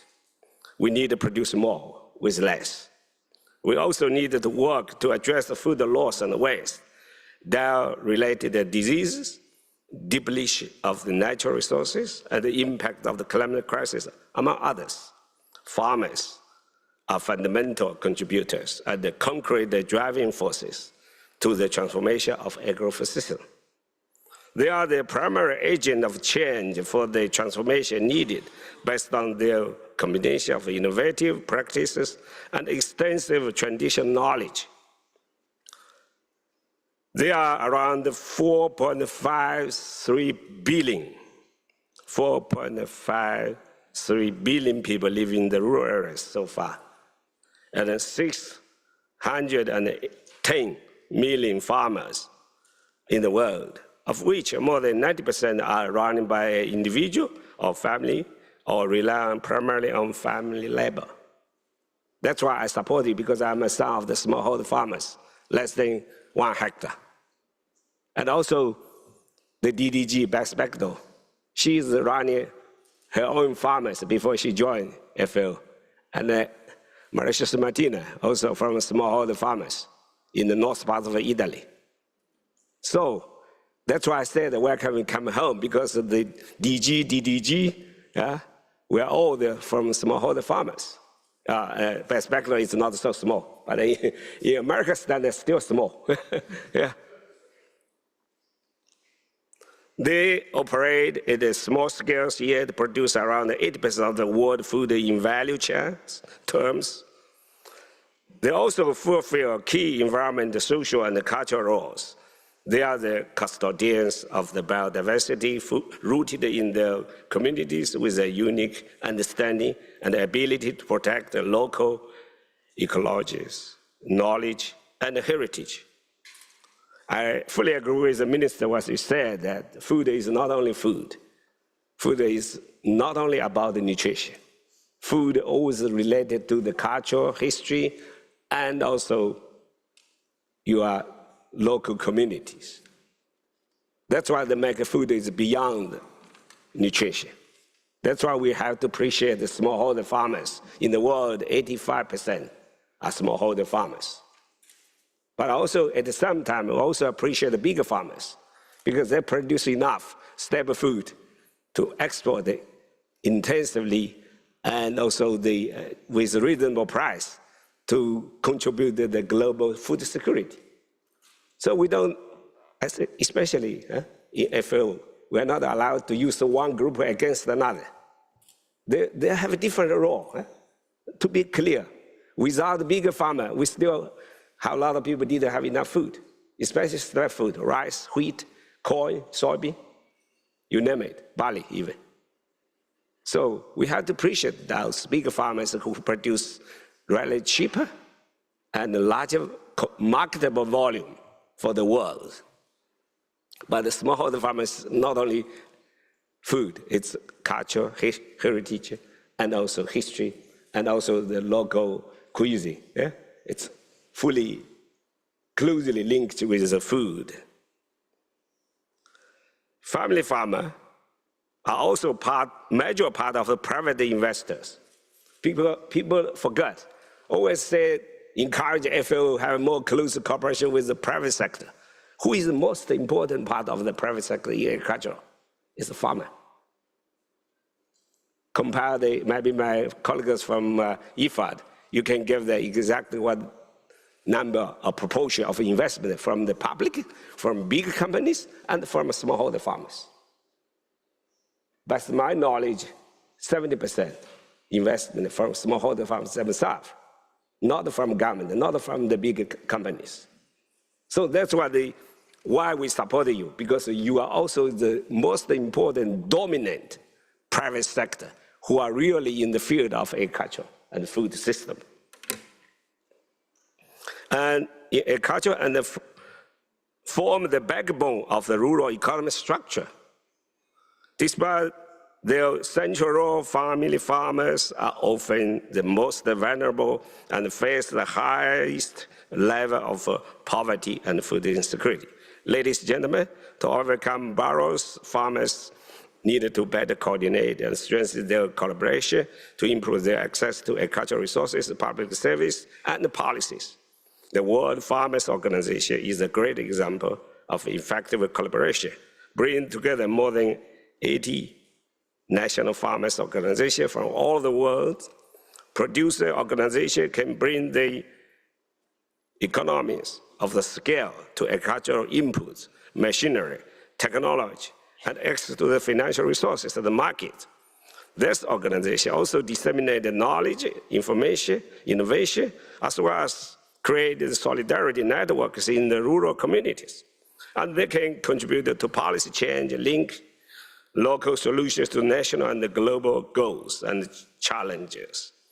FAO works in closing partnership with various farmers organizations, including through the World Farmers Organization, to support the agri-food system transformation. In fact, the partnership are the core of the FAO works. We must foster an environment of participatory, evidence-based decision-making, which empower all the actors across the value chain, leaving no one behind. Together, we can drive an innovative solution at scale.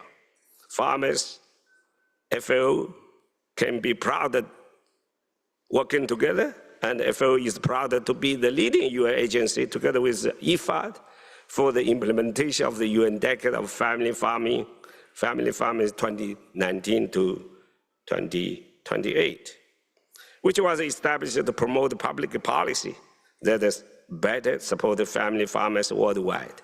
If we look forward to working with the World Farmers Organization as they take on the vice presidency of the UN Decades International Steering Committee, particularly because 2024 marks 5 years of the UN Decade and marks the middle term of this implementation.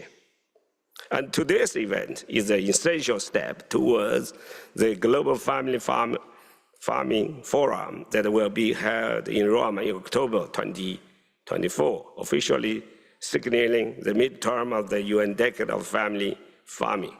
In addition, last month, the UN General Assembly declared the year of 2026 as the International Year of the Women Farmers. Another moment focused on the rural women since World Rural Women's Day on 15th October, established by UN General Assembly in 1996. A lot of people maybe forgot that. But it's a long time ago we have an international day, World Rural Women's Day, 15th October. 16th October is the World Food Day. 17th of October is the Poverty Elimination Day. Yeah.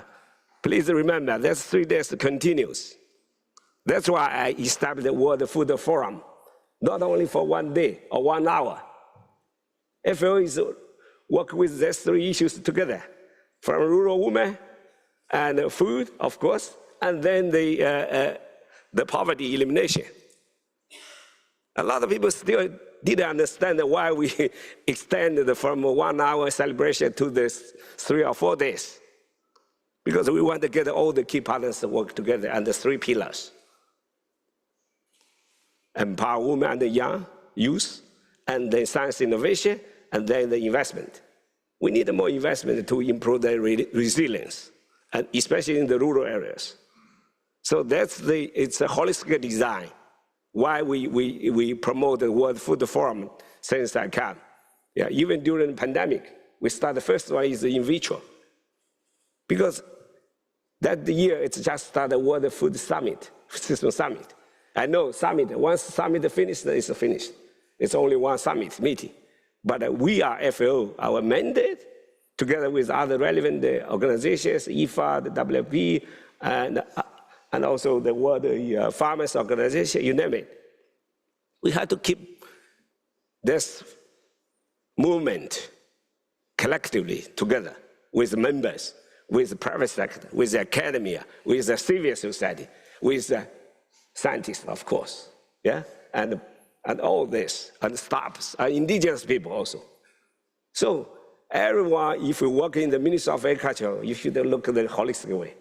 You can't separate one small from another. Italy, you want to promote the food, you have to promote your soil and water, and the environment, and the cuisine, and the culture, heritage, you name it. You just simply enjoy the food, you have to tell the story of that specific cuisine, how it comes from, which location, which history, which is raw material produced, how to produce. So I think agri-food system is really a holistic way to. I just used this opportunity to let all the farmers organization, to understand and welcome into more engagement with the World Food Forum every year. Yeah, the week of the World Food Day. Because I said it's not only 1 day, at least 3 days. Yeah, because that's 3 days is from 1994 and 1996, and then you name it. So, and of course, this year, International Year of the Women's Farmer, will add an excellent opportunity to promote the effective policy and action against the barriers and the challenges that the women farmers face across the agri-food systems.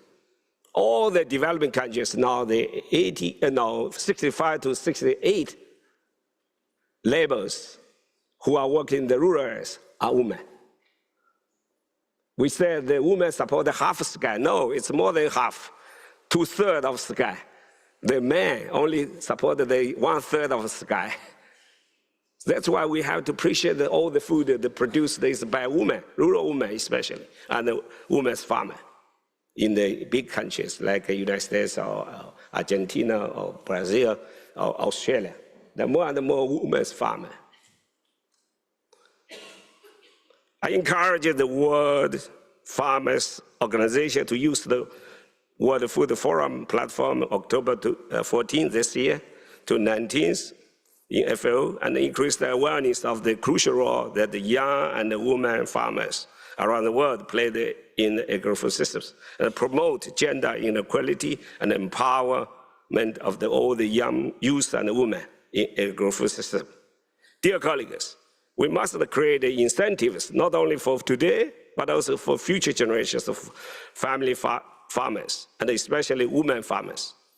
FAO will continue to recognize the vital contribution of the family farmers to the transformation of agri-food systems, and this assembly provides an important platform to amplify the voices of these small-scale farmers and allow them to share the experience to build up solidarity and learning lessons from each other, to harness their full potential for the four betters: better production.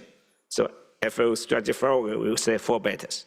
That's why I'm from the smallholder farmers. Any country, agri-food systems started from production, not from environment, be honest. Better production first, and then better nutrition, and then better environment, and then better life. Not the livelihood, life quality. So that's why that's what the ultimate goal for better life for all, not only for farmers, for the consumers, for the world, leaving no one behind. You are the game changers of agri-food systems.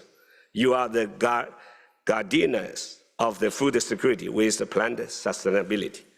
I wish you all the best. Enjoy your stay in Rome, and especially enjoy the terrace of the FAO, and have a cup of coffee. Thank you.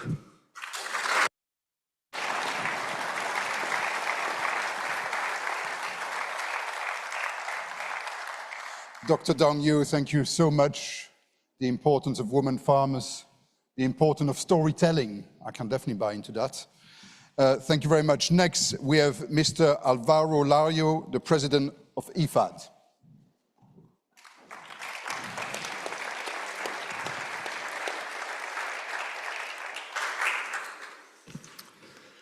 Excellencies, Honorable Minister, distinguished delegates, colleagues, ladies and gentlemen. Let me start by thanking my colleagues from the sister agencies, Cindy McCain from World Food Programme and Dr. Chu from FAO, and also all FAO staff for hosting us. I'm also very pleased to be joined by Minister of Agriculture and Food Security, Francesco Lollobrigida from Italy, as well as the Chair of the Committee of Food Security, Ambassador Gelise.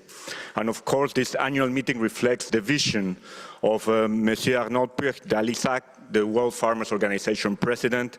And I would like also to start by thanking and welcoming all the farmers who have traveled here around the world, the women, the men, the elders, the youth. And today's theme is about you. You are the ones that are harvesting tomorrow. You are the ones that are shaping the future of agriculture and food production.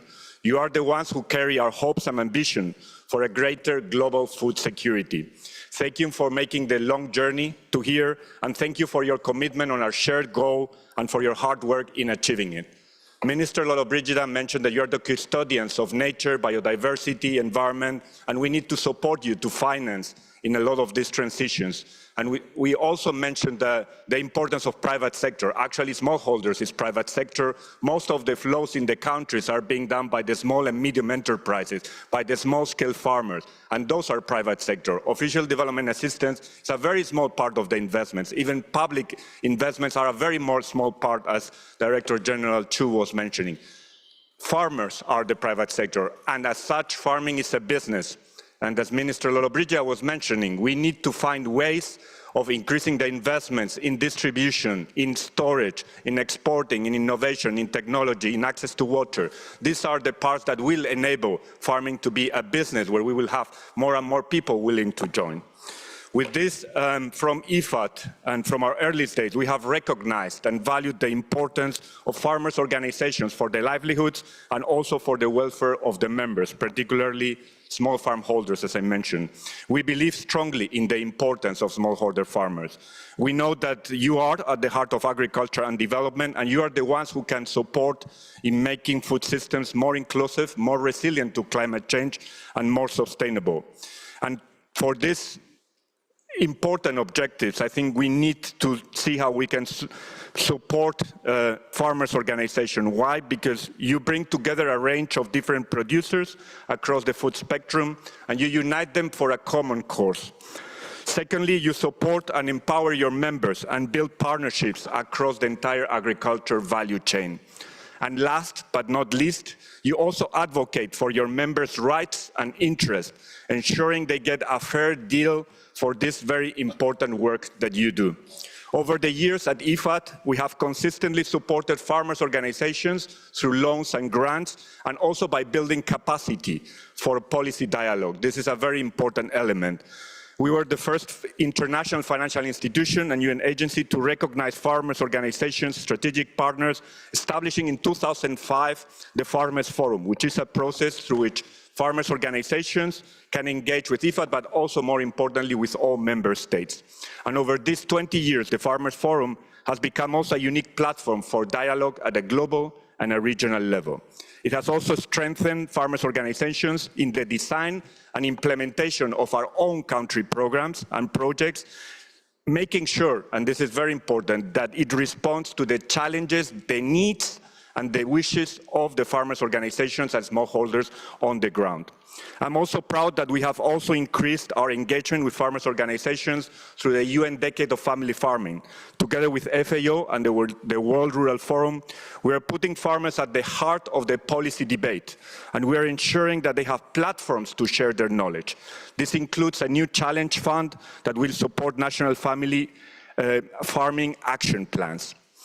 Ladies and gentlemen, I would also like to congratulate the World Farmers Organization on its appointment as the new Vice Chair of the International Steering Committee of the UN Decade of Family Farming. In this leadership role, the WFO will be even better positioned to speak on behalf of family farmers across the globe. It will underscore what we were discussing now with the other speakers, the importance of family farmers for the foundation of food security and stressing the economic benefits of family farms for rural people and their communities. And also, as Minister Lollobrigida pointed out, they are our stronger allies in preserving biodiversity and protecting the environment. The timing of this annual meeting is perfect. Over the next 4 days, I hope the members will have a chance to shape the priorities of the World Farmers Organizations in the Advisory Committee, and we are delighted at IFAD to join the discussion. And the stakes are very high. At a time when farmers and crops are being hit by one crisis after another, we will need to work together to harness your knowledge and your experience. You can be agents of change, but to be so, you need to be empowered and supported by the international community and the governments with policies that can positively transform agri-food systems. Together, we can make food systems more resilient and sustainable and also support farmers' livelihoods. And we must, for the UN Decade of Family Farming, but also beyond, for the benefit of all. Thank you very much.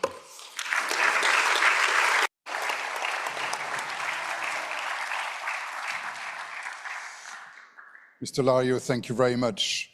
And to conclude the first part of the opening ceremony, I give the floor to the Executive Director of the World Food Programme, Ms. Cindy McCain.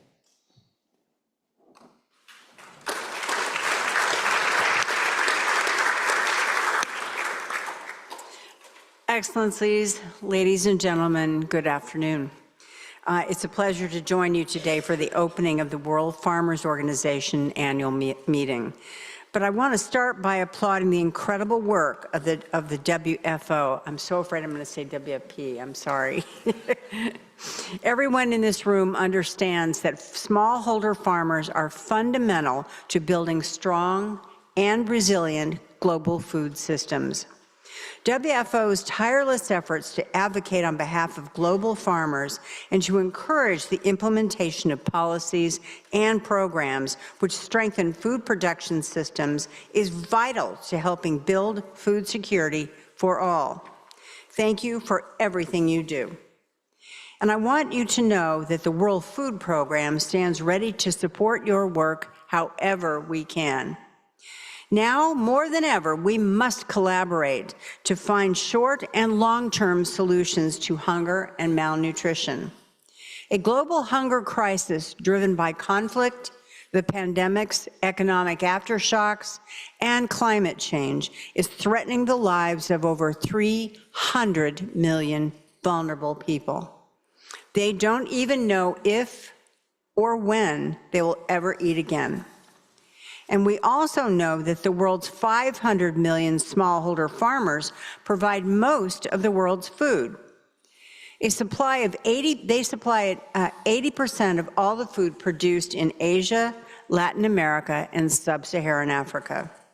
Yet many of these same farmers live precariously, struggling on low incomes and poor diets, lacking in vital nutrients.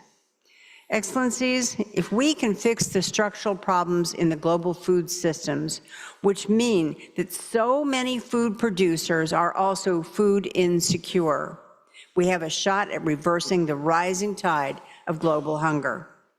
The good news is that the proven solutions are at hand. Sustainable agricultural development provides a blueprint for reducing food insecurity and increasing the health and nutrition of the most vulnerable communities.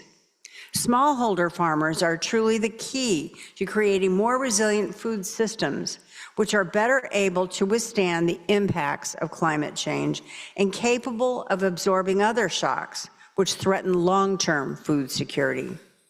It's essential we join together to give farmers effective support, prioritizing long-term investments in integrated programs, which help them to adapt to climate-smart farming methods and bolster food production. And it's especially important that we support women farmers, who are the backbone of the global agricultural economy. Research shows that when female smallholder farmers have access to the same resources their male counterparts, the crops rise by around 1/3. And that's an FAO statistic, I might add, too. So ensure that farmers have the tools and training that they need to earn a sustainable living from their land has to be the future. This is the best way to improve the food security of vulnerable communities and reduce their reliance on humanitarian assistance. I'm confident that we can make real progress on the critical agenda if all of us here today work even more closely together. WFP is a truly global organization which has a presence in over 120 countries. And we are using our global reach to support the world's farmers in a variety of ways. WFP runs programs with smallholder farmers where we provide equipment and teach them storage techniques so their crops stay fresh until they're ready to be sold. I'm proud to say that we have reduced post-harvest losses by up to 98% among the farmers we have trained. If we consider that 40% of all food produced in the world goes to waste, 40% goes to waste, tackling this issue could transform the long-term food security of many of the world's most vulnerable communities. WFP also uses our purchasing power as a major buyer of agricultural commodities to support business expansion, job creation, and community resilience in the countries we operate. Last year, 60% of the food WFP distributed was bought in local and regional markets. By taking this approach, we've injected over $1.2 billion into local economies and supported smallholder farmers in 24 countries. And I am proud to say that WFP is also the world's largest provider of school feeding programs. Last year, we reached over 120 million children with a mix of programs run in partnership with governments and directly by WFP. Nearly 60% of the meals, 60% of these meals delivered via homegrown school meals programs. This means the food is bought from local farmers, creating jobs, supporting local economies, and benefiting entire communities. Excellencies, we are all friends and partners in a shared mission to support global agriculture and end hunger and malnutrition. But there is so much more we can do together. Let's pool our strengths and our expertise to find the creative solutions that will help us scale up our support for the world's farmers. Together, and I am confident that we can, and we will, build more resilient and sustainable food systems capable of sustaining each and every person on our planet. Thank you for having me.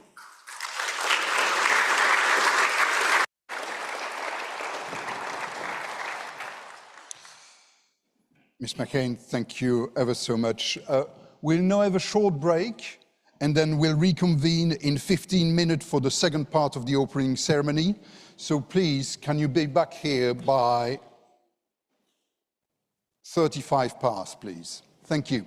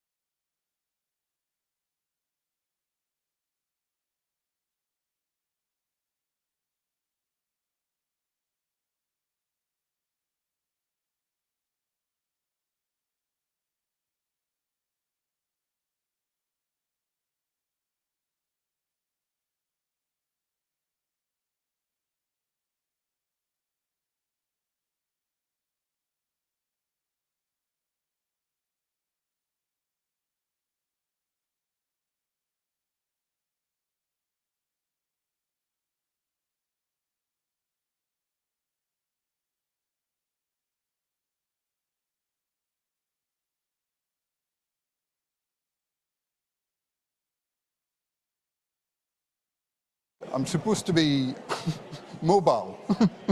Ladies and gentlemen, oh, here we are. Let's take our seat, please. And Louisa, do we know what the missing peoples are? Oh, there. Oh, fantastic. And I've got a full panel.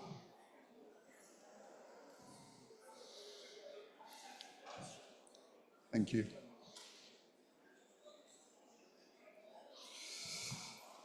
So welcome back to the opening ceremony of the World Farmers Organization 2024. We have 5 more speakers. So let's start straight away with the president of Coldiretti, Mr. Ettore Prandini.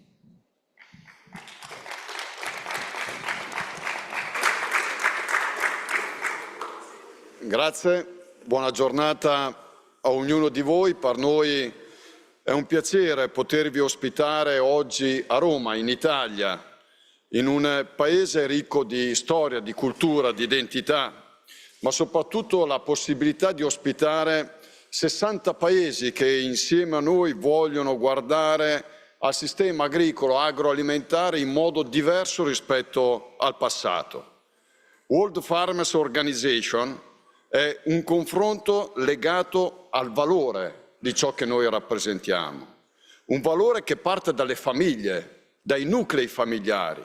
Tante volte quando si parla di agricoltura oggi è più facile sentir parlare di aggregazioni in grandi gruppi economici invece che valorizzare ciò che ci ha contraddistinto nella storia del mondo, partendo dalle famiglie.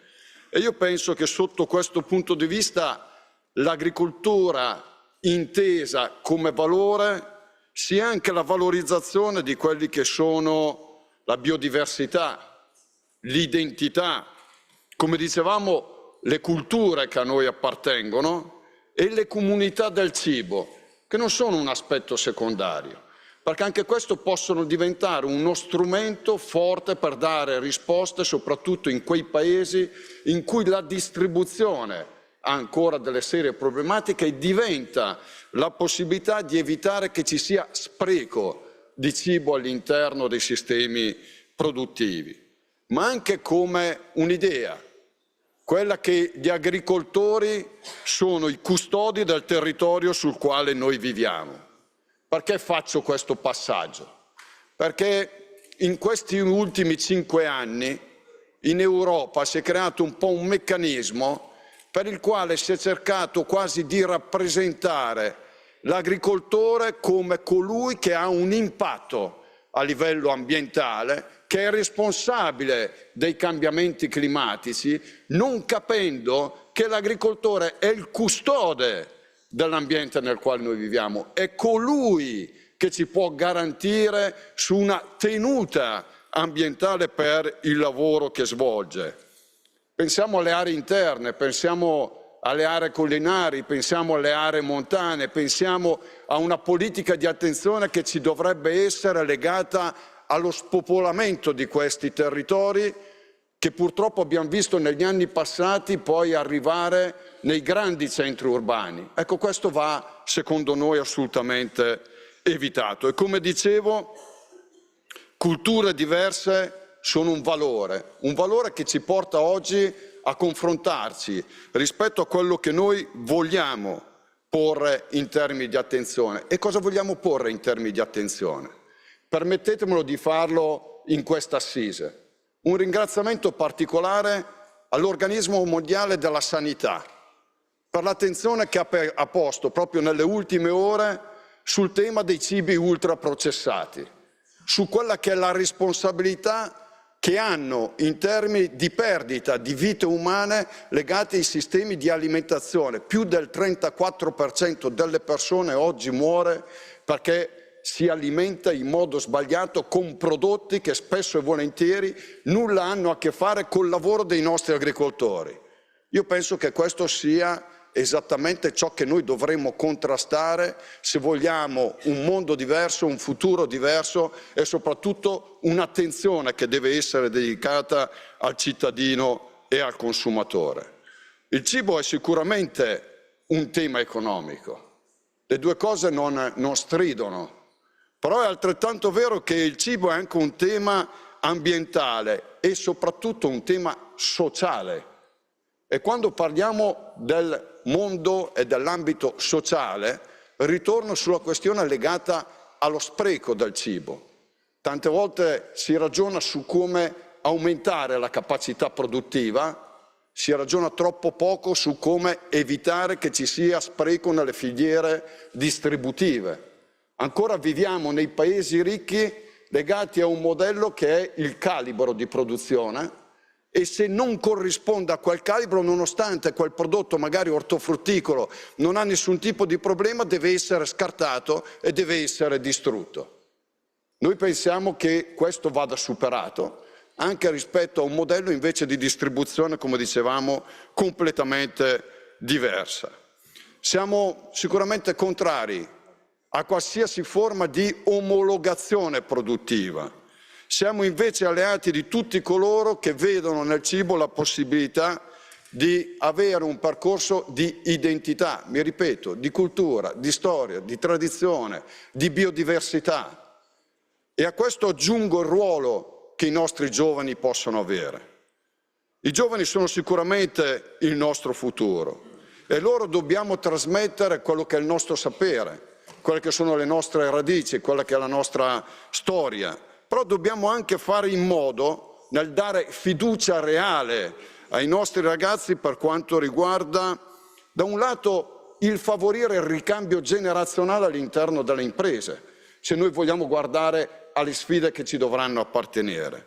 Penso al tema dell'agricoltura di precisione. I giovani in questo possono essere un grande acceleratore per arrivare a quell'attenzione che ci deve essere anche rispetto a un minor utilizzo di agrofarmaci. Gli agrofarmaci vengono utilizzati quando c'è bisogno, ma soprattutto nella gestione dei dati e creare le condizioni per le quali anche sotto questo punto di vista i dati siano patrimonio delle aziende produttive. Non devono essere poi gestite da poche multinazionali che lo utilizzano solo con una finalità, solo indirizzata a un loro interesse, e ritorniamo a un vecchio ruolo che gli agricoltori avevano, che è quello di essere meri produttori di materie prime. Noi siamo produttori di cibo, noi siamo coloro che vogliono avere uguale dignità in tutta la filiera agroalimentare, che riguardi la produzione, che riguardi il comparto dell'industria o della cooperazione, che riguardi la distribuzione, per dare una risposta ai cittadini e ai consumatori e arrivare anche, grazie ai giovani, a una valorizzazione per la multifunzionalità. Per multifunzionalità intendiamo anche un'agricoltura che guardi da un lato al tema di arrivare a forme di trasformazione dirette, a poter vendere direttamente. L'esempio dei farmers market è un esempio straordinario di una catena che in un circuito breve mette direttamente a contatto il produttore agricolo con il consumatore, con il cittadino, al quale si possono spiegare quelli che sono quegli elementi che ci vanno a caratterizzare e avere quel riconoscimento soprattutto in quei territori dove l'agricoltura inizia ad avere un collegamento con la possibilità di futuro diverso per le nuove generazioni, che sia in contrasto, permettetemelo, a un modello di occupazione, a un modello che è di nuova colonizzazione. Noi vorremmo esportare quella che è la storia della nostra organizzazione, fondata da Paolo Bonomi, dove negli anni 50 venne fatta una delle più grandi riforme legate al settore agricolo. Vennero sottratti terreni agricoli ai grandi potentati o famiglie economiche possidenti e vennero distribuiti a quelli che all'epoca venivano chiamati mezzadri o dei meri collaboratori di queste grandi famiglie, trasformandole in agricoltori. Ecco, questo è il modello che a noi piacerebbe in alcuni paesi, anche in altri continenti, come possibilità di sviluppo proprio legata alle nuove generazioni, e evitare che invece quei terreni vengano occupati da paesi, forse non è elegante politico ciò che sto dicendo, come la Cina, che in Africa stanno creando una nuova forma di colonizzazione, ma dal nostro osservatorio, dove a quelle popolazioni resta ben poco rispetto a quello che dovrebbe essere un modello di crescita e di sviluppo che li accompagna nell'avere un futuro diverso. Lo possiamo fare da soli? No. Lo possiamo fare tutti insieme? Assolutamente sì. E io penso che la grande importanza di questo incontro è proprio nel coinvolgimento dei giovani, perché è nei giovani dove noi andiamo a riporre la gran parte della nostra fiducia per arrivare a nuovi meccanismi e forme che diano la possibilità a tutti di avere un futuro diverso. Pensiamo, e arrivo agli aspetti conclusivi, che quando parliamo dei giovani parliamo di turismo, perché l'agricoltura è anche questo. È il preservare l'ambiente e il territorio nel quale viviamo, nel poterlo regalare come esperienza ai tanti turisti che si muovono nel mondo e che vogliono sempre di più avere un collegamento anche con quelle che sono le culture enogastronomiche di quei territori. E arrivare a quella che è un'esperienza, la definisco in questo modo, di carattere ambientale, per far capire quanto sia fondamentale la presenza dell'agricoltore come custode del territorio e dell'ambiente nel quale noi viviamo e lavoriamo. Ma loro deve essere garantito però un elemento che per troppo tempo, anche nei paesi più sviluppati, è venuto meno, che è un giusto reddito economico per il lavoro degli agricoltori. Altre parti della filiera hanno avuto soddisfazione. Gli agricoltori sono sempre stati messi nella condizione di poter sopravvivere nella migliore delle ipotesi. Ecco, io penso che questo non sia più accettabile. L'agricoltore, e chiudo, ha la stessa dignità, ha lo stesso diritto di poter avere soddisfazione del lavoro, del sacrificio che svolge quotidianamente. E solo in questo modo noi saremo in grado di guardare alle sfide future legate all'aspetto della tecnologia nell'utilizzo del dato, in tutto ciò che riguarda l'agricoltura di precisione, e come Italia e come Coldiretti noi saremo al fianco di tutti coloro che vorranno condividere insieme a noi un percorso e un futuro di un mondo che guarda l'agricoltura come un settore di carattere strategico per il bene delle future popolazioni. Grazie.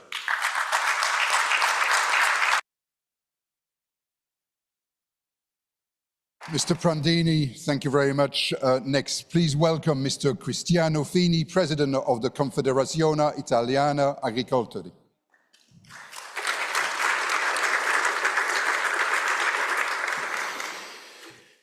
Buonasera a tutti, rivolgo subito un sentito ringraziamento per la partecipazione, per la nostra partecipazione al Presidente dell'OMA, Arnaud Puig d'Alissac, e un saluto alle illustri autorità presenti qui in sala, a cominciare dal direttore che ci ospita, il direttore generale della FAO CIU, il Ministro dell'Agricoltura Francesco Lollobrigida e ovviamente tutti voi, cari colleghi, che siete qui con noi in questa meravigliosa città ovviamente che è Roma. Io sono onorato di portare il saluto della Confederazione Italiana Agricoltori a questa importante cerimonia di apertura. La nostra organizzazione è un membro fondatore dell'OMA e da sempre crede e si impegna per il dialogo tra gli agricoltori mondiali, per condividere le buone pratiche, favorire l'individuazione di soluzioni comuni ai problemi comuni, definire il percorso di sviluppo della produzione agricola partendo dagli agricoltori nella certezza che le agricoltrici e gli agricoltori sono al centro dei sistemi alimentari globali.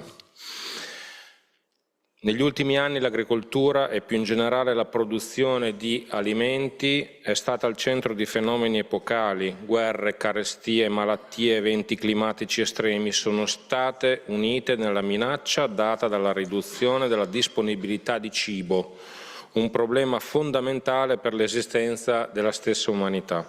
Una tempesta perfetta all'interno di un processo globale dove la crescita della popolazione ha ridisegnato gli equilibri fra offerta e domanda di cibo, sia in singole aree territoriali, sia in zone vaste del pianeta. Oggi più che nel passato il ruolo dell'agricoltura non può prescindere dal garantire forniture di cibo in quantità adeguata alla popolazione presente per soddisfarne le necessità quantitative e qualitative. Il tutto senza intaccare riserve o consumare risorse. Del resto, la competitività futura dell'agricoltura deve essere collocata all'interno di una relazione sempre più stretta con le sfide della sostenibilità ambientale e della transizione ecologica all'interno dei processi di modernizzazione. Produce more with less. È questa la grande sfida che deve raccogliere e vincere l'agricoltura del futuro. Questo vuol dire che sarà sempre più una prerogativa delle aziende agricole saper gestire in maniera più efficiente e sostenibile le risorse naturali. All'agricoltura del futuro viene richiesto di garantire la sostenibilità all'interno dell'intero ecosistema, minimizzando gli impatti ambientali e sulla produttività per continuare a fornire prodotti alimentari sicuri e a prezzi accessibili per il consumatore finale. Eppure, tra le tante difficoltà e incertezze del contesto, l'agricoltura ha messo in luce una grande capacità di resilienza negli ultimi anni. Durante la pandemia, di fronte ad un mondo in lockdown, la produzione di alimenti è stata preservata e non si è mai interrotta perché è considerata fondamentale, così come durante la crisi energetica e la crisi russa-ucraina, l'agricoltura con grande responsabilità ha aumentato la produzione in alcuni comparti per garantire l'approvvigionamento alimentare. Lo ha fatto in un contesto di estrema difficoltà dato da costi di produzione insostenibili, spesso superiori ai prezzi di vendita degli stessi prodotti agricoli. Con riferimento ai cambiamenti climatici, invece, la resilienza è più complicata. L'agricoltura rappresenta il settore più esposto all'impatto delle temperature globali. I cambiamenti delle caratteristiche delle precipitazioni e degli eventi meteorologici estremi come le ondate di calore, la siccità, le tempeste e le inondazioni pongono sfide considerevoli e da affrontare con una strategia complessiva di sviluppo.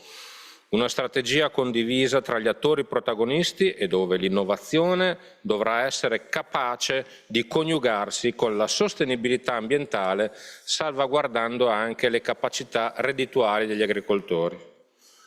Abbiamo bisogno di più ricerca, abbiamo bisogno di più strumenti per produrre in maniera sostenibile. La sostenibilità economica ed ambientale devono andare di pari passo. In questi anni l'agricoltura ha costruito un percorso verso la sostenibilità ambientale. Tanto è stato fatto, tanto ancora c'è da fare.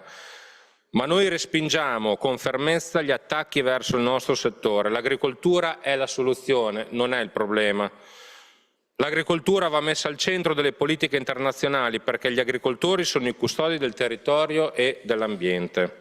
In tale contesto le aree interne marginali sono i territori più esposti e in sofferenza, anche per una serie di fattori che ne caratterizzano la loro conformazione. In Italia, ad esempio, la conformazione prevalentemente montuosa delle aree interne è un elemento di debolezza che si traduce in deficit di servizi primari alla cittadinanza, in forte esposizione ai rischi naturali dovuti alle conseguenze dei cambiamenti climatici e in un progressivo abbandono di questi territori.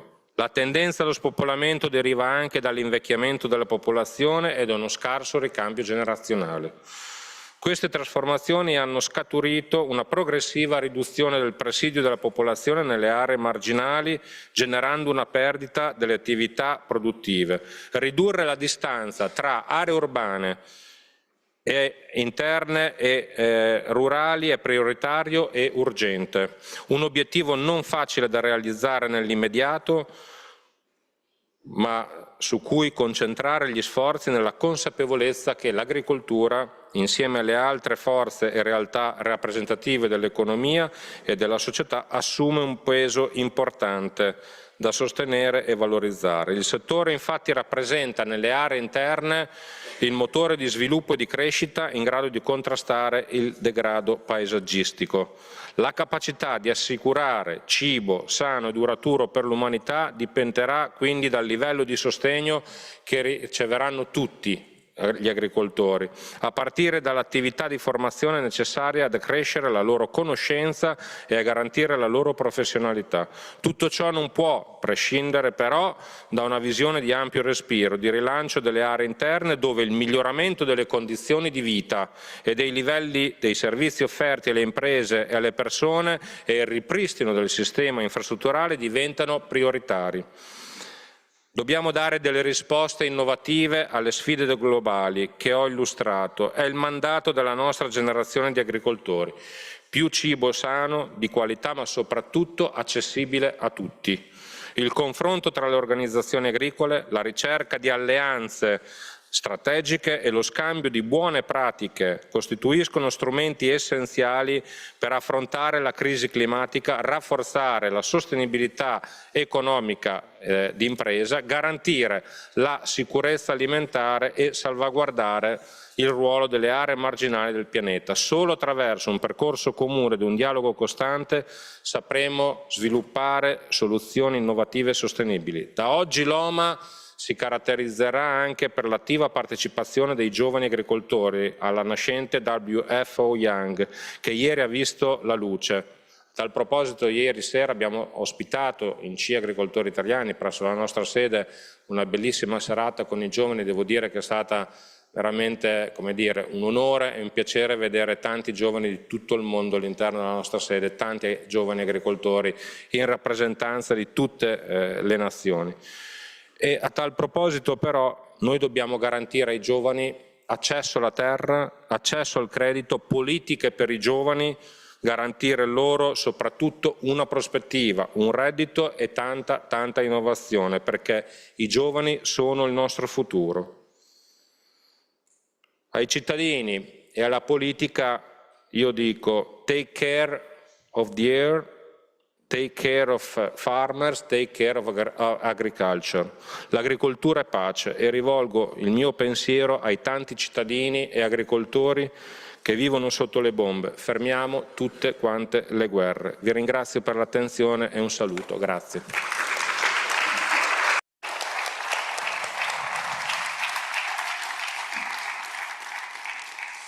Thank you, Mr. Finney.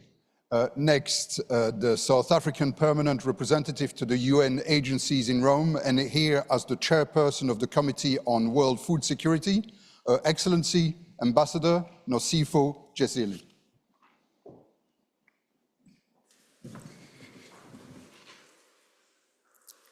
Dear WFO President Arnold, His Excellency Minister Lolo Brigida, the leaders of the Rome-based agencies. No, it's okay. I know, ministers, thank you.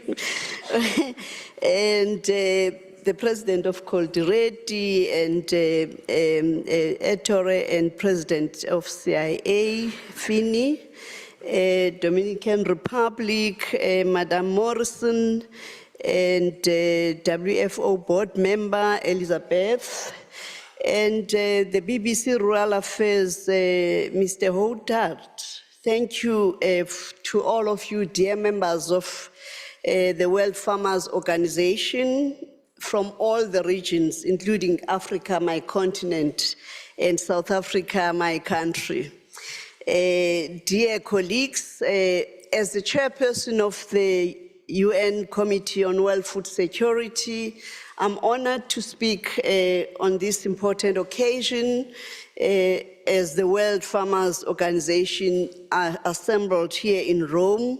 And I would like to express my sincere appreciation to the organizers of this meticulous efforts, particularly to host the event, which is going to shape or which is meant to shape significant views in terms of the future of this farmers' organization.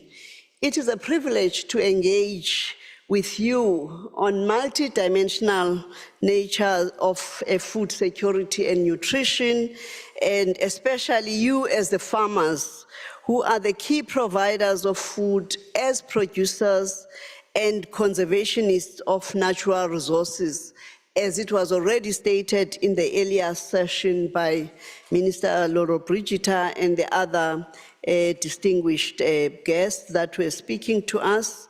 Whether it is in tilling the soils, the soil health is important, and it's a preoccupation of every farmer, as far as I know, coming from rural areas myself, from a family of farmers in a small scale. Conservation is part of the life of a farmer, and therefore conserving natural resources is not something new. Land practices and land productivity is something that is in your DNA. Water resources to guarantee availability for irrigation purposes, and of course, management of seeds, and also ensuring that you do have food for the future. Therefore, aspects related to practices that are eloquently stated, whether it's about climate response, building resilience, making sure that you have sufficient storage in terms of food so that you are able to either go through different seasons, but also different difficulties and challenges. The Committee on World Food Security, referred to as CFS, is a platform for intergovernmental coordination. It is not a UN agency in Rome. However, it's a committee for that intergovernmental coordination working with the UN agencies, and it facilitates multi-stakeholder conversations, the voices of the vulnerable groups, to advocate for zero hunger and to pursue the progressive realization of the right to food in societies through global coordination.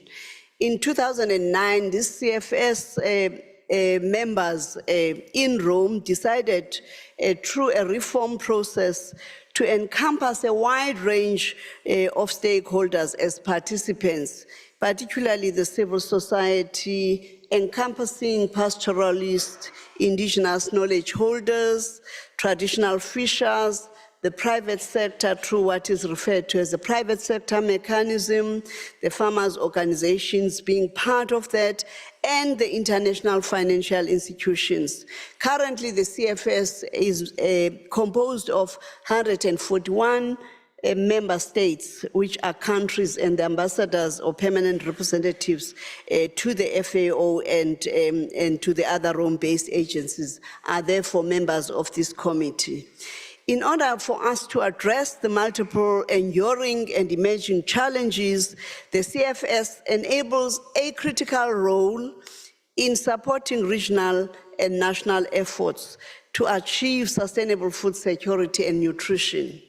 Firstly, as a provider of policy guidance, the CFS, through its high-level panel of experts on food security and nutrition, consolidates and builds on scientific evidence and analysis to address food insecurity through participatory processes by developing and offering voluntary guidelines and policy guidance tools. Secondly, as a collaborative platform, It facilitates that strategic coordination amongst the Rome-based agencies and also linking to the UN in New York as well as in Geneva and other international bodies. And therefore, it promotes or seeks to promote synergies, resource optimization, and of course, these are all in the area of food and nutrition. Thirdly, it's a dynamic knowledge exchange platform where the CFS offers the dialogue on regional and country level efforts, enabling member states to learn and compare lessons across each other and benefit from operational adapted policy guidance and best practices. In our daily work, in consideration of farmers and farmers' organization, we see that you play a crucial role, in particular in the context of women and youth farmers and family farmers, critically, in essence, to contribute to the planet's food and nutrition needs. And food systems are therefore have to adapt and make sure that through the multi-year activities of the committee, we are able to foster those activities that would enable food systems transformation to catalyze the scale of the outcome that would help us to rid food insecurity.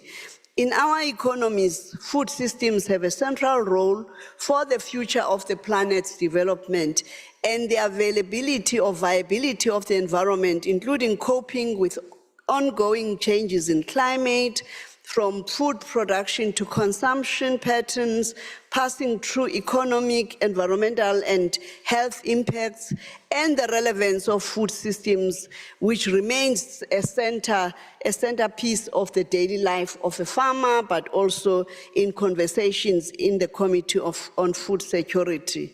Farmers have an important and a central role in supporting and assuring that smooth functioning of food systems. Nevertheless, despite their vital role, farmers, as it was also indicated by the Director General, do face enormous challenges, and therefore there are some of those groupings that are facing marginal food insecurity.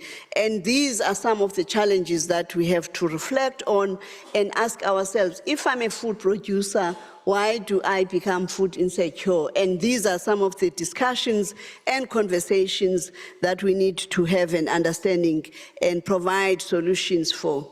CFS members, therefore, have been producing different policy instruments, including policy recommendations on connecting smallholders to markets that can guide fair development of food systems and create conditions for adequate and fundamental attention to farmers that would enable sustainability.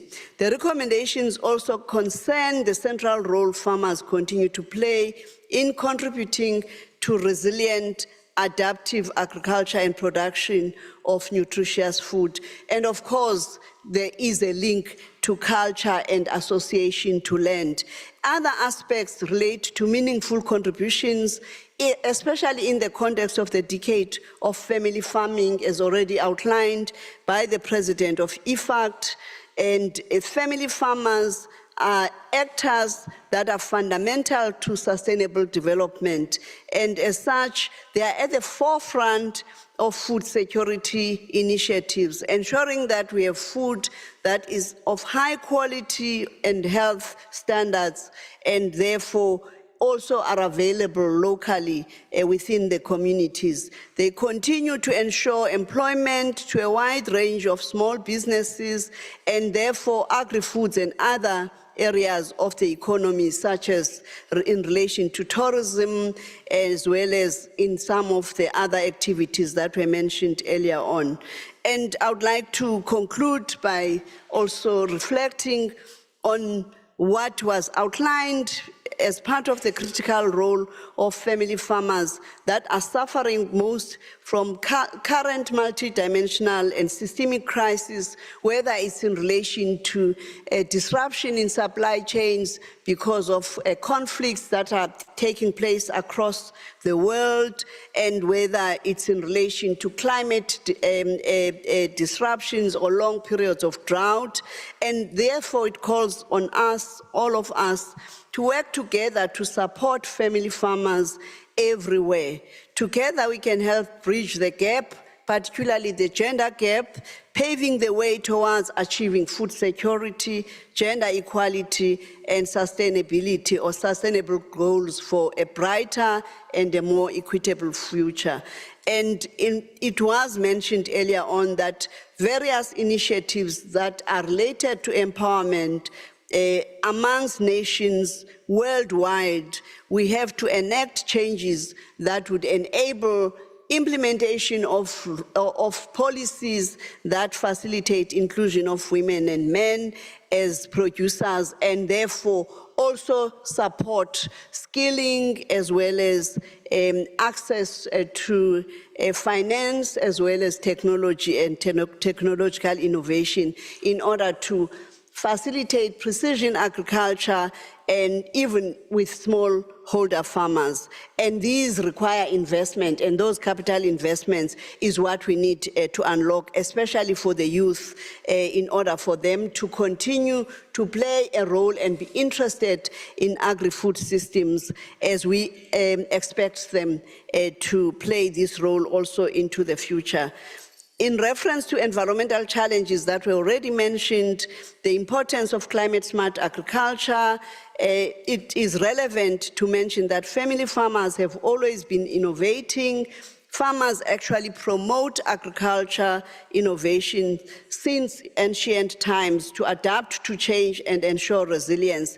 And we can mention the long list that all the speakers have mentioned earlier on. Finally, in the spirit of cooperation, I would urge you as farmers to actively participate and support the implementation of the recommendations made by the Committee on World Food Security in national strategies. Together we can move forward to achieve our common goals. And I quote my former president, Nelson Mandela, "It is in all our hands. It may look impossible until it is done." Thank you very much.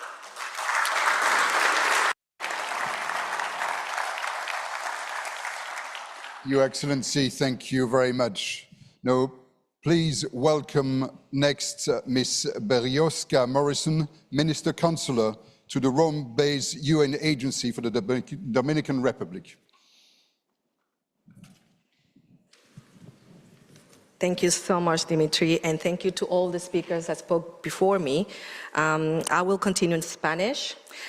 Es un honor dirigirme a ustedes en el día de hoy, en esta reunión, bajo el inspirador tema Cosechando el Mañana, agricultura es dando forma al futuro de la agricultura y la producción de alimentos.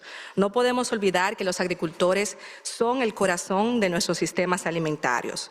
Hoy nos reunimos aquí como una familia global, unida por nuestro compromiso con la agricultura sostenible. La OMA ha sido un faro de progreso, abogando siempre por los derechos y las necesidades de los agricultores en todo el mundo. Mientras navegamos hacia las complejidades y por las complejidades de la agricultura moderna, nos enfrentamos a numerosos desafíos.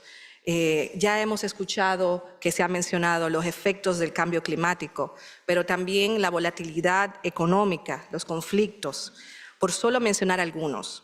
Sin embargo, es en estos desafíos donde encontramos nuestras mayores oportunidades para la innovación y la transformación.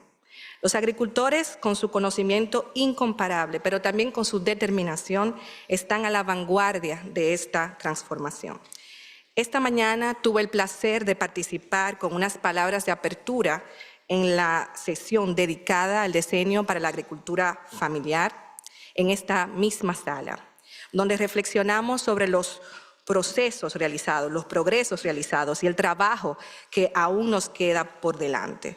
En nuestra capacidad de presidentes del Comité Gestor Internacional para el Decenio de la Agricultura Familiar de las Naciones Unidas, junto a la OMA como vicepresidentes, hemos sido testigos de primera mano del impacto de nuestros esfuerzos colectivos.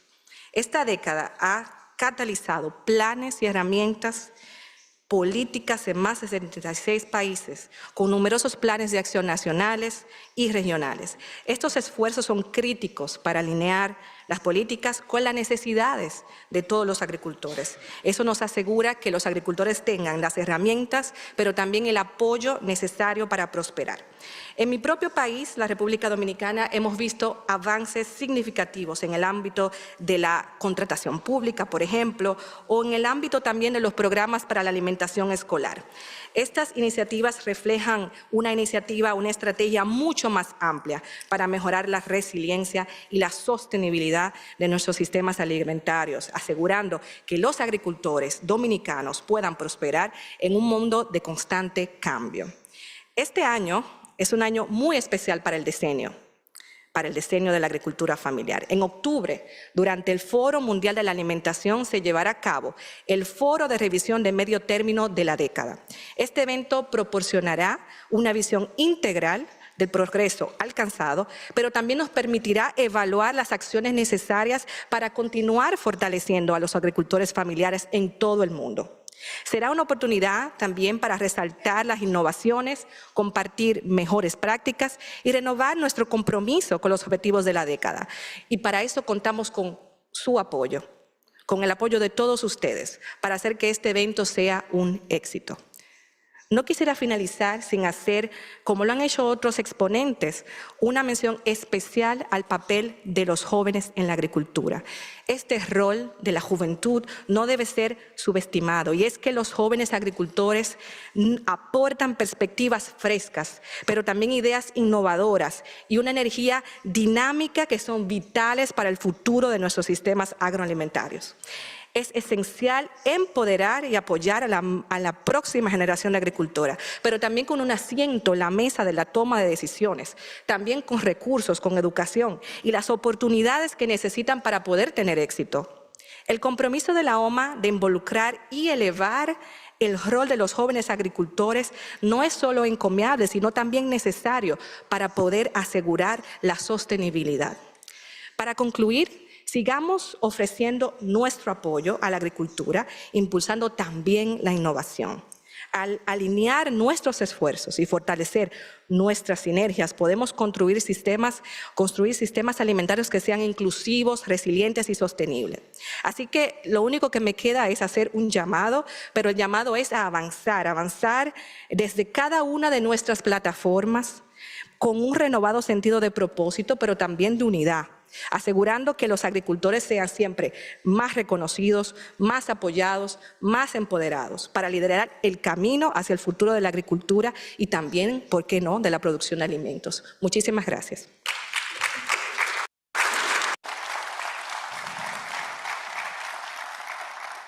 That was great. Thank you, Ms. Morrison. And finally, for our last speech this afternoon, Ms. Elizabeth Nsimadala, board member of the World Farmers Organization.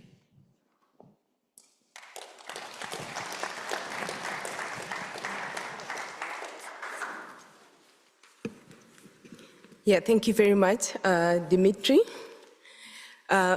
Dear colleagues, I think I have the toughest task, really, to give a closing statement after these excellent speakers.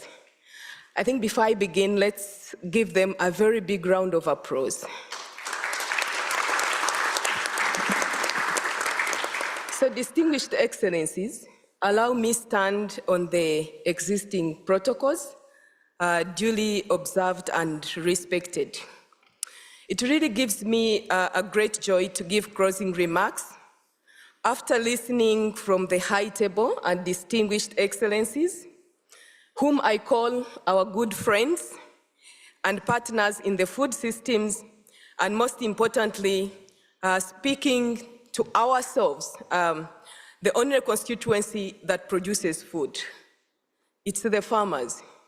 It's we that feed the world. In the absence of the Director General of FAO, I want to really convey my heartfelt appreciation on behalf of the World Farmers Organization for opening the UN doors to the farmers of the world. I hope we still have representatives who can convey that gratitude from us as farmers of the world. And it's more interesting that as a farmer, I've seen different thematics shape the discussion on agriculture. At the global level, over time, everyone talks about farmers, having farmers on the table, financing farmers, and resilience of farmers. At least every speaker have talked about farmers, financing, and the resilience of farmers. Wow, which is very great. But sometimes, when I get back to my country, Uganda, after such global discussions and meetings, I ask myself, who are these farmers that I've not met that seem to decide the kind of agriculture that we should have, yet do not seem to be accountable to anyone, let alone the farmer? As one of the speakers mentioned, that quite often as farmers we are blamed for messing the food systems. I say this because I've been a farmer leader from the grassroots level to the national, regional, continental, and now at the global level. Meaning if I was not consulted, at least I should know someone in this room or other farmers' organizations that were consulted. Unfortunately, sometimes I do not get this kind of feedback because there are so many phantom organizations that are speaking for and receiving resources on behalf of farmers. Can we change the narrative? This needs to change, and I really want to thank the High Table for walking the talk with us, for becoming our champions. But we need to see more being done. The IFAD president, for example, mentioned the fund under the UN Decade of Family Farming and other funds and other support that they're giving smallholder farmers. But can we see IFAD investing, an institution that invests in rural communities, for example, creating a direct funding window for farmers? Marco, I know you're there listening. Please convey this to the IFAD president. I know there is work in progress, but can we see you fast-tracking such initiatives? The World Food Programme mentioned about purchasing, local purchase of more than 60%, but can we see an increment from 60% to at least 80% direct purchase from farmers?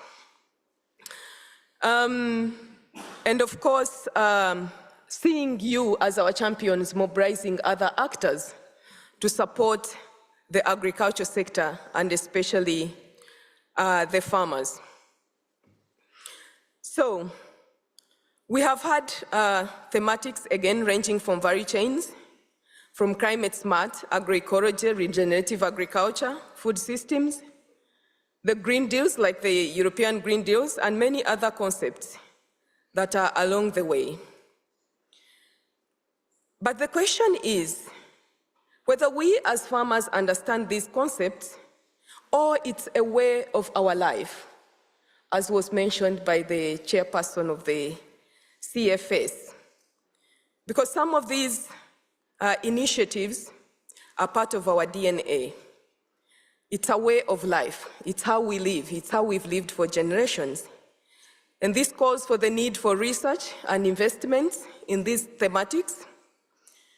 And these investments should be directly accessed by the farmers. That is when we shall create and cause the transformation that we need in the food systems.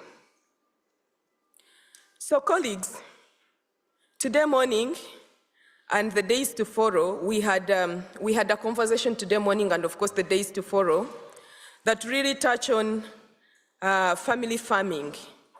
And on this, I also want to stress the importance of women farmers as was highlighted by many of the speakers. And the contribution of this family farming in shaping our food systems in the UN decade of family farming.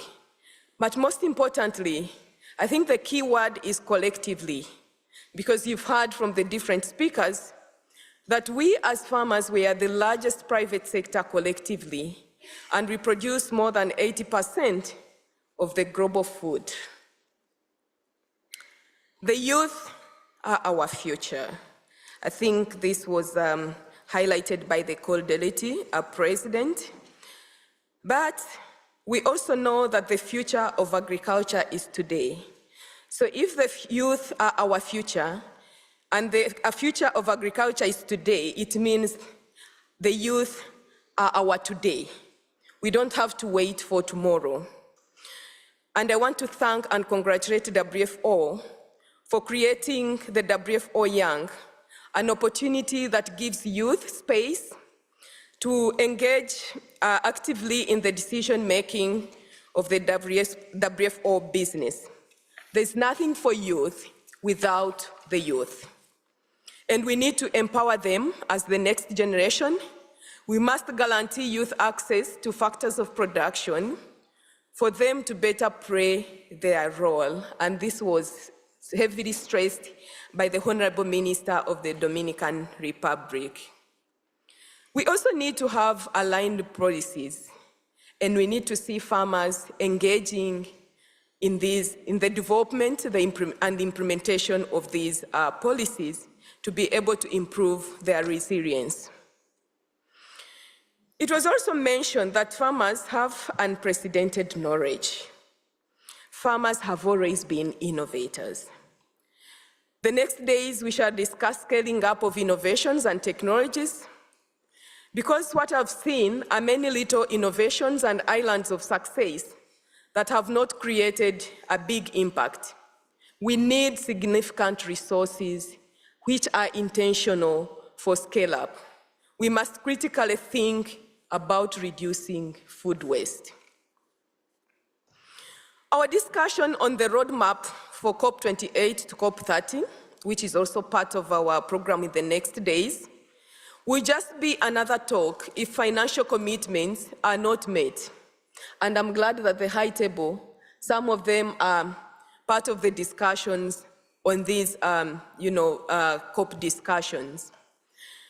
So if these financial commitments are not met, it will be another talk show. There are no reforms in the financing pipeline to give farmers direct and exclusive access to climate finance.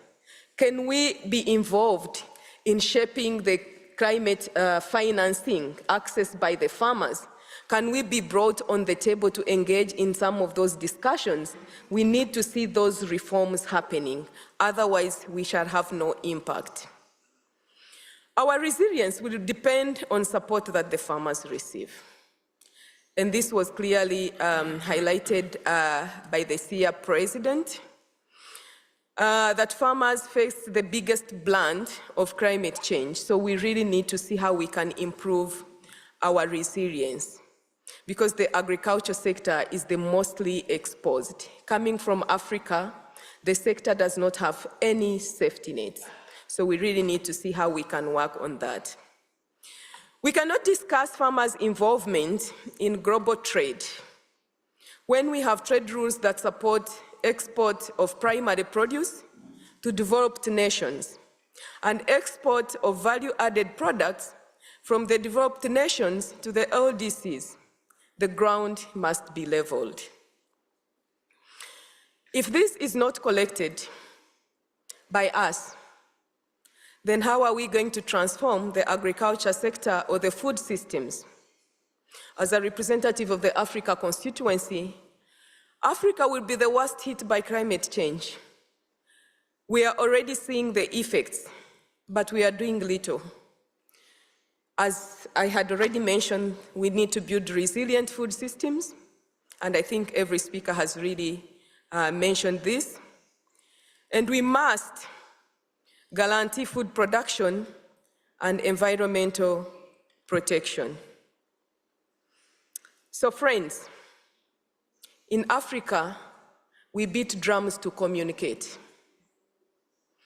World Farmers Organization is amplifying our voice at a global level, but all of us have a role to play as producers at our different levels or constituencies that we represent in order to be able to harvest our tomorrow.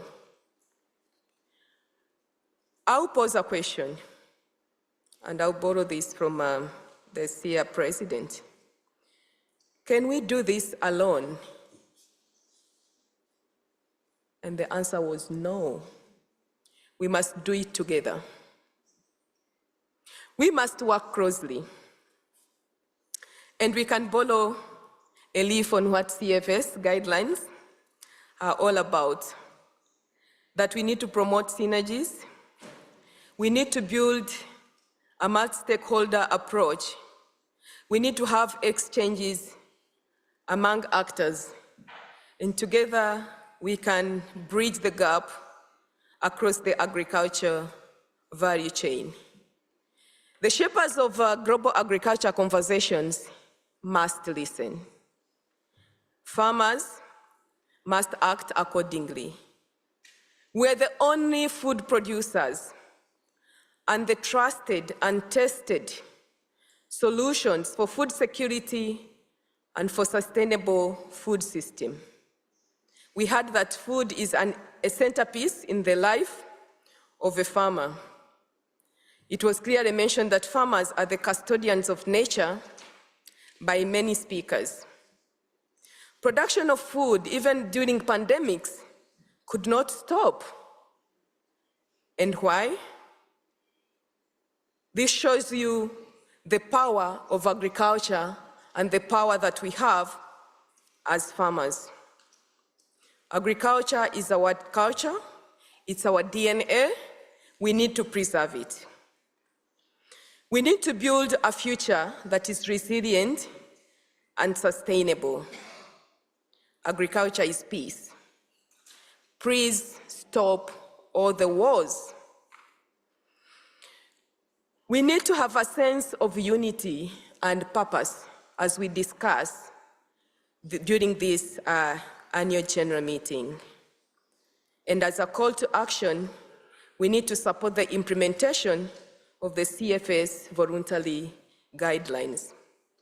With those few words, ladies and gentlemen, it's a great honor and privilege for me on behalf of the World Farmers Organization family to officially close this session and hand over back to our moderator, who is our good friend, Mr. Dimitri. Thank you.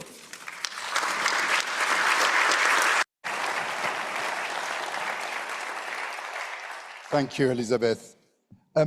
This brings to an end this opening ceremony, and I would like to thank all our speakers again for so much food for thought, literally. Took women farmers, family farmers, the important role of big farms as well, creating a voice for farmers, food being more than just nutrition, you know, it's also culture, it's history, it's tradition. And young farmers, the farmers of today. But this is only the beginning of those discussions, and over the next 2 days we'll have a lot more crucial debate and inspiring presentations with a range of internal affairs sessions tomorrow and then the high-level sessions on Thursday, including session on region agriculture, innovation, trade, finance, and the role of farmers at COP. But that's it for today, so thank you to the FAO for welcoming us. Thank you again to all our distinguished speakers, and thank you to our translating team and the tech team, and to the WFO Secretariat as well, who've organized this event. And thank you to you for coming and joining those really important discussions. So thank you, and good night.